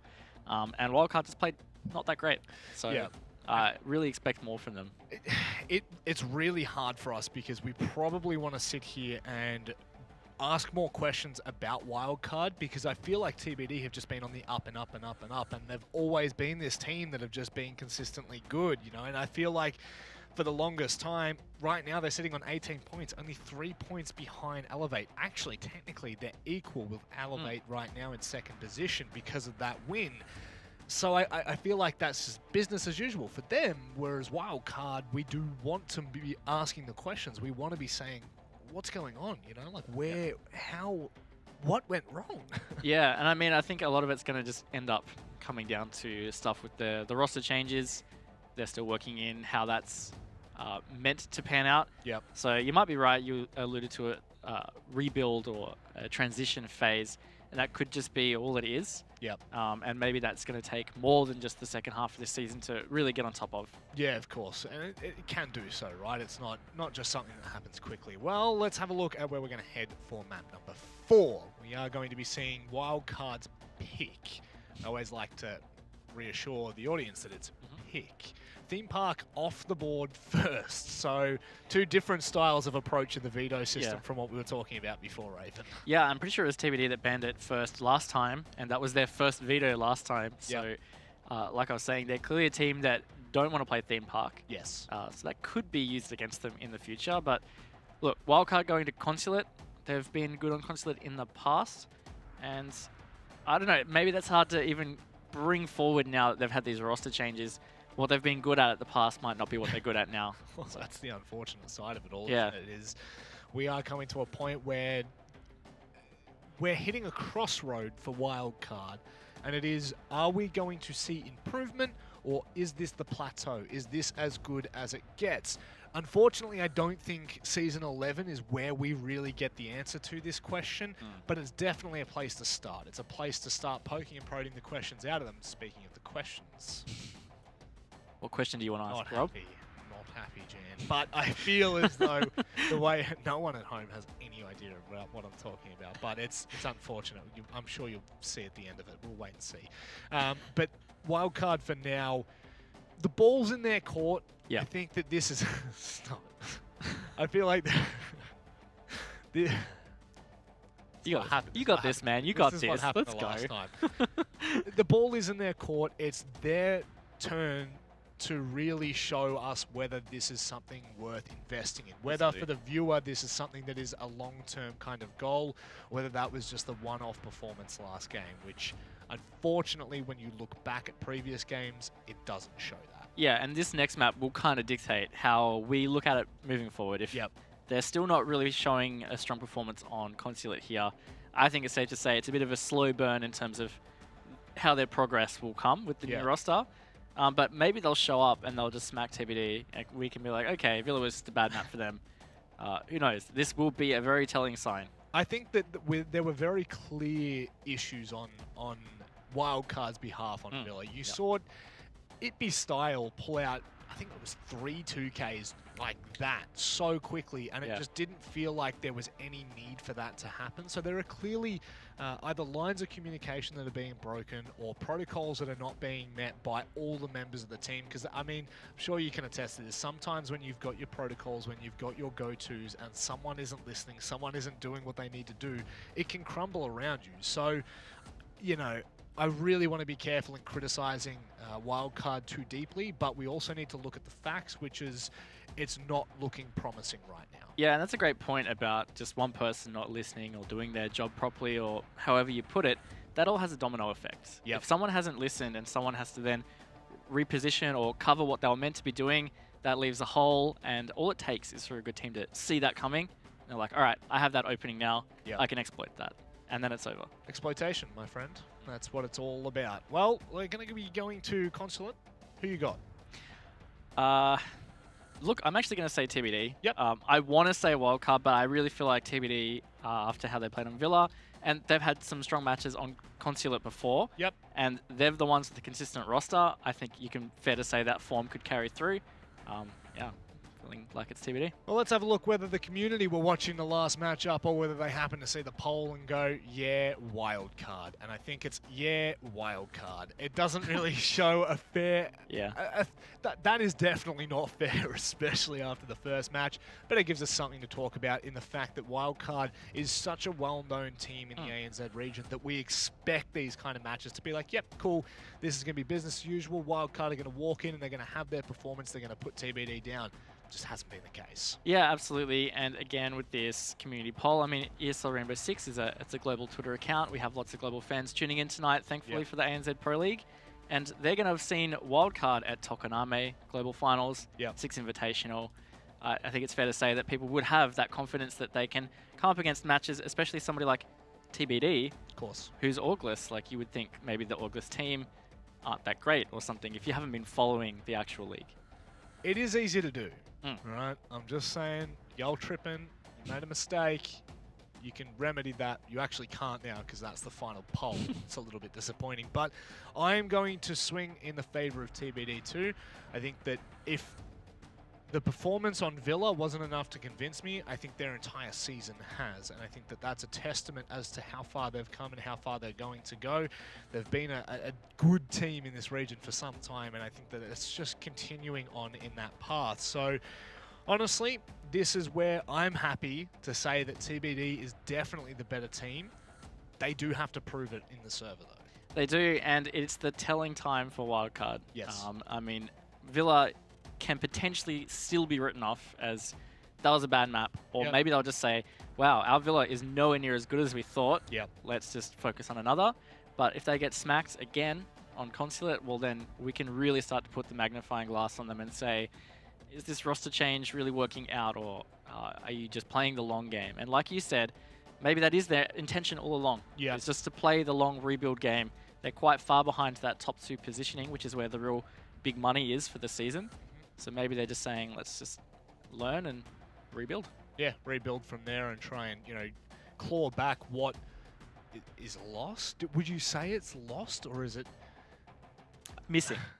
Missing. It's missing. That's a better way of putting it. Missing sounds a little bit easier on the ears, I'll tell you that much. But it's now time for Wildcard to play their own tune. Is it going to be that of redemption or that of a need, a want for more? And this is where we can finally start. Oh, no, it's not. Well, how? Well, have fun. Well, I'm so confused. Yeah, we'll wait. See what happens. They might do the ban phase. Maybe it's all good. Seems like it's all good. Let's see how the ban phase pans out anyway. It is going to be Wildcard with the first ban. No operator. Nice! Maybe that's what they wanted. Well, definitely we're going to be leaving now, so we can start talking about something different. Man, I love it because we get to come in and we come into the transition and we get to hype up the match and the teams a little bit more, and then all of a sudden, the big bad rehost. It's like the big bad wolf just comes in and blows the house down, and now we're back at square one again, Raven. Are you saying that we are both collectively Little Red Riding Hood and the wolf, just different fairy tales? I mean, like, you were talking about Three Little Pigs. I was picturing Red Riding Hood, and I was pretty keen to be wearing like a red cape or something. You know what? We can get that for you. I'm sure there's a red cape. I see a red shirt over there. I feel like during the game, I want you to go and get it, and then when we come back, I definitely want you to be wearing the... Okay. We'll see how we go with that. Oh, man. This is all fun and games. But for Wildcard, I'm still not sure whether it's fun and games to continue to learn as a team or whether it's not. But one thing's for sure, Villa was not a good indication of where this squad's at. And whether this is going to continue in Season 11 is a huge question mark for me, and I'm sure for the viewers at home, and probably for the players too, because that is a very big statement to make. Swapping out 2 players in Neophyter, who, we've seen be such an animal for Wildcard, as well as Derpe held his own. Obviously, when things aren't going right, you need to make your changes, you need to make your decisions. Unfortunately, there's always one person that gets cut out of that decision. Right? So the fact that they've taken 2 players out and replaced them with 2 more, That is a big change. It's a big Yeah. decision to make. It is, and the unfortunate thing as well is like general esports etiquette is teams won't really go out and be super public about their roster changes. So Yeah. you never really know the full nature of them. Sometimes you hear stuff or something happens on the Twitter TL, but either way, we never fully know what's going on there, and whether this is good or not, I think is probably going to be a long-term thing for Wildcard. Yeah. It seems like that's the way it's leaning after what we saw on Villa. Maybe there are just some, you could say, some wounds that are going to take a long time to heal with how things were going on the old lineup. Yeah.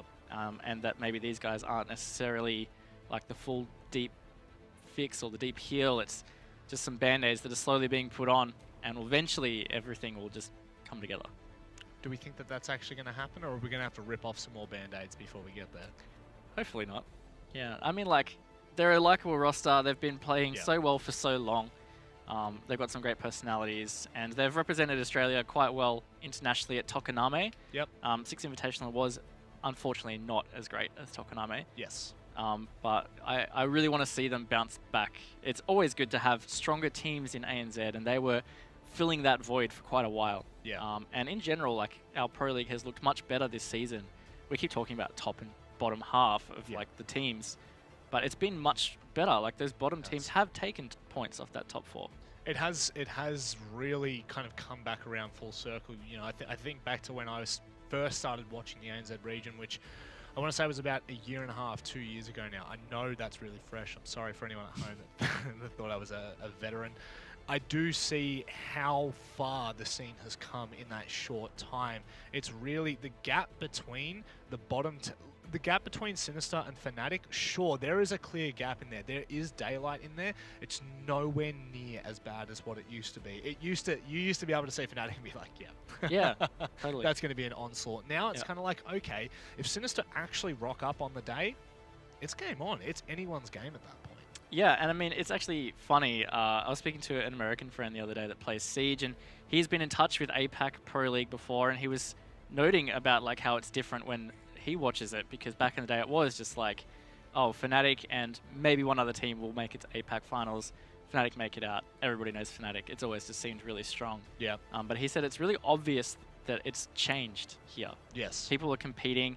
I mean, Fnatic had looked really strong in the first half of Season 11, but so did Elevate, and we haven't seen them play off against each other. And I know that's going to be a banger. For me, that's my most anticipated match, because they've both been, I guess, the top form teams for this season.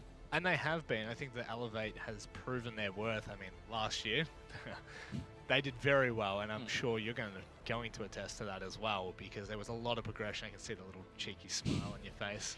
Got to be happy with that. But I do, the fact that we are now seeing, teams kind of come in and out of that top 2 place. For a while there, we were calling Wildcard the best team in ANZ. Yeah. Now it's flipped back to Fnatic, So I really do like this whole struggle for, I wouldn't say the top place, but rather for that kind of upper echelon of the ANZ region. Yeah, and I think even if that second place team is performing better than Fnatic for this second half of the season, or going further ahead, they're going to kind of always be stuck in the shadow, just because of the pure stature and like the name Fnatic and what they've made for themselves in their reputation. Well, what they've achieved is nothing short of incredible over the past couple of years. That's right. It really is a legacy that they've built in ANZ, and not just in ANZ either. I think that's one thing that we always talk about, is the fact that Fnatic have really built a name for themselves worldwide and are well respected in the APAC region. They are seen as the giants. They are seen as the dominant team, and I think that is very much a testament to their entire roster as a whole. However, we are getting a little bit, I'm getting a little bit sidetracked there, and I'm going to bring this full circle back to Wildcard, who have been having their recent struggles, but now they find themselves on Consulate with a good opportunity against TBD to pull out the 3 points and deny TBD further progression up the ladder. Yeah, I like the Nomad ban. I want to point that out. It's somewhat common on Consulate, but I think it's a great ban on Consulate, because on the defense, you want to try and be able to move up and down the stairwells. It's a big strength of Consulate that you can have those flank points on defense, or rotation points, And Nomad is really effective on this map in particular because they're tight to be able to cut that. So banning that just means that you will have more freedom on defense and that the attackers are going to have to be more vigilant with how they cover their flanks or they're watching their flanks. So, Attackers round need to number 1 locate and underway. defuse as We many are bombs going as they to can. be on the top floor. CEO. The TBD starting on that defense. Just very quickly, I'm going to fill this in right now as we go, of course. Becoming a spreadsheet addict over there. Dev I Marta really is am. Dev Marta infecting he has just infected me from the inside. I'm just done. I've been corrupted to a spreadsheet person. I love it. So as you said, TBD will be on the defense first. And I was saying before, they've had some strong matches on Consulate, and one that still stands out for me was the season opener against Fury that they had. Just absolutely dismantled them. And I mean, Fury have had a pretty good season so far. Attackers must locate and defuse I mean, the they've bomb. been bottom 4, but they've had some great performances against good teams. Taking points against Wildcard, for example. So that's no mean feat. And they 7-1 them on Consulate, I'm pretty sure the scoreline was. So that's strong, and that's something that worries me about Wildcard. TBD have that proven history of being good on this map this season. Attackers have located a bomb. So the season as it stands, Raven is only 1 week away from finishing, A bomb has been located. which still amounts to, I believe, 2 more matches for pretty much every team, apart from obviously the teams that are playing today. So there's still a lot more action to go in the ANZ region, that's for sure. And who knows, maybe a shake-up or 2 at the top end of the table. Very possible. But now Wildcard, a lot slower in their approach. Jack Daddy marching down the line, ensuring that those windows aren't given up for free. Position that Wildcard are going to have to be very careful about there is the one of Mangoes on yellow stairs. Really strong position to play as a smoke because you can hold the stairs with that shotgun all day long. And he's got ADSs there to protect him, and it was a misplaced EMP actually by Pat. And ADS was not caught at the top of yellow stairs. They've had to use more EMPs just to clear that out. I mean, it's worth it because it's such a strong position. But if it doesn't work, well then they've used all that utility, they haven't gained the control, and what are they going to do when they try to do or deal with the rest of side? Questions to be answered. As there's only a minute left, better believe we're going to be answering them quite soon. Ethan finds Mangos. I believe there was 1 more smoke babe left, so 10 seconds that they cannot wait for. Hippie Style, though, with a double kill, once again steps up for TBD. And it has seemed to be quite a talking point. Wildcard dropped to only 2 players, Raven. 45 seconds left, they need to find something. And Joker's retaken yellow stairs, so that's a strong position they won't be able to get to. Diesel, being the other player still alive, is on the CO windows. It's going to be a very, very difficult position for Wildcard to bring this back, considering they only have 25 seconds at this stage. And TBD are just able to stay very patient and just wait for Wildcard to make these moves because it's going to end up being probably to their death. Imo Rin coming from the opposite side of his comrade. From admin, he's not even going to see much more than Jack Daddy. Thought he'd be lucky if he found a kill. He does do so in the end. TBD, again, with a strong defense. It is being transferred from Villa to Consulate, and Ippy Style continuing his form. Yeah, it really came down to that run out, right, Rob? It just wasn't watched. I'm not sure what Wildcard were doing, whether somebody was meant to be watching it on a drone or physically. I mean, that's the impact of the Nomad ban, right? Normally you would air jab the yellow stairs doorway if you're going to be on the CEO windows. Or even if you're going to be on the yellow window or any of those windows around that side, you would have that air jabbed.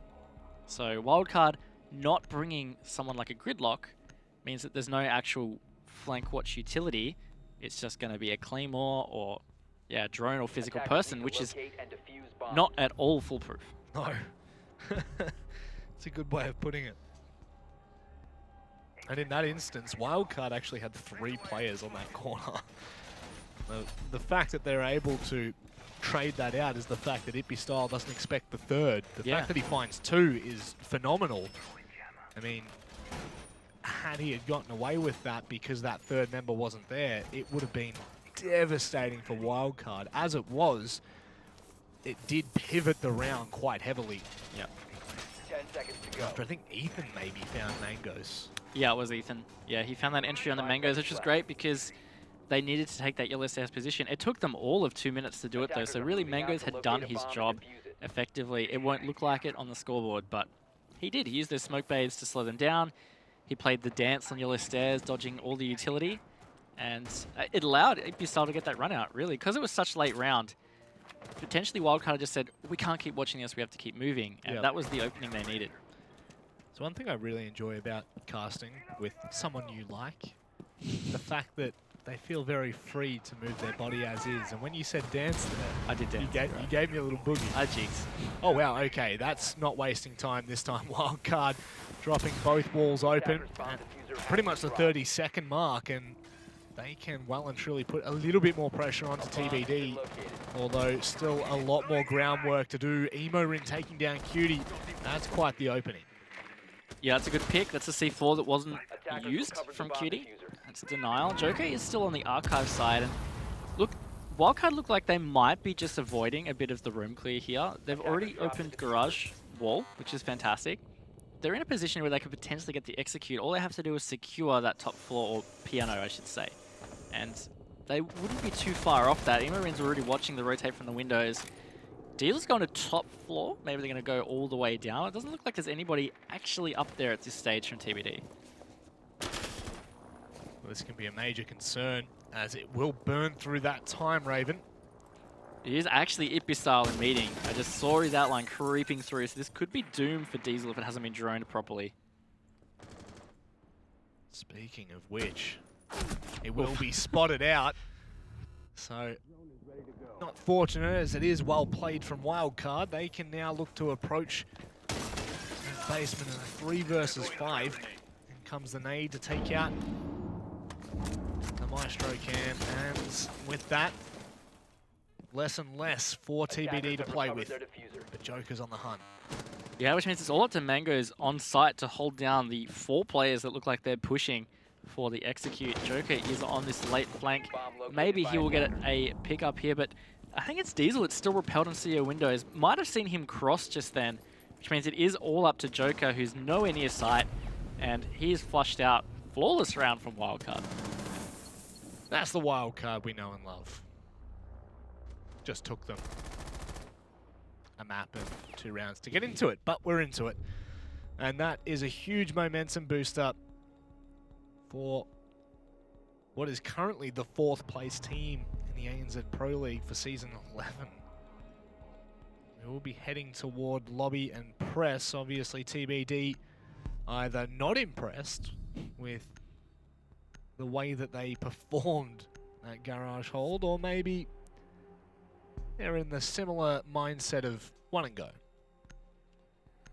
Yeah, I think they played it okay. The top floor roam was pretty ineffective. You could say it wasn't, to an extent, ill-advised, right? Because Ippy Style was up there all by himself.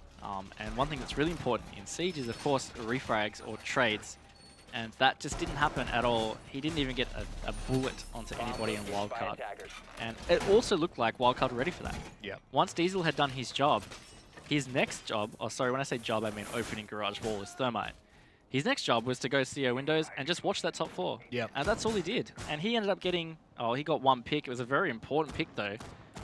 He almost got Mangoes. He saw him rotate to the top of Spiral. 10 seconds remaining. I think TBD have to maybe play a little less cute, if you want to call it that. And Cute. Stick to like strengths. Attackers are I heading think out stuff to like that defuse is the just going to end up playing into the hands of Wildcard. I think it was a little bit too showcasey. Yeah.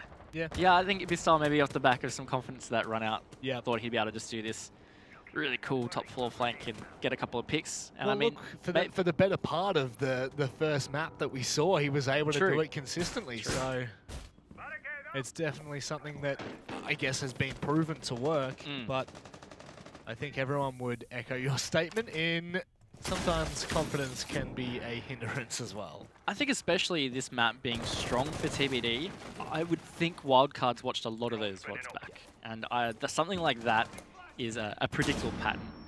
So I think they've read into that really well.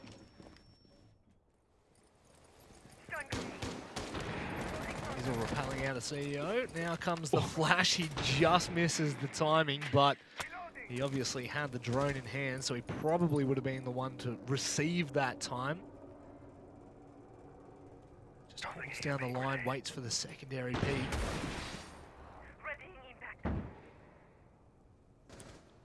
Jaeger playing a very precarious position because all it takes is just one bad movement and he's going to be in the line of sight of Diesel here.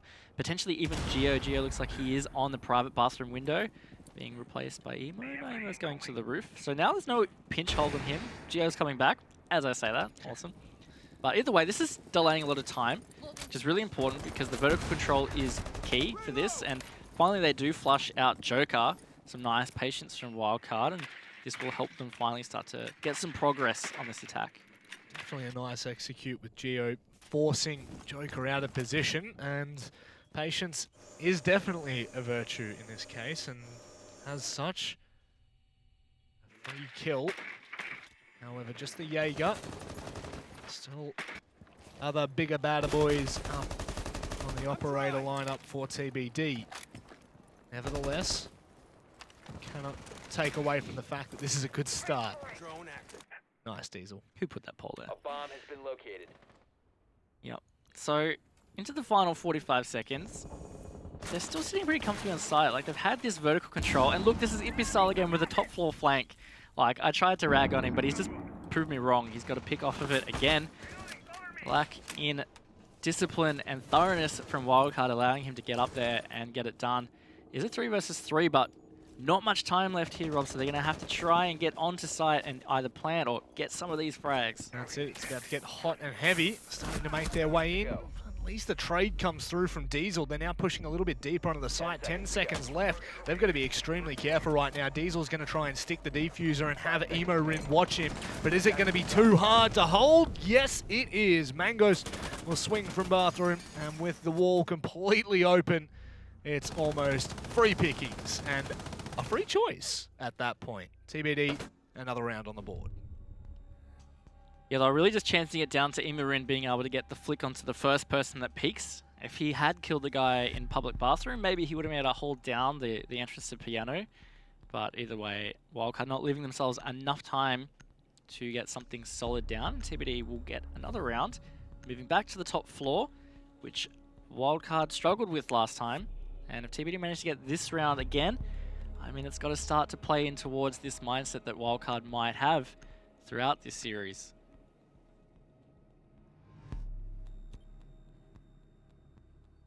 Attackers need to locate and defuse as many bombs as they can. TBD are proving their weight in gold. Multiple times now, it looks like Wildcard have the upper hand to begin with. Once again, another round where we see Wildcard find an opening. And from there, it's kind of diminished. Regardless of that 2v2 toward the end, TBD seemed like they were in a decent amount of control from beginning to end, and it's now left up to what the midway point. And now 3 rounds through that first half. 5 seconds to go. And in all honesty, definitely feels like Wildcard are a little rattled, having to make some pretty tough decisions. Yeah, and I'm really curious what adaptations they will be able to make to try and close out this top floor attack. Because last time they struggled a lot, clearing Mangoes out of yellow stairs. And I think that's the biggest factor. Such important map control to take is the yellow stairs.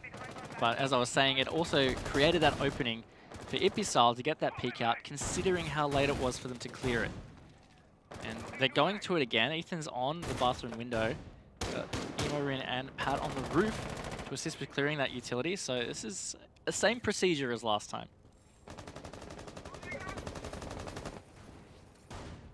It's a similar approach. Who knows? Who knows, it was a closer round. Oh, no, it wasn't. It was not a close round at all. Not that first one. Or was it? It was. It was a second round that wasn't. My apologies there, Raven. Doing very well today. Lucky I've got my handy spreadsheet on me at all times. And with this, the approach at 1:50 has forced Smoke into using one of his smoke babes out on the window. Does cut down that time, limited more so to 2, make that now to 1. So 10 seconds that he will be able to slow something down for, or maybe just give himself a better look, and Diesel nearly finding that exact same kill again. Yeah, they have down Mangoes on the yellow stairs though. It's a little bit earlier than last time, but it's still taken them the better half of the round to finally close it out. Ippy Style though gets Diesel. And that is, again, a situation that he just shouldn't be able to get away with. Good teamwork there from Jacksaddy, helping Ippy Style get in quicker, so he can't be refragged. Ethan's gone on the hunt, but Ippy Style, oh, he hits some shots, not finishing it off. 4 versus 4. Mangoes has been picked up in all this, though, and is retaining his position in yellow. If I'm not mistaken, there's still one more smoke babe left. Look at the approach the TBD are taking into this round. More than happy to take those initial engagements if they do push on that line a little bit too hard. Evo Rin very hesitant to try and make something work. Don't know whether they've got the time to continue to play like this. There's 35 seconds left, Raven. Every second that ticks, it feels like TBD are just getting more control on this round. Yeah, there's a rotate though that's going to be a meeting push or a meeting attempted execute. We've got 2 players around meeting, it looked like, and 1 over on admin. Aaron's going to be on the private window, and he's going to be trying to hold the rotate around yellow, but they've got to get in and get something happening here. I can't believe when the clock is less than 10 seconds, they're not in trying to get some picks. It's going to be frantic, manic, final 5 seconds as plants going down. And no. But no. Yeah, absolutely nothing. TBD shut it down again, Raven. Yeah. Yeah. Yeah, it's been a really rough trot for Wildcard, and this is full props to TBD in the way that they have been able to play this. They technically almost went down 2 players before Wildcard had even really started to look at an approach there. Is it the time that's just escaping Wildcard that is costing them? It's strange because it felt like on Villa, there were instances in their attack where they were just going a bit too quick and they were missing things like with their drones, and that was costing early frags. But now it's like they're taking their time and being disciplined and patient to clear certain areas, but nothing's actually happening. I mean, they got Mangoes down a bit earlier. He was never finished off, and actually in that opening, Ipisal got another run out and got a pick off of it. And I mean, Ethan was able to refrag, but in that time, Mangoes got revived on yellow stairs. And so they never actually achieved that map control, given the time and utility investment. That's a massive loss. That's a big L. So they have to be, while they're doing good with utility use, nothing is actually happening out of it. Yeah. Well, we've definitely seen Wildcard be on the receiving end of some unfortunate decisions, but it feels as though some of these are definitely coming down to their own mistakes rather than it is a smarter decision from TBD. Just taking too long on some of these approaches, and there's a very much a sense of a frantic fright at the end of some of these rounds for Wildcard, trying to get in on the site and hold different angles. Again, this storyline is going to be very interesting to follow across these next 2 weeks. That it is. Wildcard, definitely a big name, and just at the moment, they're like a fish out of water, flailing, struggling to get some air back in because it's not looking very good at all. TBD able to just kind of do what they want. They're playing their style of Siege, which of course means they're going to be winning more rounds. They're playing comfortable. So Wildcard need to figure out a way to change that.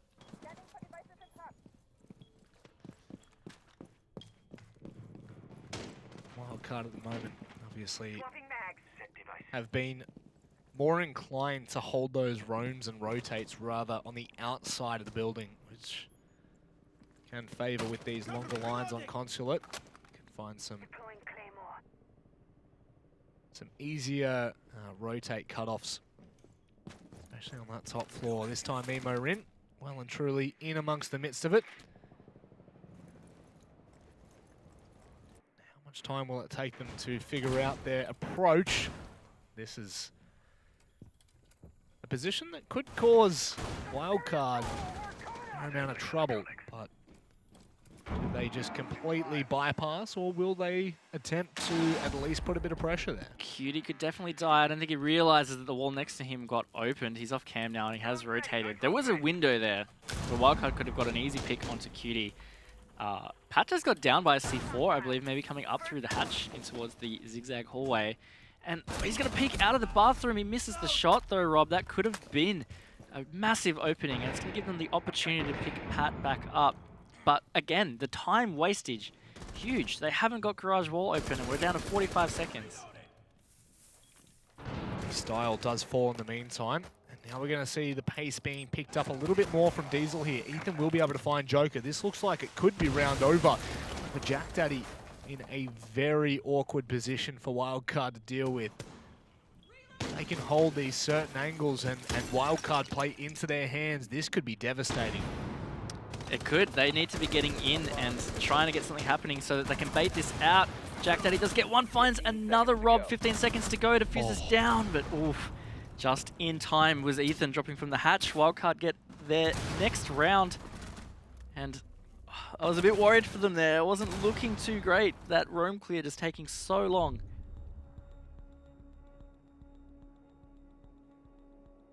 It's definitely felt the sense of urgency is just lacking in a small part there. But as it does always come full circle, Raven. Yes, sir. We'll be seeing the lobby press room held once more by TBD. Successful on their last attempts. And I mean, the two attacks that Wildcard have won were that side, the garage side.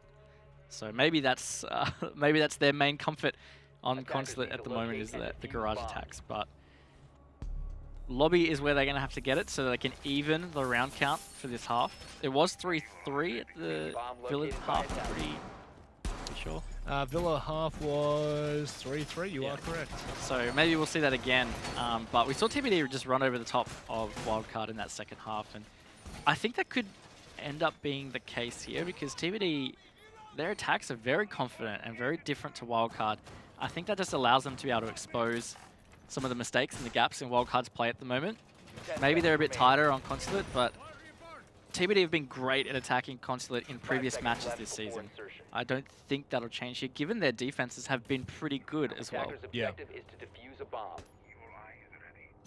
Defense has definitely been something of proof, and Style looking for somewhat of an opening kill, and a free one at that. Not going to be rewarded in any such luck. This is something we saw, but I think there's a bit of a deeper approach. Was TBD happy to at least sit Ippy Style upstairs and just be a pain in the backside. Didn't really work last time, and Joker has been caught out on that position twice. So you would dare say that this is something that Wildcard has been able to read pretty easily. Yeah, it's a tough position that Joker's playing because it's a margin of millimeters. If you're just 1 millimeter off, someone will see the edge of your body, I know exactly where you are. You're pretty easy to pinch. So you're playing with fire just by being there in general. And once again, at least this time Ippy Style is there. Whether they will expect that or not, that's another question. Never mind. Oh, we saw something different there. That is totally incorrect. And oh, okay. I mean, I don't mind the attempt. Maybe catch Wildcard off, expecting him to be sticking around, but Joker just hasn't had the impact there I think TBD have been hoping for. Yeah, I mean, he was pretty stuck. So, yeah, I agree. Maybe it was right for him to push out at that stage. He'd already been downed. It was a great use of the dock because it seemed like they were ready for the fact Joker is in a tough position to stay alive in. And it takes time and some patience from Wildcard to get that. So yeah, the dock use there was great, but either way, he was going to get flushed out. And I like his attempt to try and take someone with him, especially as a Jaeger. At that stage, your job's done, your utility's down.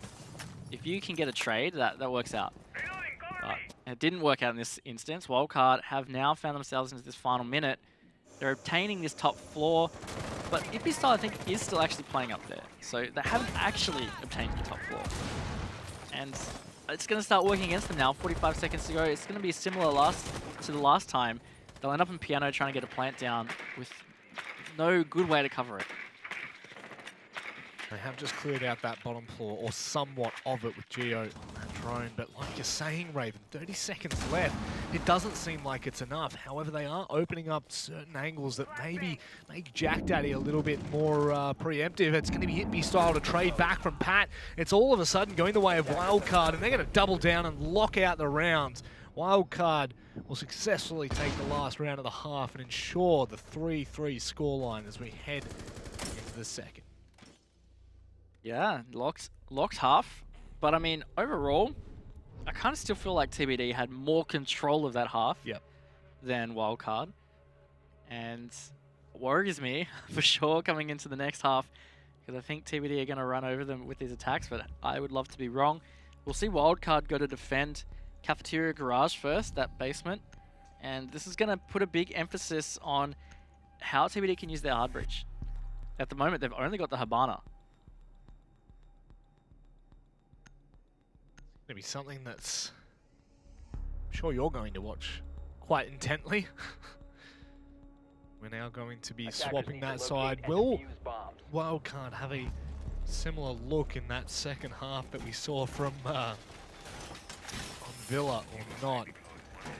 Has, however, swapped hands, so if we do follow the same trend, Wildcard feel comfortable on their defensive side, which probably going to bet your bottom dollar they are. Could be finishing a little bit sooner rather than later. I have to say, I think TBD were not reading into or expecting Garage. Their lineup really screams top floor attack because they don't have Thermite or a second hard breach. Yep. They don't have Thatcher.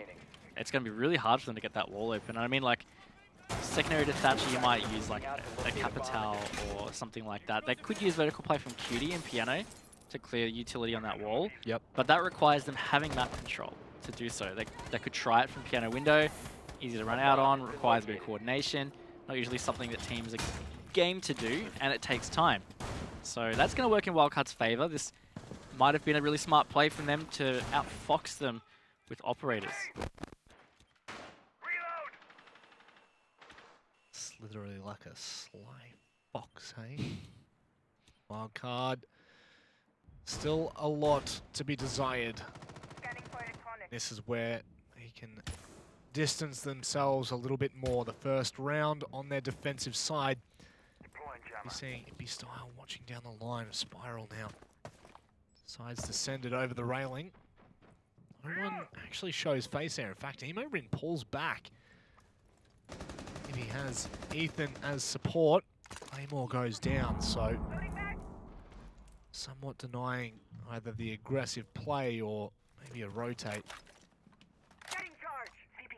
Angle can still be held though if Imran was to creep up. He can still hold an angle into that double door, and timing might work against him here. It does. He peeks up just a little too aggressive at the wrong time. Epistyle catches him out. That's a good start to the attack from TBD.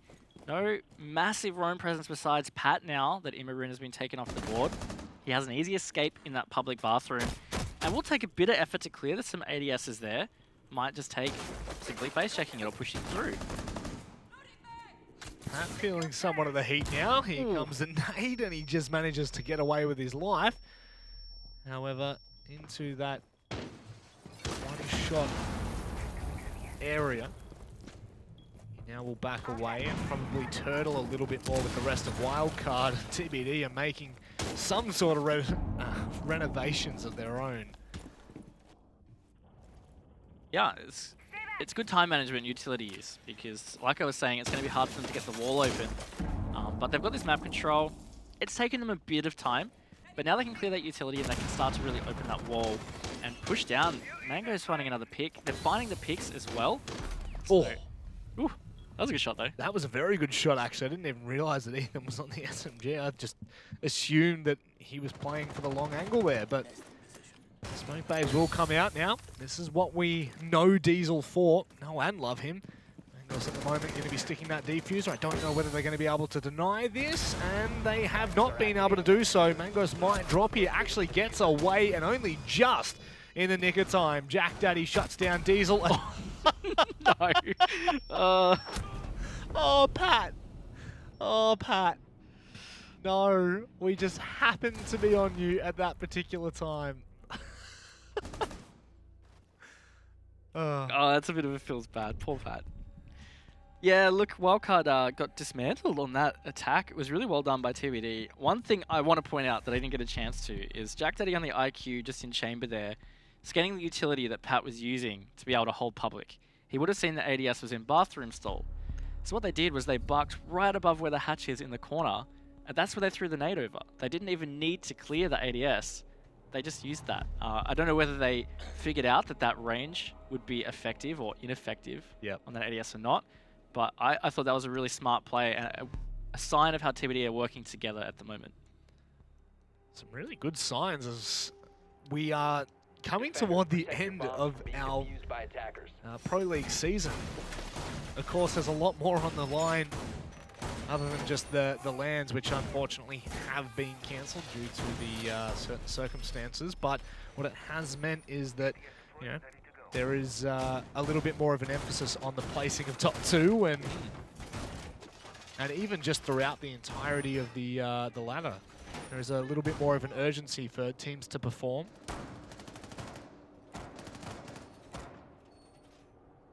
Yeah, you still want the good placements, and of course you're fighting for some good prize money, and the teams that are still in it, being these two, Wildcard TBD, got a lot to fight for, and on top of that, there are expectations to meet. So one thing that we haven't really talked about is TBD is still trying to get an org. So they're trying to make a case like, please invest in us if you give us support. Look, we're doing really well without it. Imagine what we can do with it. That kind of thing. So if they manage to get 2 map wins against Wildcard, yeah, Wildcard is still not in great shape. Either way, it's great, and it's putting them in a total top 3 position. TBD getting 2 map wins tonight would really start to separate Wildcard from that top 3 and push them down into that bottom bunch. Again, not something that you would have thought of literally 2 months ago, but fortunately it's just the nature of the beast, and it can come back to haunt you. So that being said, it's TBD's game at the moment. They've looked very good on both maps here, looking pretty comfortable on, I want to say, almost any site they've had to approach, defensive or attacking. Wildcard, however, have always been able to keep themselves in it until this second half. Is this going to continue? Because Cutie finding the opening on the Pat. What the start Wildcard would be hoping for. Definitely not. And TBD just being really efficient with how they're dealing with their attacks. Roam clear has been good. Utility use has been good. And they're taking map control, which is something we weren't really seeing from Wildcard. They've got 2 players below, so they're going to play some vertical. Hopefully they've got intel on site. I mean, one thing that surprised me a lot is Valkyrie's not banned and also not really being used. And she's quite strong on console. There's a lot of good cameras you can get. Really helpful for that intel because you do play very fluidly between the floors. So it's interesting that she's actually not being utilized that much. Obviously preferences being preferences.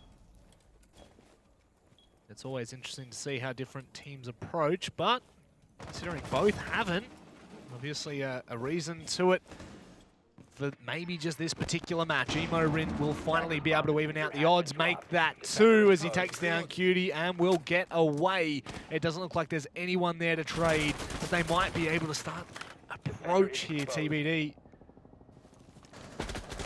Oh, wow. That's stuck in the bush. I mean, one thing that's a bit of an alarm bell is there's actually 2 offside. So Imarin was off, and Ethan went to help him. It's effectively 3v1 on site right now. So if TBD were to explode, it would be easy enough for them to get the plant down, as long as they avoid the vertical play, which, if they've got the intel, is going to be hard. Well, there's that C4 from Ethan, and now he can't use it anymore.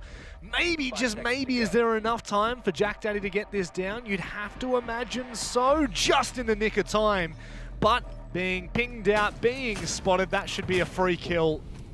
You got me worried for a second there, Raven, but Ethan will finally close that one out with the double denial. Yeah, I just happened to pick out the one fat bar that goes horizontally across there, and I thought maybe that would have been just the second and a half that TBD needed to get the plant down, but it wasn't. It was close though. It was a good execute from TBD, but that one pick on Geo that they really needed didn't come. Yep. Because as soon as they got that, they would have known Ethan was downstairs, go plant on CEO desk, and then he has to do a retake. So, inches from winning that round, I'd say, with TBD. But here's what it is. Wildcard even it out now. 4-4. They're staying in touch. It's probably the most important part for us right now, and probably the most important part for Wildcard. I think that the longer they're able to extend these matches, the more they're going to learn about each other as teammates, but also as just a whole entity that is the team. And I think that it's really important right now that if Wildcard are, you know, not going to be having the greatest results, that they at the very least get the most out of it. And so by taking that round and extending it, you know, maybe it's only the extra round, but the amount you can learn in that 3 minutes of attack phase, instrumental. Yeah, absolutely. And they're going down to Garage. And this was actually what TBD was showing as a weakness. They never won their defenses on Garage. So I'm going to be curious to see what Wildcard do differently and how TBD approach that. They're actually bringing the same lineup. They're bringing that Habana only hard breach, which surprises me quite a lot. Yeah. But if they make it work, then it works. You can't knock it, can you? No. It's always that one thing we talk about. Don't knock it till you try it. And that's the thing, is like what I was saying before about stats and actually how players like make a difference to what stats tell us. Yep. It's the same thing, like you can talk about a meta and what should work, but certain teams with certain playstyles will just make things that shouldn't work, per se, actually work. What? What? Okay. What did I just see there? It's like pre-firing his pre-fire, or I think he was just trying to make a hole, but I don't even know what I just saw. That was the strangest little interaction there, but I guess Emo Rin's on 70 HP. ate some bullets for it. Fair enough. We'll move on from that, and we'll try to tell a better storyline now. TBD taking that top floor roam down with decent time as well. One thing I wouldn't say demand to see, but would want to be seeing out of TBD right now is they've got Joker on the Ashe, and potentially they're using his utility all right, but usually you would bring an Ashe if you're trying to play a little aggressive, or the Ashe plays the entry, get those entry picks. But if Joker hasn't really stepped up on this map, and I think particularly in this round, he needs to. Yeah. They need some opening picks, and I say that Geo actually gets the opening kill for Wildcard. And this is where Joker and Ippy Style should be maybe trying to work together to get that opening frag. But what seems to keep happening is one of them will just die. Yep. And that's kind of it.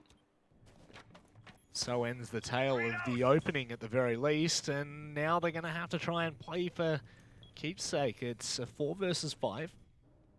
3 players on Wildcard have been tagged, but obviously not lower than half HP, which doesn't really tell you too much. It obviously means that you've done the tiniest bit of damage, and you can probably sit on that for a little bit, but at the end of the day, it is going to come down to these decisions. And Joker now starting to get a little bit more antsy. Exit stairs. That Go-Yo shield will burn some time as well as the ground. And that means that TBD are going to have to go for a slightly later plant than they were anticipating. It looked like they were ready to jump in and give it a crack. Mango's taking a little bit of damage there. And Diesel can start to use these smokes to really shun it out. He's got one left in the pocket. Mango's has managed to get through though, plant's going down. And they don't realize that he's already deep onto the side, I don't think. Geo's been able to take down Joker, but only after Joker dropped Diesel. Now they're going to have to try and make this approach. They've got 2 players to deal with vertically. Jack Daddy and Mango step up together, and all of a sudden, Rin, Ethan, they're going to try and fight again. It's these vertical plays absolutely ripping them to pieces. Rin, I don't know what you can get done in this circumstance, and the answer is naught. Absolutely nada. It is TBD that closed that out so convincingly in the end. Yeah, it was a great attack or execute setup from TBD. Wildcard just caught sleeping. They had no intel on where the plant was going down. I think that was obviously the critical thing. The evil eyes got cleared, and Mango's just very smartly ran through and planted over at the bins. So he avoided the smoke bays from Diesel. Nicely done from him, and we're seeing it again from Wildcard. They're going to repeat the bomb site. Yep. Maybe they just see that one simple oversight, and they reckon they can fix that.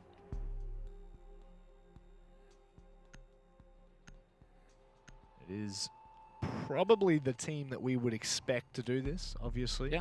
We spoke about it on Villa, which is the Wildcard's ability to adapt to a lot of these rounds has really been one of the game changers for, I do feel, for their progression in the ANZ region. So more often than not, when you do see an opportunity for them to reattempt and to change something, you probably will. Even with this new iteration, with the new roster, you know, things are changing. I think you'll still see very much the skeleton of Wildcard remain. Yeah, hopefully so. The adaptation they've done here is Ethan did the 6th pick from Mute to Kai. I'm curious whether he's using that just on Garage Wall, or whether maybe they've reinforced the kitchen hatch and the drop. No, Emo just dropped, so that's not the case. Clearly it's going to be for Garage, but not having the Mute means that TBD are going to have more freedom with their drones. Yep. I think one thing that's been really good for TBD, or a strength of TBD, is just their ability to take map control really quick. So not having those mute jammers to deal with might facilitate for that to be quicker. You could definitely see that being a concern.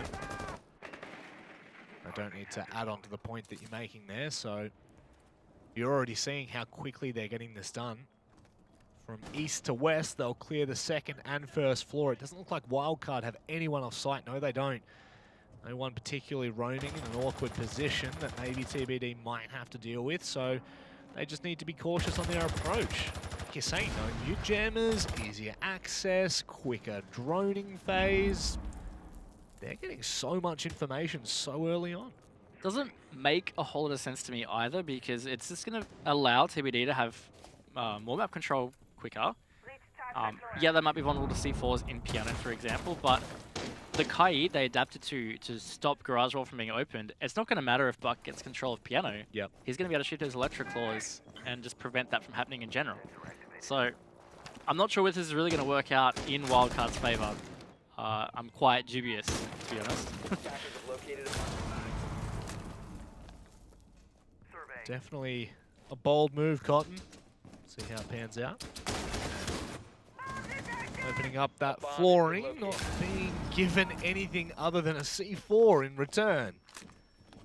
Cutie, though, will find Ethan? Question mark?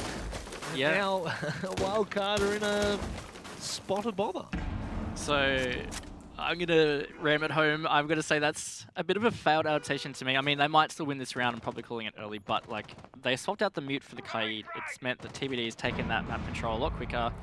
They've killed the Kaid, so they can just open Garage now, and they're going to have more time than previously to set up the execute. Now, there is a roam happening. Pat did get one, but it's shut down by Jack Daddy. It's refrag though, because 2 came up, but shut down again. So it's this game of refrag that we see in Siege, and TBD just running over the top. Yep, I think Diesel was over across on toward the... Yeah, okay, so not even anywhere near the action. Wildcard, I guess they look to make a decision there. If they find a 2 for 1, or if they find 1 for none, it's a decent push, but the problem is they're just so exposed on the site. TBD are already down there and putting the pressure. The plan's down. Diesel is going to slowly and surely attempt to retake this, but there's just nothing left in it. Wildcard have been bamboozled at every point. Maybe a free kill with a shotgun up close. Not even going to grab that. It's, once again, TBD that are consistently surprising us.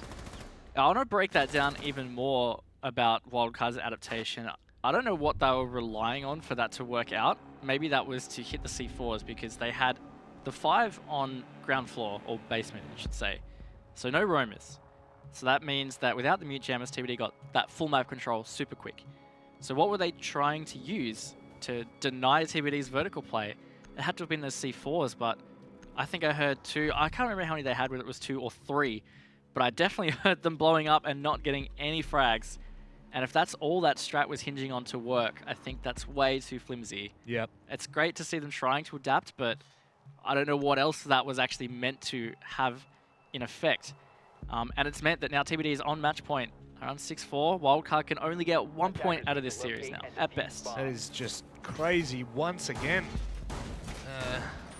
Disappointing performance. A sad, sorry start for Wildcard in their second half of the campaign that is Season 11. So, look, it's now or never. They either grab a point or nothing. That's quite literally all it is, Raven, like you've said. And at this point, again, I want to reiterate the fact that we really need to see Wildcard play these games out and get the most out of them as they can. 5 seconds left. Every match is just so crucial for them and their progression as a team and where they go from here. The attacker's bomb diffuser has been dropped. Can all start with these matches. That it can, and they really need to start now. Because, I mean, like, they're 2 rounds away from at least getting the draw. If I were them, just go hard, try get the draw. It's better to try and get some wins than just concede. Not that I'm saying that's what they are doing. But also, I think they've potentially made a mistake in veto here. I think TBD have proven time and time again, Consulate as a map, they're bloody good on. Yep. And they're proving it here. And even if Wildcard have some counter strats, nothing seems to have really worked that well. I can't say I've seen anything that's overly like, wow, they've totally counter-stratted TBD here. They've got their number. Like, good job. That just hasn't happened. Feels like the only kind of maps that we've seen Wildcard do well on in the first half were Banking Cafe. Yeah. Pretty, See you on the other say, side. average for the most part, but more lackluster than usual. Diesel did find the opening kill for the rounds, though. A nice little peek onto the balcony window. Guess Jack Dad was trying to repel upside down, get the peek into meeting. Definitely looks like it's a meeting execute that TBD are attempting here. Cutie on the balcony by himself with diffuser, trying to do something about Diesel behind meeting table, but he doesn't have any crossfires established. Nobody really able to help him push. They could use that doorway, but it's a bit risky. Just completely unaware. Diesel ready to peek out, and again, that's something that Cutie could potentially be covering from that balcony. I think Diesel's having an absolute laugh right now. Here comes the second or third smoke even. Okay, Joker, Cutie. We've got it to do. A 2 versus 5, not completely out of the realm, so it's just about finding these kills one by one. Joker's nearly given a second on the back of Cutie finding that first, and unfortunately the timing does not favour the bold in this occasion. Feels as though we will be heading to the full regulation. It does. Cutie's just going to try and get what he can. Does find a nice nade there. I've seen some great nades coming from Buck players tonight. Nico in that first series for Sinister, I lost count of how many grenade kills he ended up getting. Don't even start. Now Cutie pulling up as well. 20 seconds to go on the rounds though. Not going to go anywhere. No. Ethan watching that from the stairs. Pretty much. Yeah, no, there's absolutely no hope of him getting in there. Still worth a shot to see what you can do, but you haven't really been given much of an option, and we're at the end of the line. Round 12, 5-6. Do we see Wildcard pull a point? Will we see TBD surge out of this engagement with 6 points? I tell you who is going to be hoping for a draw, and that's going to be Fnatic and Elevate. Because otherwise TBD is still going to be very much in touch with their positioning on the ladder. Yep. And they still have to play each other. That's a big thing, because if you're almost neck and neck in points and you play each other, if you Defenders, drop protect your bombs from being a map defused or a by map and a attackers. draw and lose that head-to-head, that could be it. That Like, could you be your forfeit it. season. Yep. Yeah. So if you forfeit your position on the ladder in your head-to-head with them, yeah, obviously that's not great. So if Wildcard managed to get the draw here, that does keep TBD at bay a bit for those top 2 teams at the moment. So right now, just to reiterate what we're talking about, Fnatic are on 22 points, Elevate are on 21. TBD technically have the 1 game in hand, but they are now drawing with Elevate 10 on seconds 21 remaining. points. If they win this, they will kind of leapfrog in front of 5 seconds to Fnatic insertion. by 2 points. But again, they've still got heaps of matches to go. Attackers are heading I out to honestly defuse can the see the bomb. end of this season just being a cluster.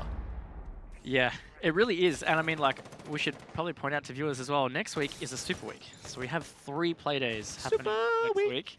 A lot of games that are going to tell the end of this season. Like, the top 3 teams will basically all play each other. Well, tomorrow night is one, and then next week.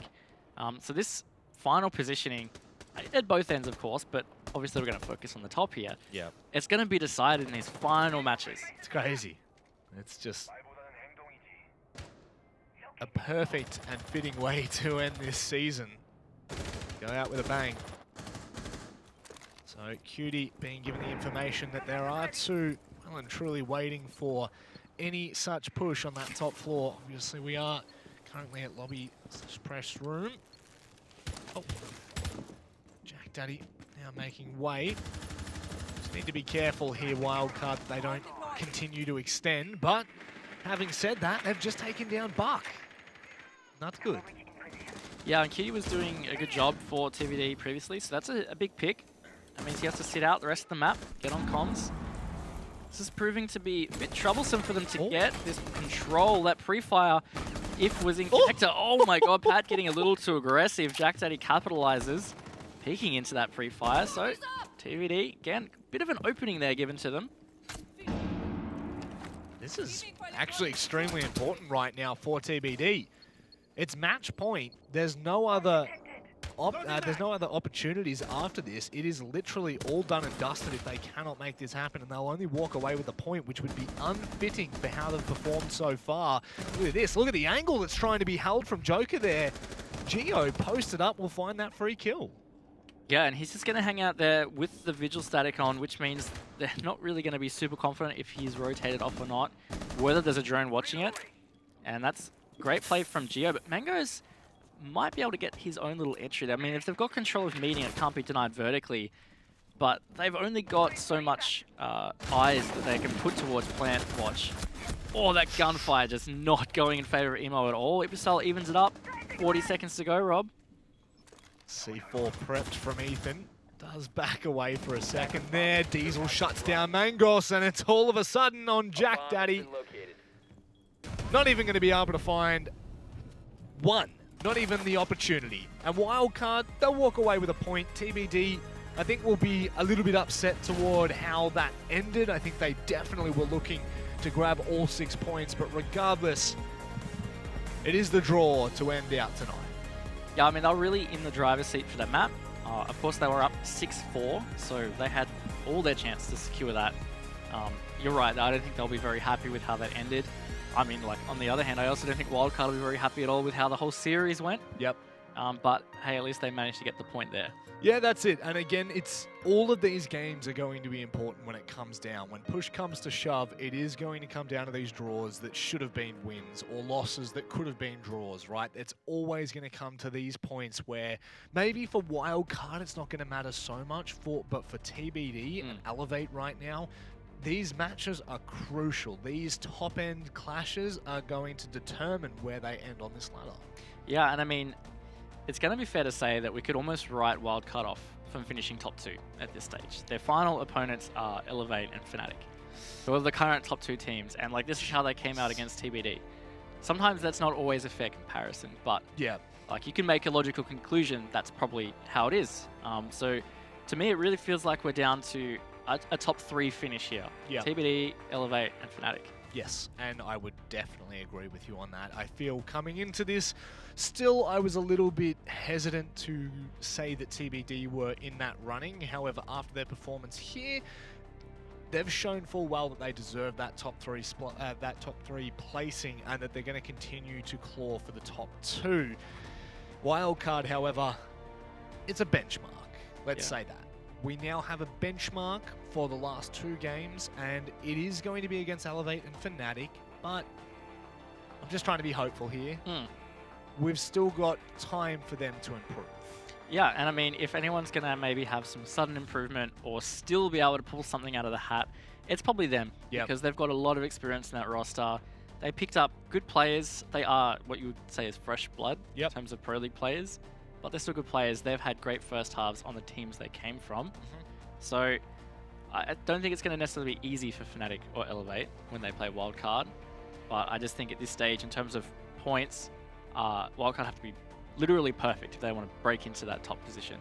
And I think the fun part for that is they can play Gatekeeper. And I mean, yeah, all it might take is 3 points off Fnatic, and they will be able to maybe claw or maybe push and elevate into the right position. The first of many Elevate puns, I'm sure. Oh, without a doubt. That was awful, and I hope that no one at home enjoyed that for a second, because it came out of my mouth and I didn't enjoy it. So, you know, it's... Man, I don't even know at that point. We'll just keep moving on with Wildcard and TBD.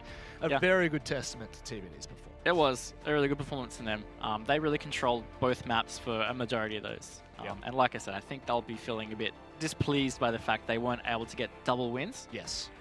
So I'd be interested to talk to Ippy about that. I'm sure he'll be very vocal and tell us straight away. He's pretty honest, usually up front. So yeah. No, it's these kind of conversations that we are about to have, and we do have after these games.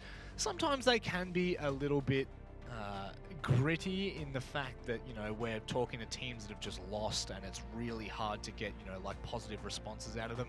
However, I feel like TBD have been a team this year that have, or this season, it is this year, that have just been positive no matter the outcome. And they've had really good outcomes, so I guess that helps, but they're always very insightful into what they know. Yeah, and I mean, like, that's a really important thing for a team, is to not be stuck in the dumps after those tough series. I mean, like, they lost a map to Pittsburgh Knights that they definitely weren't expecting to lose. And I mean, that veto went bad for them. And they got rolled on that map. Yeah. And Ippy in that interview, I mean, like, he just was like, yeah, that was bad. We weren't meant to let Borders through. Yep. Like, you could already tell, like, the attitude. They were like, oh, it's a write-off. Like, it happened. Yeah. They got past it. Like, it clearly hasn't affected them in the rest of their matches. Well, we're actually going to be able to hear from Ippy Style right now. Hey, mate, how you doing? Hello, beautiful human beings. How are we? God, that mustache is gorgeous. Just, that is so gorgeous. Yeah, it's dirty, isn't it? Before we get into the nitty-gritties, how are you feeling after that? Obviously, I'm sure you would have preferred the 6 points, but a great performance against Wildcard. Yeah, it's a bit of a god damn it about the last map, but what can you do? Yeah, it's really interesting too, because I think out of the 2 maps, I was expecting that you guys would probably have a more comfortable win on Consulate than Villa when I saw the veto. Did the veto go how you were expecting? Were you expecting to be playing Villa against them in the first map? Yeah, so that kind of went exactly how we wanted it to. Those were the 2 maps we were trying to get. Yeah. It was really unfortunate. The last few rounds of Consulate, they kind of just flipped the aggressive switch and started playing a bit more loosely rather than structured. And it went from us like playing against their structure to them just like completely flipping the game basically. And then it kind of just threw us off a bit for those last few rounds, which is unfortunate, but it is what it is. And on Villa, you guys had the first half at 3-3. It seemed pretty tight for us. But then in the second half, you guys really accelerated. Was there anything that really differentiated the 2 halves on Villa that allowed you to get so far ahead? So we had a pretty good feeling that Thatcher was going to be one of their bans, and we kind of knew that that would probably stuff them in the long term, actually, for the way Villa plays. So unfortunate for them. Just the perfect trap card activated. I love that. So currently you are the only team that are orgless in Pro League, sorry to say. You are, however, sitting well, actually now you're sitting second in the Pro League. Is there anything you'd like to say for anyone watching right now that might be looking to pick you guys up? As you can see, even though we drew and we've had losses this season, we're still striving for better. So keep your eyes peeled.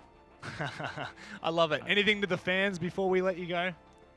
I'll try to keep that top spot, eh? I love it, mate. I love it. Thank you very much for joining us, mate. We'll see you soon. No worries. Cheers, Wood. Ciao. That mustache is... Yeah. It's my sleep paralysis. That's toward you. What are you saying, man? What are you saying? Give up. Look, yeah, he was clearly pretty chuffed with how they played. Yes. Undoubtedly frustrated they didn't get 6 points, but you can't sneeze at 4 points against a team like Wildcard. They're meant to be one of the harder opponents, and they played really well. So it is bittersweet for Ibisyle, especially when, you know, we were saying, he won't be happy, they won't be happy with the fact that they walked away with 4 points instead of 6 points. But it's still good to see that they can spot out exactly what it was, right? Yeah. The fact that Wildcard just started playing a lot freer. And who knows, maybe that could be a wild card that we see in the future. I don't know, but that's one thing is, like, again, learning from your failures, learning from your mistakes, and how you can adapt from that in the future. Yeah, and the other thing that I thought was really good is it sounded like a lot of tonight was, it sounded like it was calculated for them. Yeah. The veto went how they expected, even the operator bans and how that played into how the map would play out, so that their second half would potentially be their stronger half on Villa. So that helps because it means you can go into that first half being like, okay, let's play really well. As long as we stay in touch, we know we can get the second half. Yeah. Stuff like that just all helps mindset throughout an entire map or a series. So I think stuff like that is just going against Wildcard because they're trying to rebuild. And when you're against a team that's confident, playing strong, and then things go well in terms of your calculations, that's really hard to come up against and hard to deal with. Yeah. It's playing the long game, right? It is... Yeah.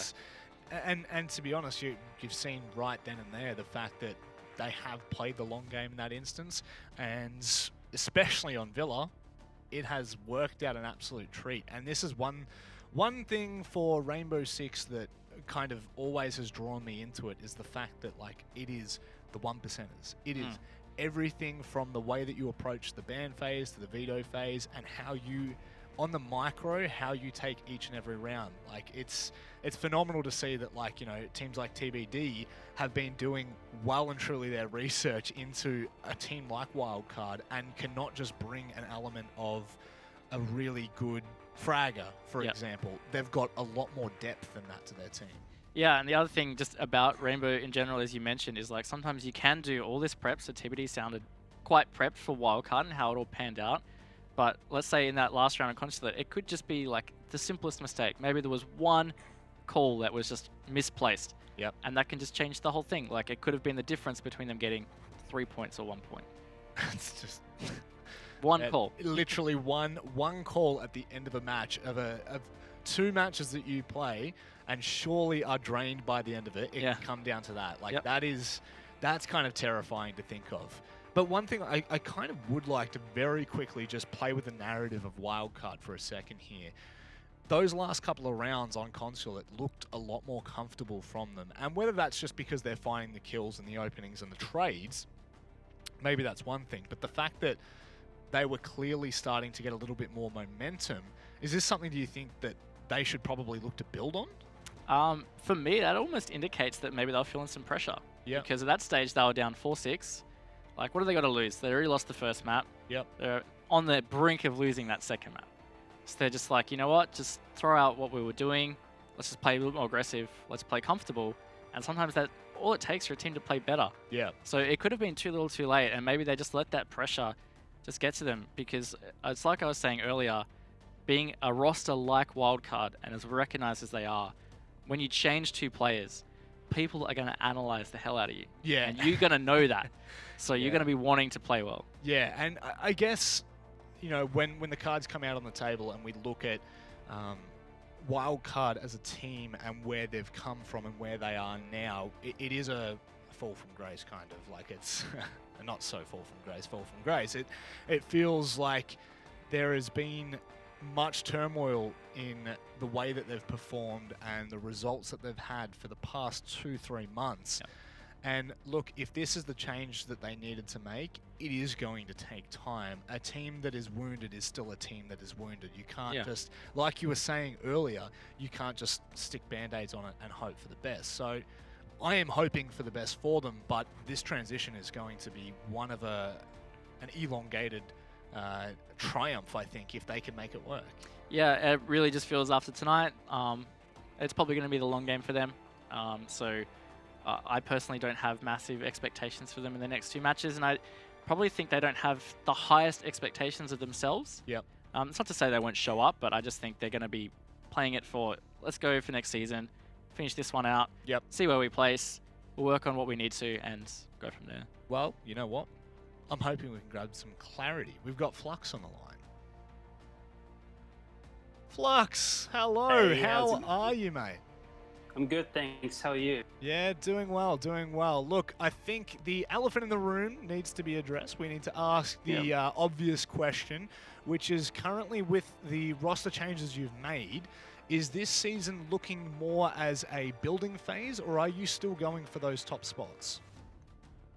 I'd say it's fair to say that the odds are they aren't in our favor for the end of the season to like finish top 2 and stuff. But I'd say just take it slowly. Really, just implement everything. Look at scrims, every scrim. Just take it slow, and then, like you said, it's like a building block, and then just learn from a mistake from our previous rosters. Like we made these changes because we felt that we needed. So right now it's just like there's not a lot of pressure on us right now because the season was already, the odds were already so high. And now we've dropped points today, so I think not looking too much into it and just, give it its time to. We need to find our star with this new roster, like 2 roster changes, and we haven't made roster changes in a while now. So just like being patient with it and just, letting the team just find its way.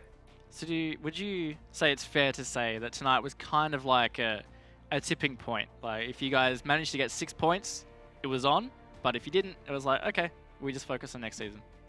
Yeah, I'd say, I think that's a fair thing to say, yep. Yeah. And then with your performance, I mean, obviously the roster change was a big factor, but was there anything outside of the roster change? Like, was this something that TBD brought out that caught you off guard as well? Was there anything else that compounded the roster change issues? No, it's like, honestly, it's just like, I didn't focus too much on, like, we didn't get really phased by a lot of what they did. It's more so just like holes in our own game that's what I focused on the most. Like, sometimes it's just like an angle not being held and then them being able to rotate around, which like really plays into their game because they're a really dynamic team. They like to move around and they capitalize on that, on our weaknesses. So like a lot of it played into their strength, and basically, that's all I can pretty also on that. Yeah, beautiful. We know their play style. Yeah, you understand how they're going. Well, I've got to ask you this, and it'll be the final question. Do you have anything to say or maybe clarity to bring to viewers at home that might be watching right now that are fans of you? I'd say just give this new roster its patience. Like, I've been watching these guys in scrims that have been popping off, and I'm really excited for the future. So don't give up on us. Thanks for all the continued support ever since day one, basically, whenever you've been supporting us. And yeah, just be patient, and we'll be back to our good ways, pretty much. Thank you. Beautiful. Thank you very much for that, Flux. Well, take care, and we'll speak to you soon. You too. Cheers, boys. Good to get a bit more clarity on the whole picture and the fact that, again, man, we're like wizards. But we do get to talk about things, and we just speculate on what things might be happening. But it's good to kind of bring some transparency from viewers to us, to, of course, the players at home. Yeah, 100%. It was really good to get some insight. And then obviously, I guess you could say like a downside sometimes as a caster is you have to sometimes draw assumptions or conclusions. Yeah. You never want to be like wrong about a team or say something that is misplaced. So that's the good thing about these interviews is we can get that clarity, and like we drew some pretty big conclusions during that game. Yeah. And thankfully it was just all kind of confirmed by Flux. Yeah. And that's good to hear. I'm glad to hear that that's how they're approaching their matches now. And this is going to be the long haul. It is. It is the long haul. Well, let's have a look at the past results from today, not just the match between TBD and Wildcard 7-3.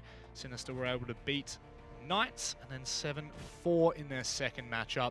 And I don't really need to read the rest of this, but is there any kind of notes that you want to be making about these results?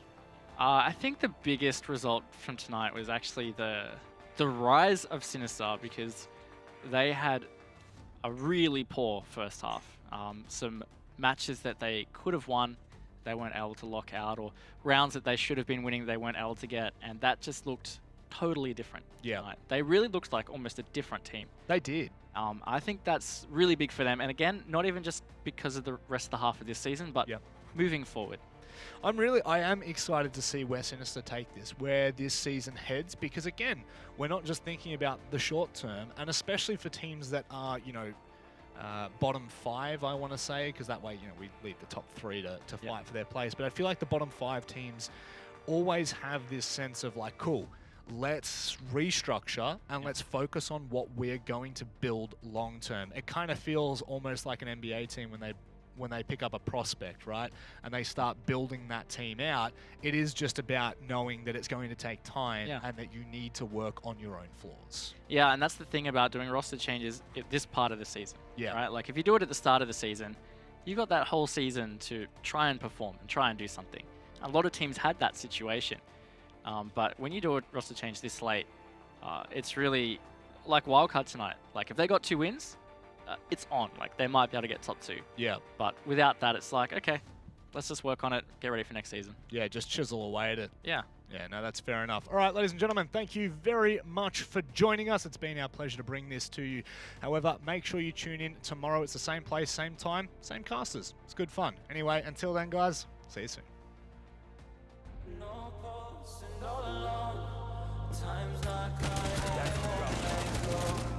No thoughts left in my head.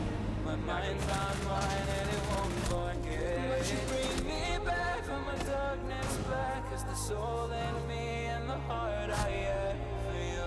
It bleeds for you, it beats again. Oh, you bring me alive. Oh, you bring me to life.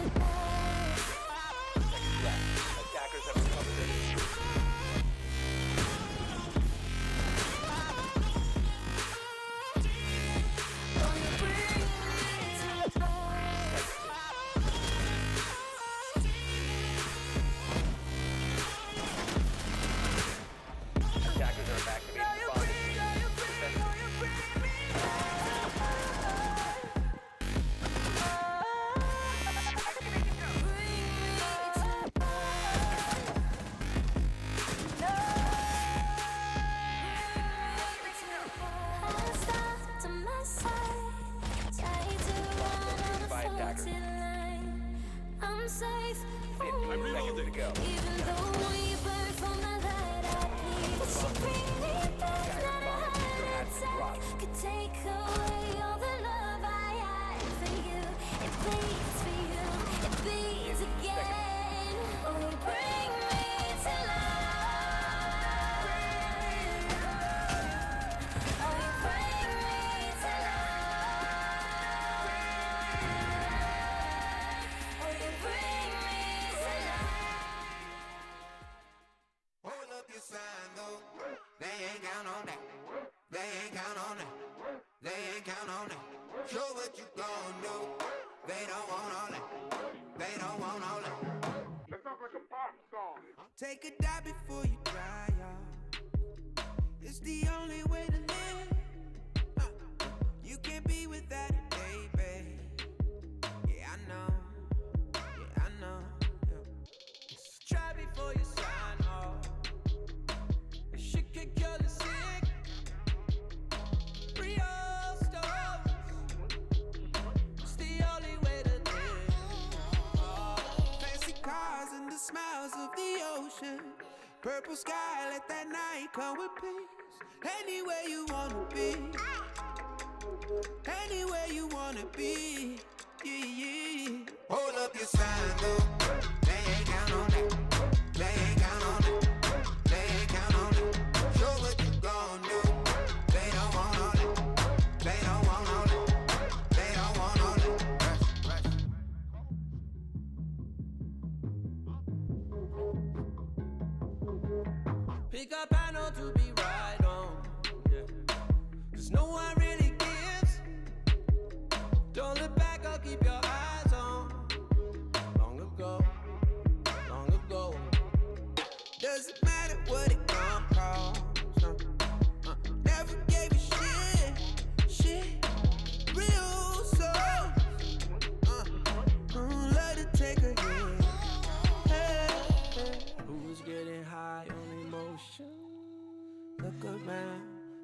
around.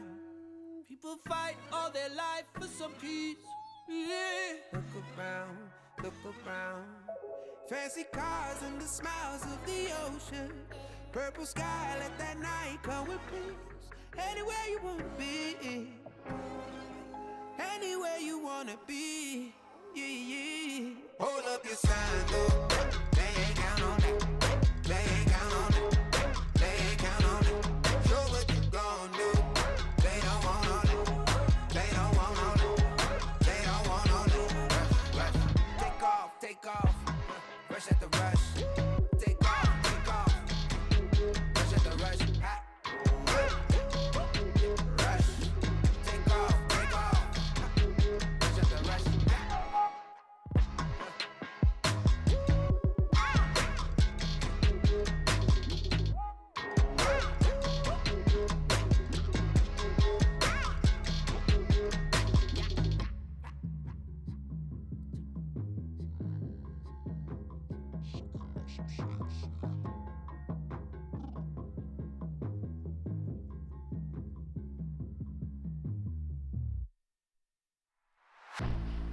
I was born like a fire in the eye of a hurricane. Always told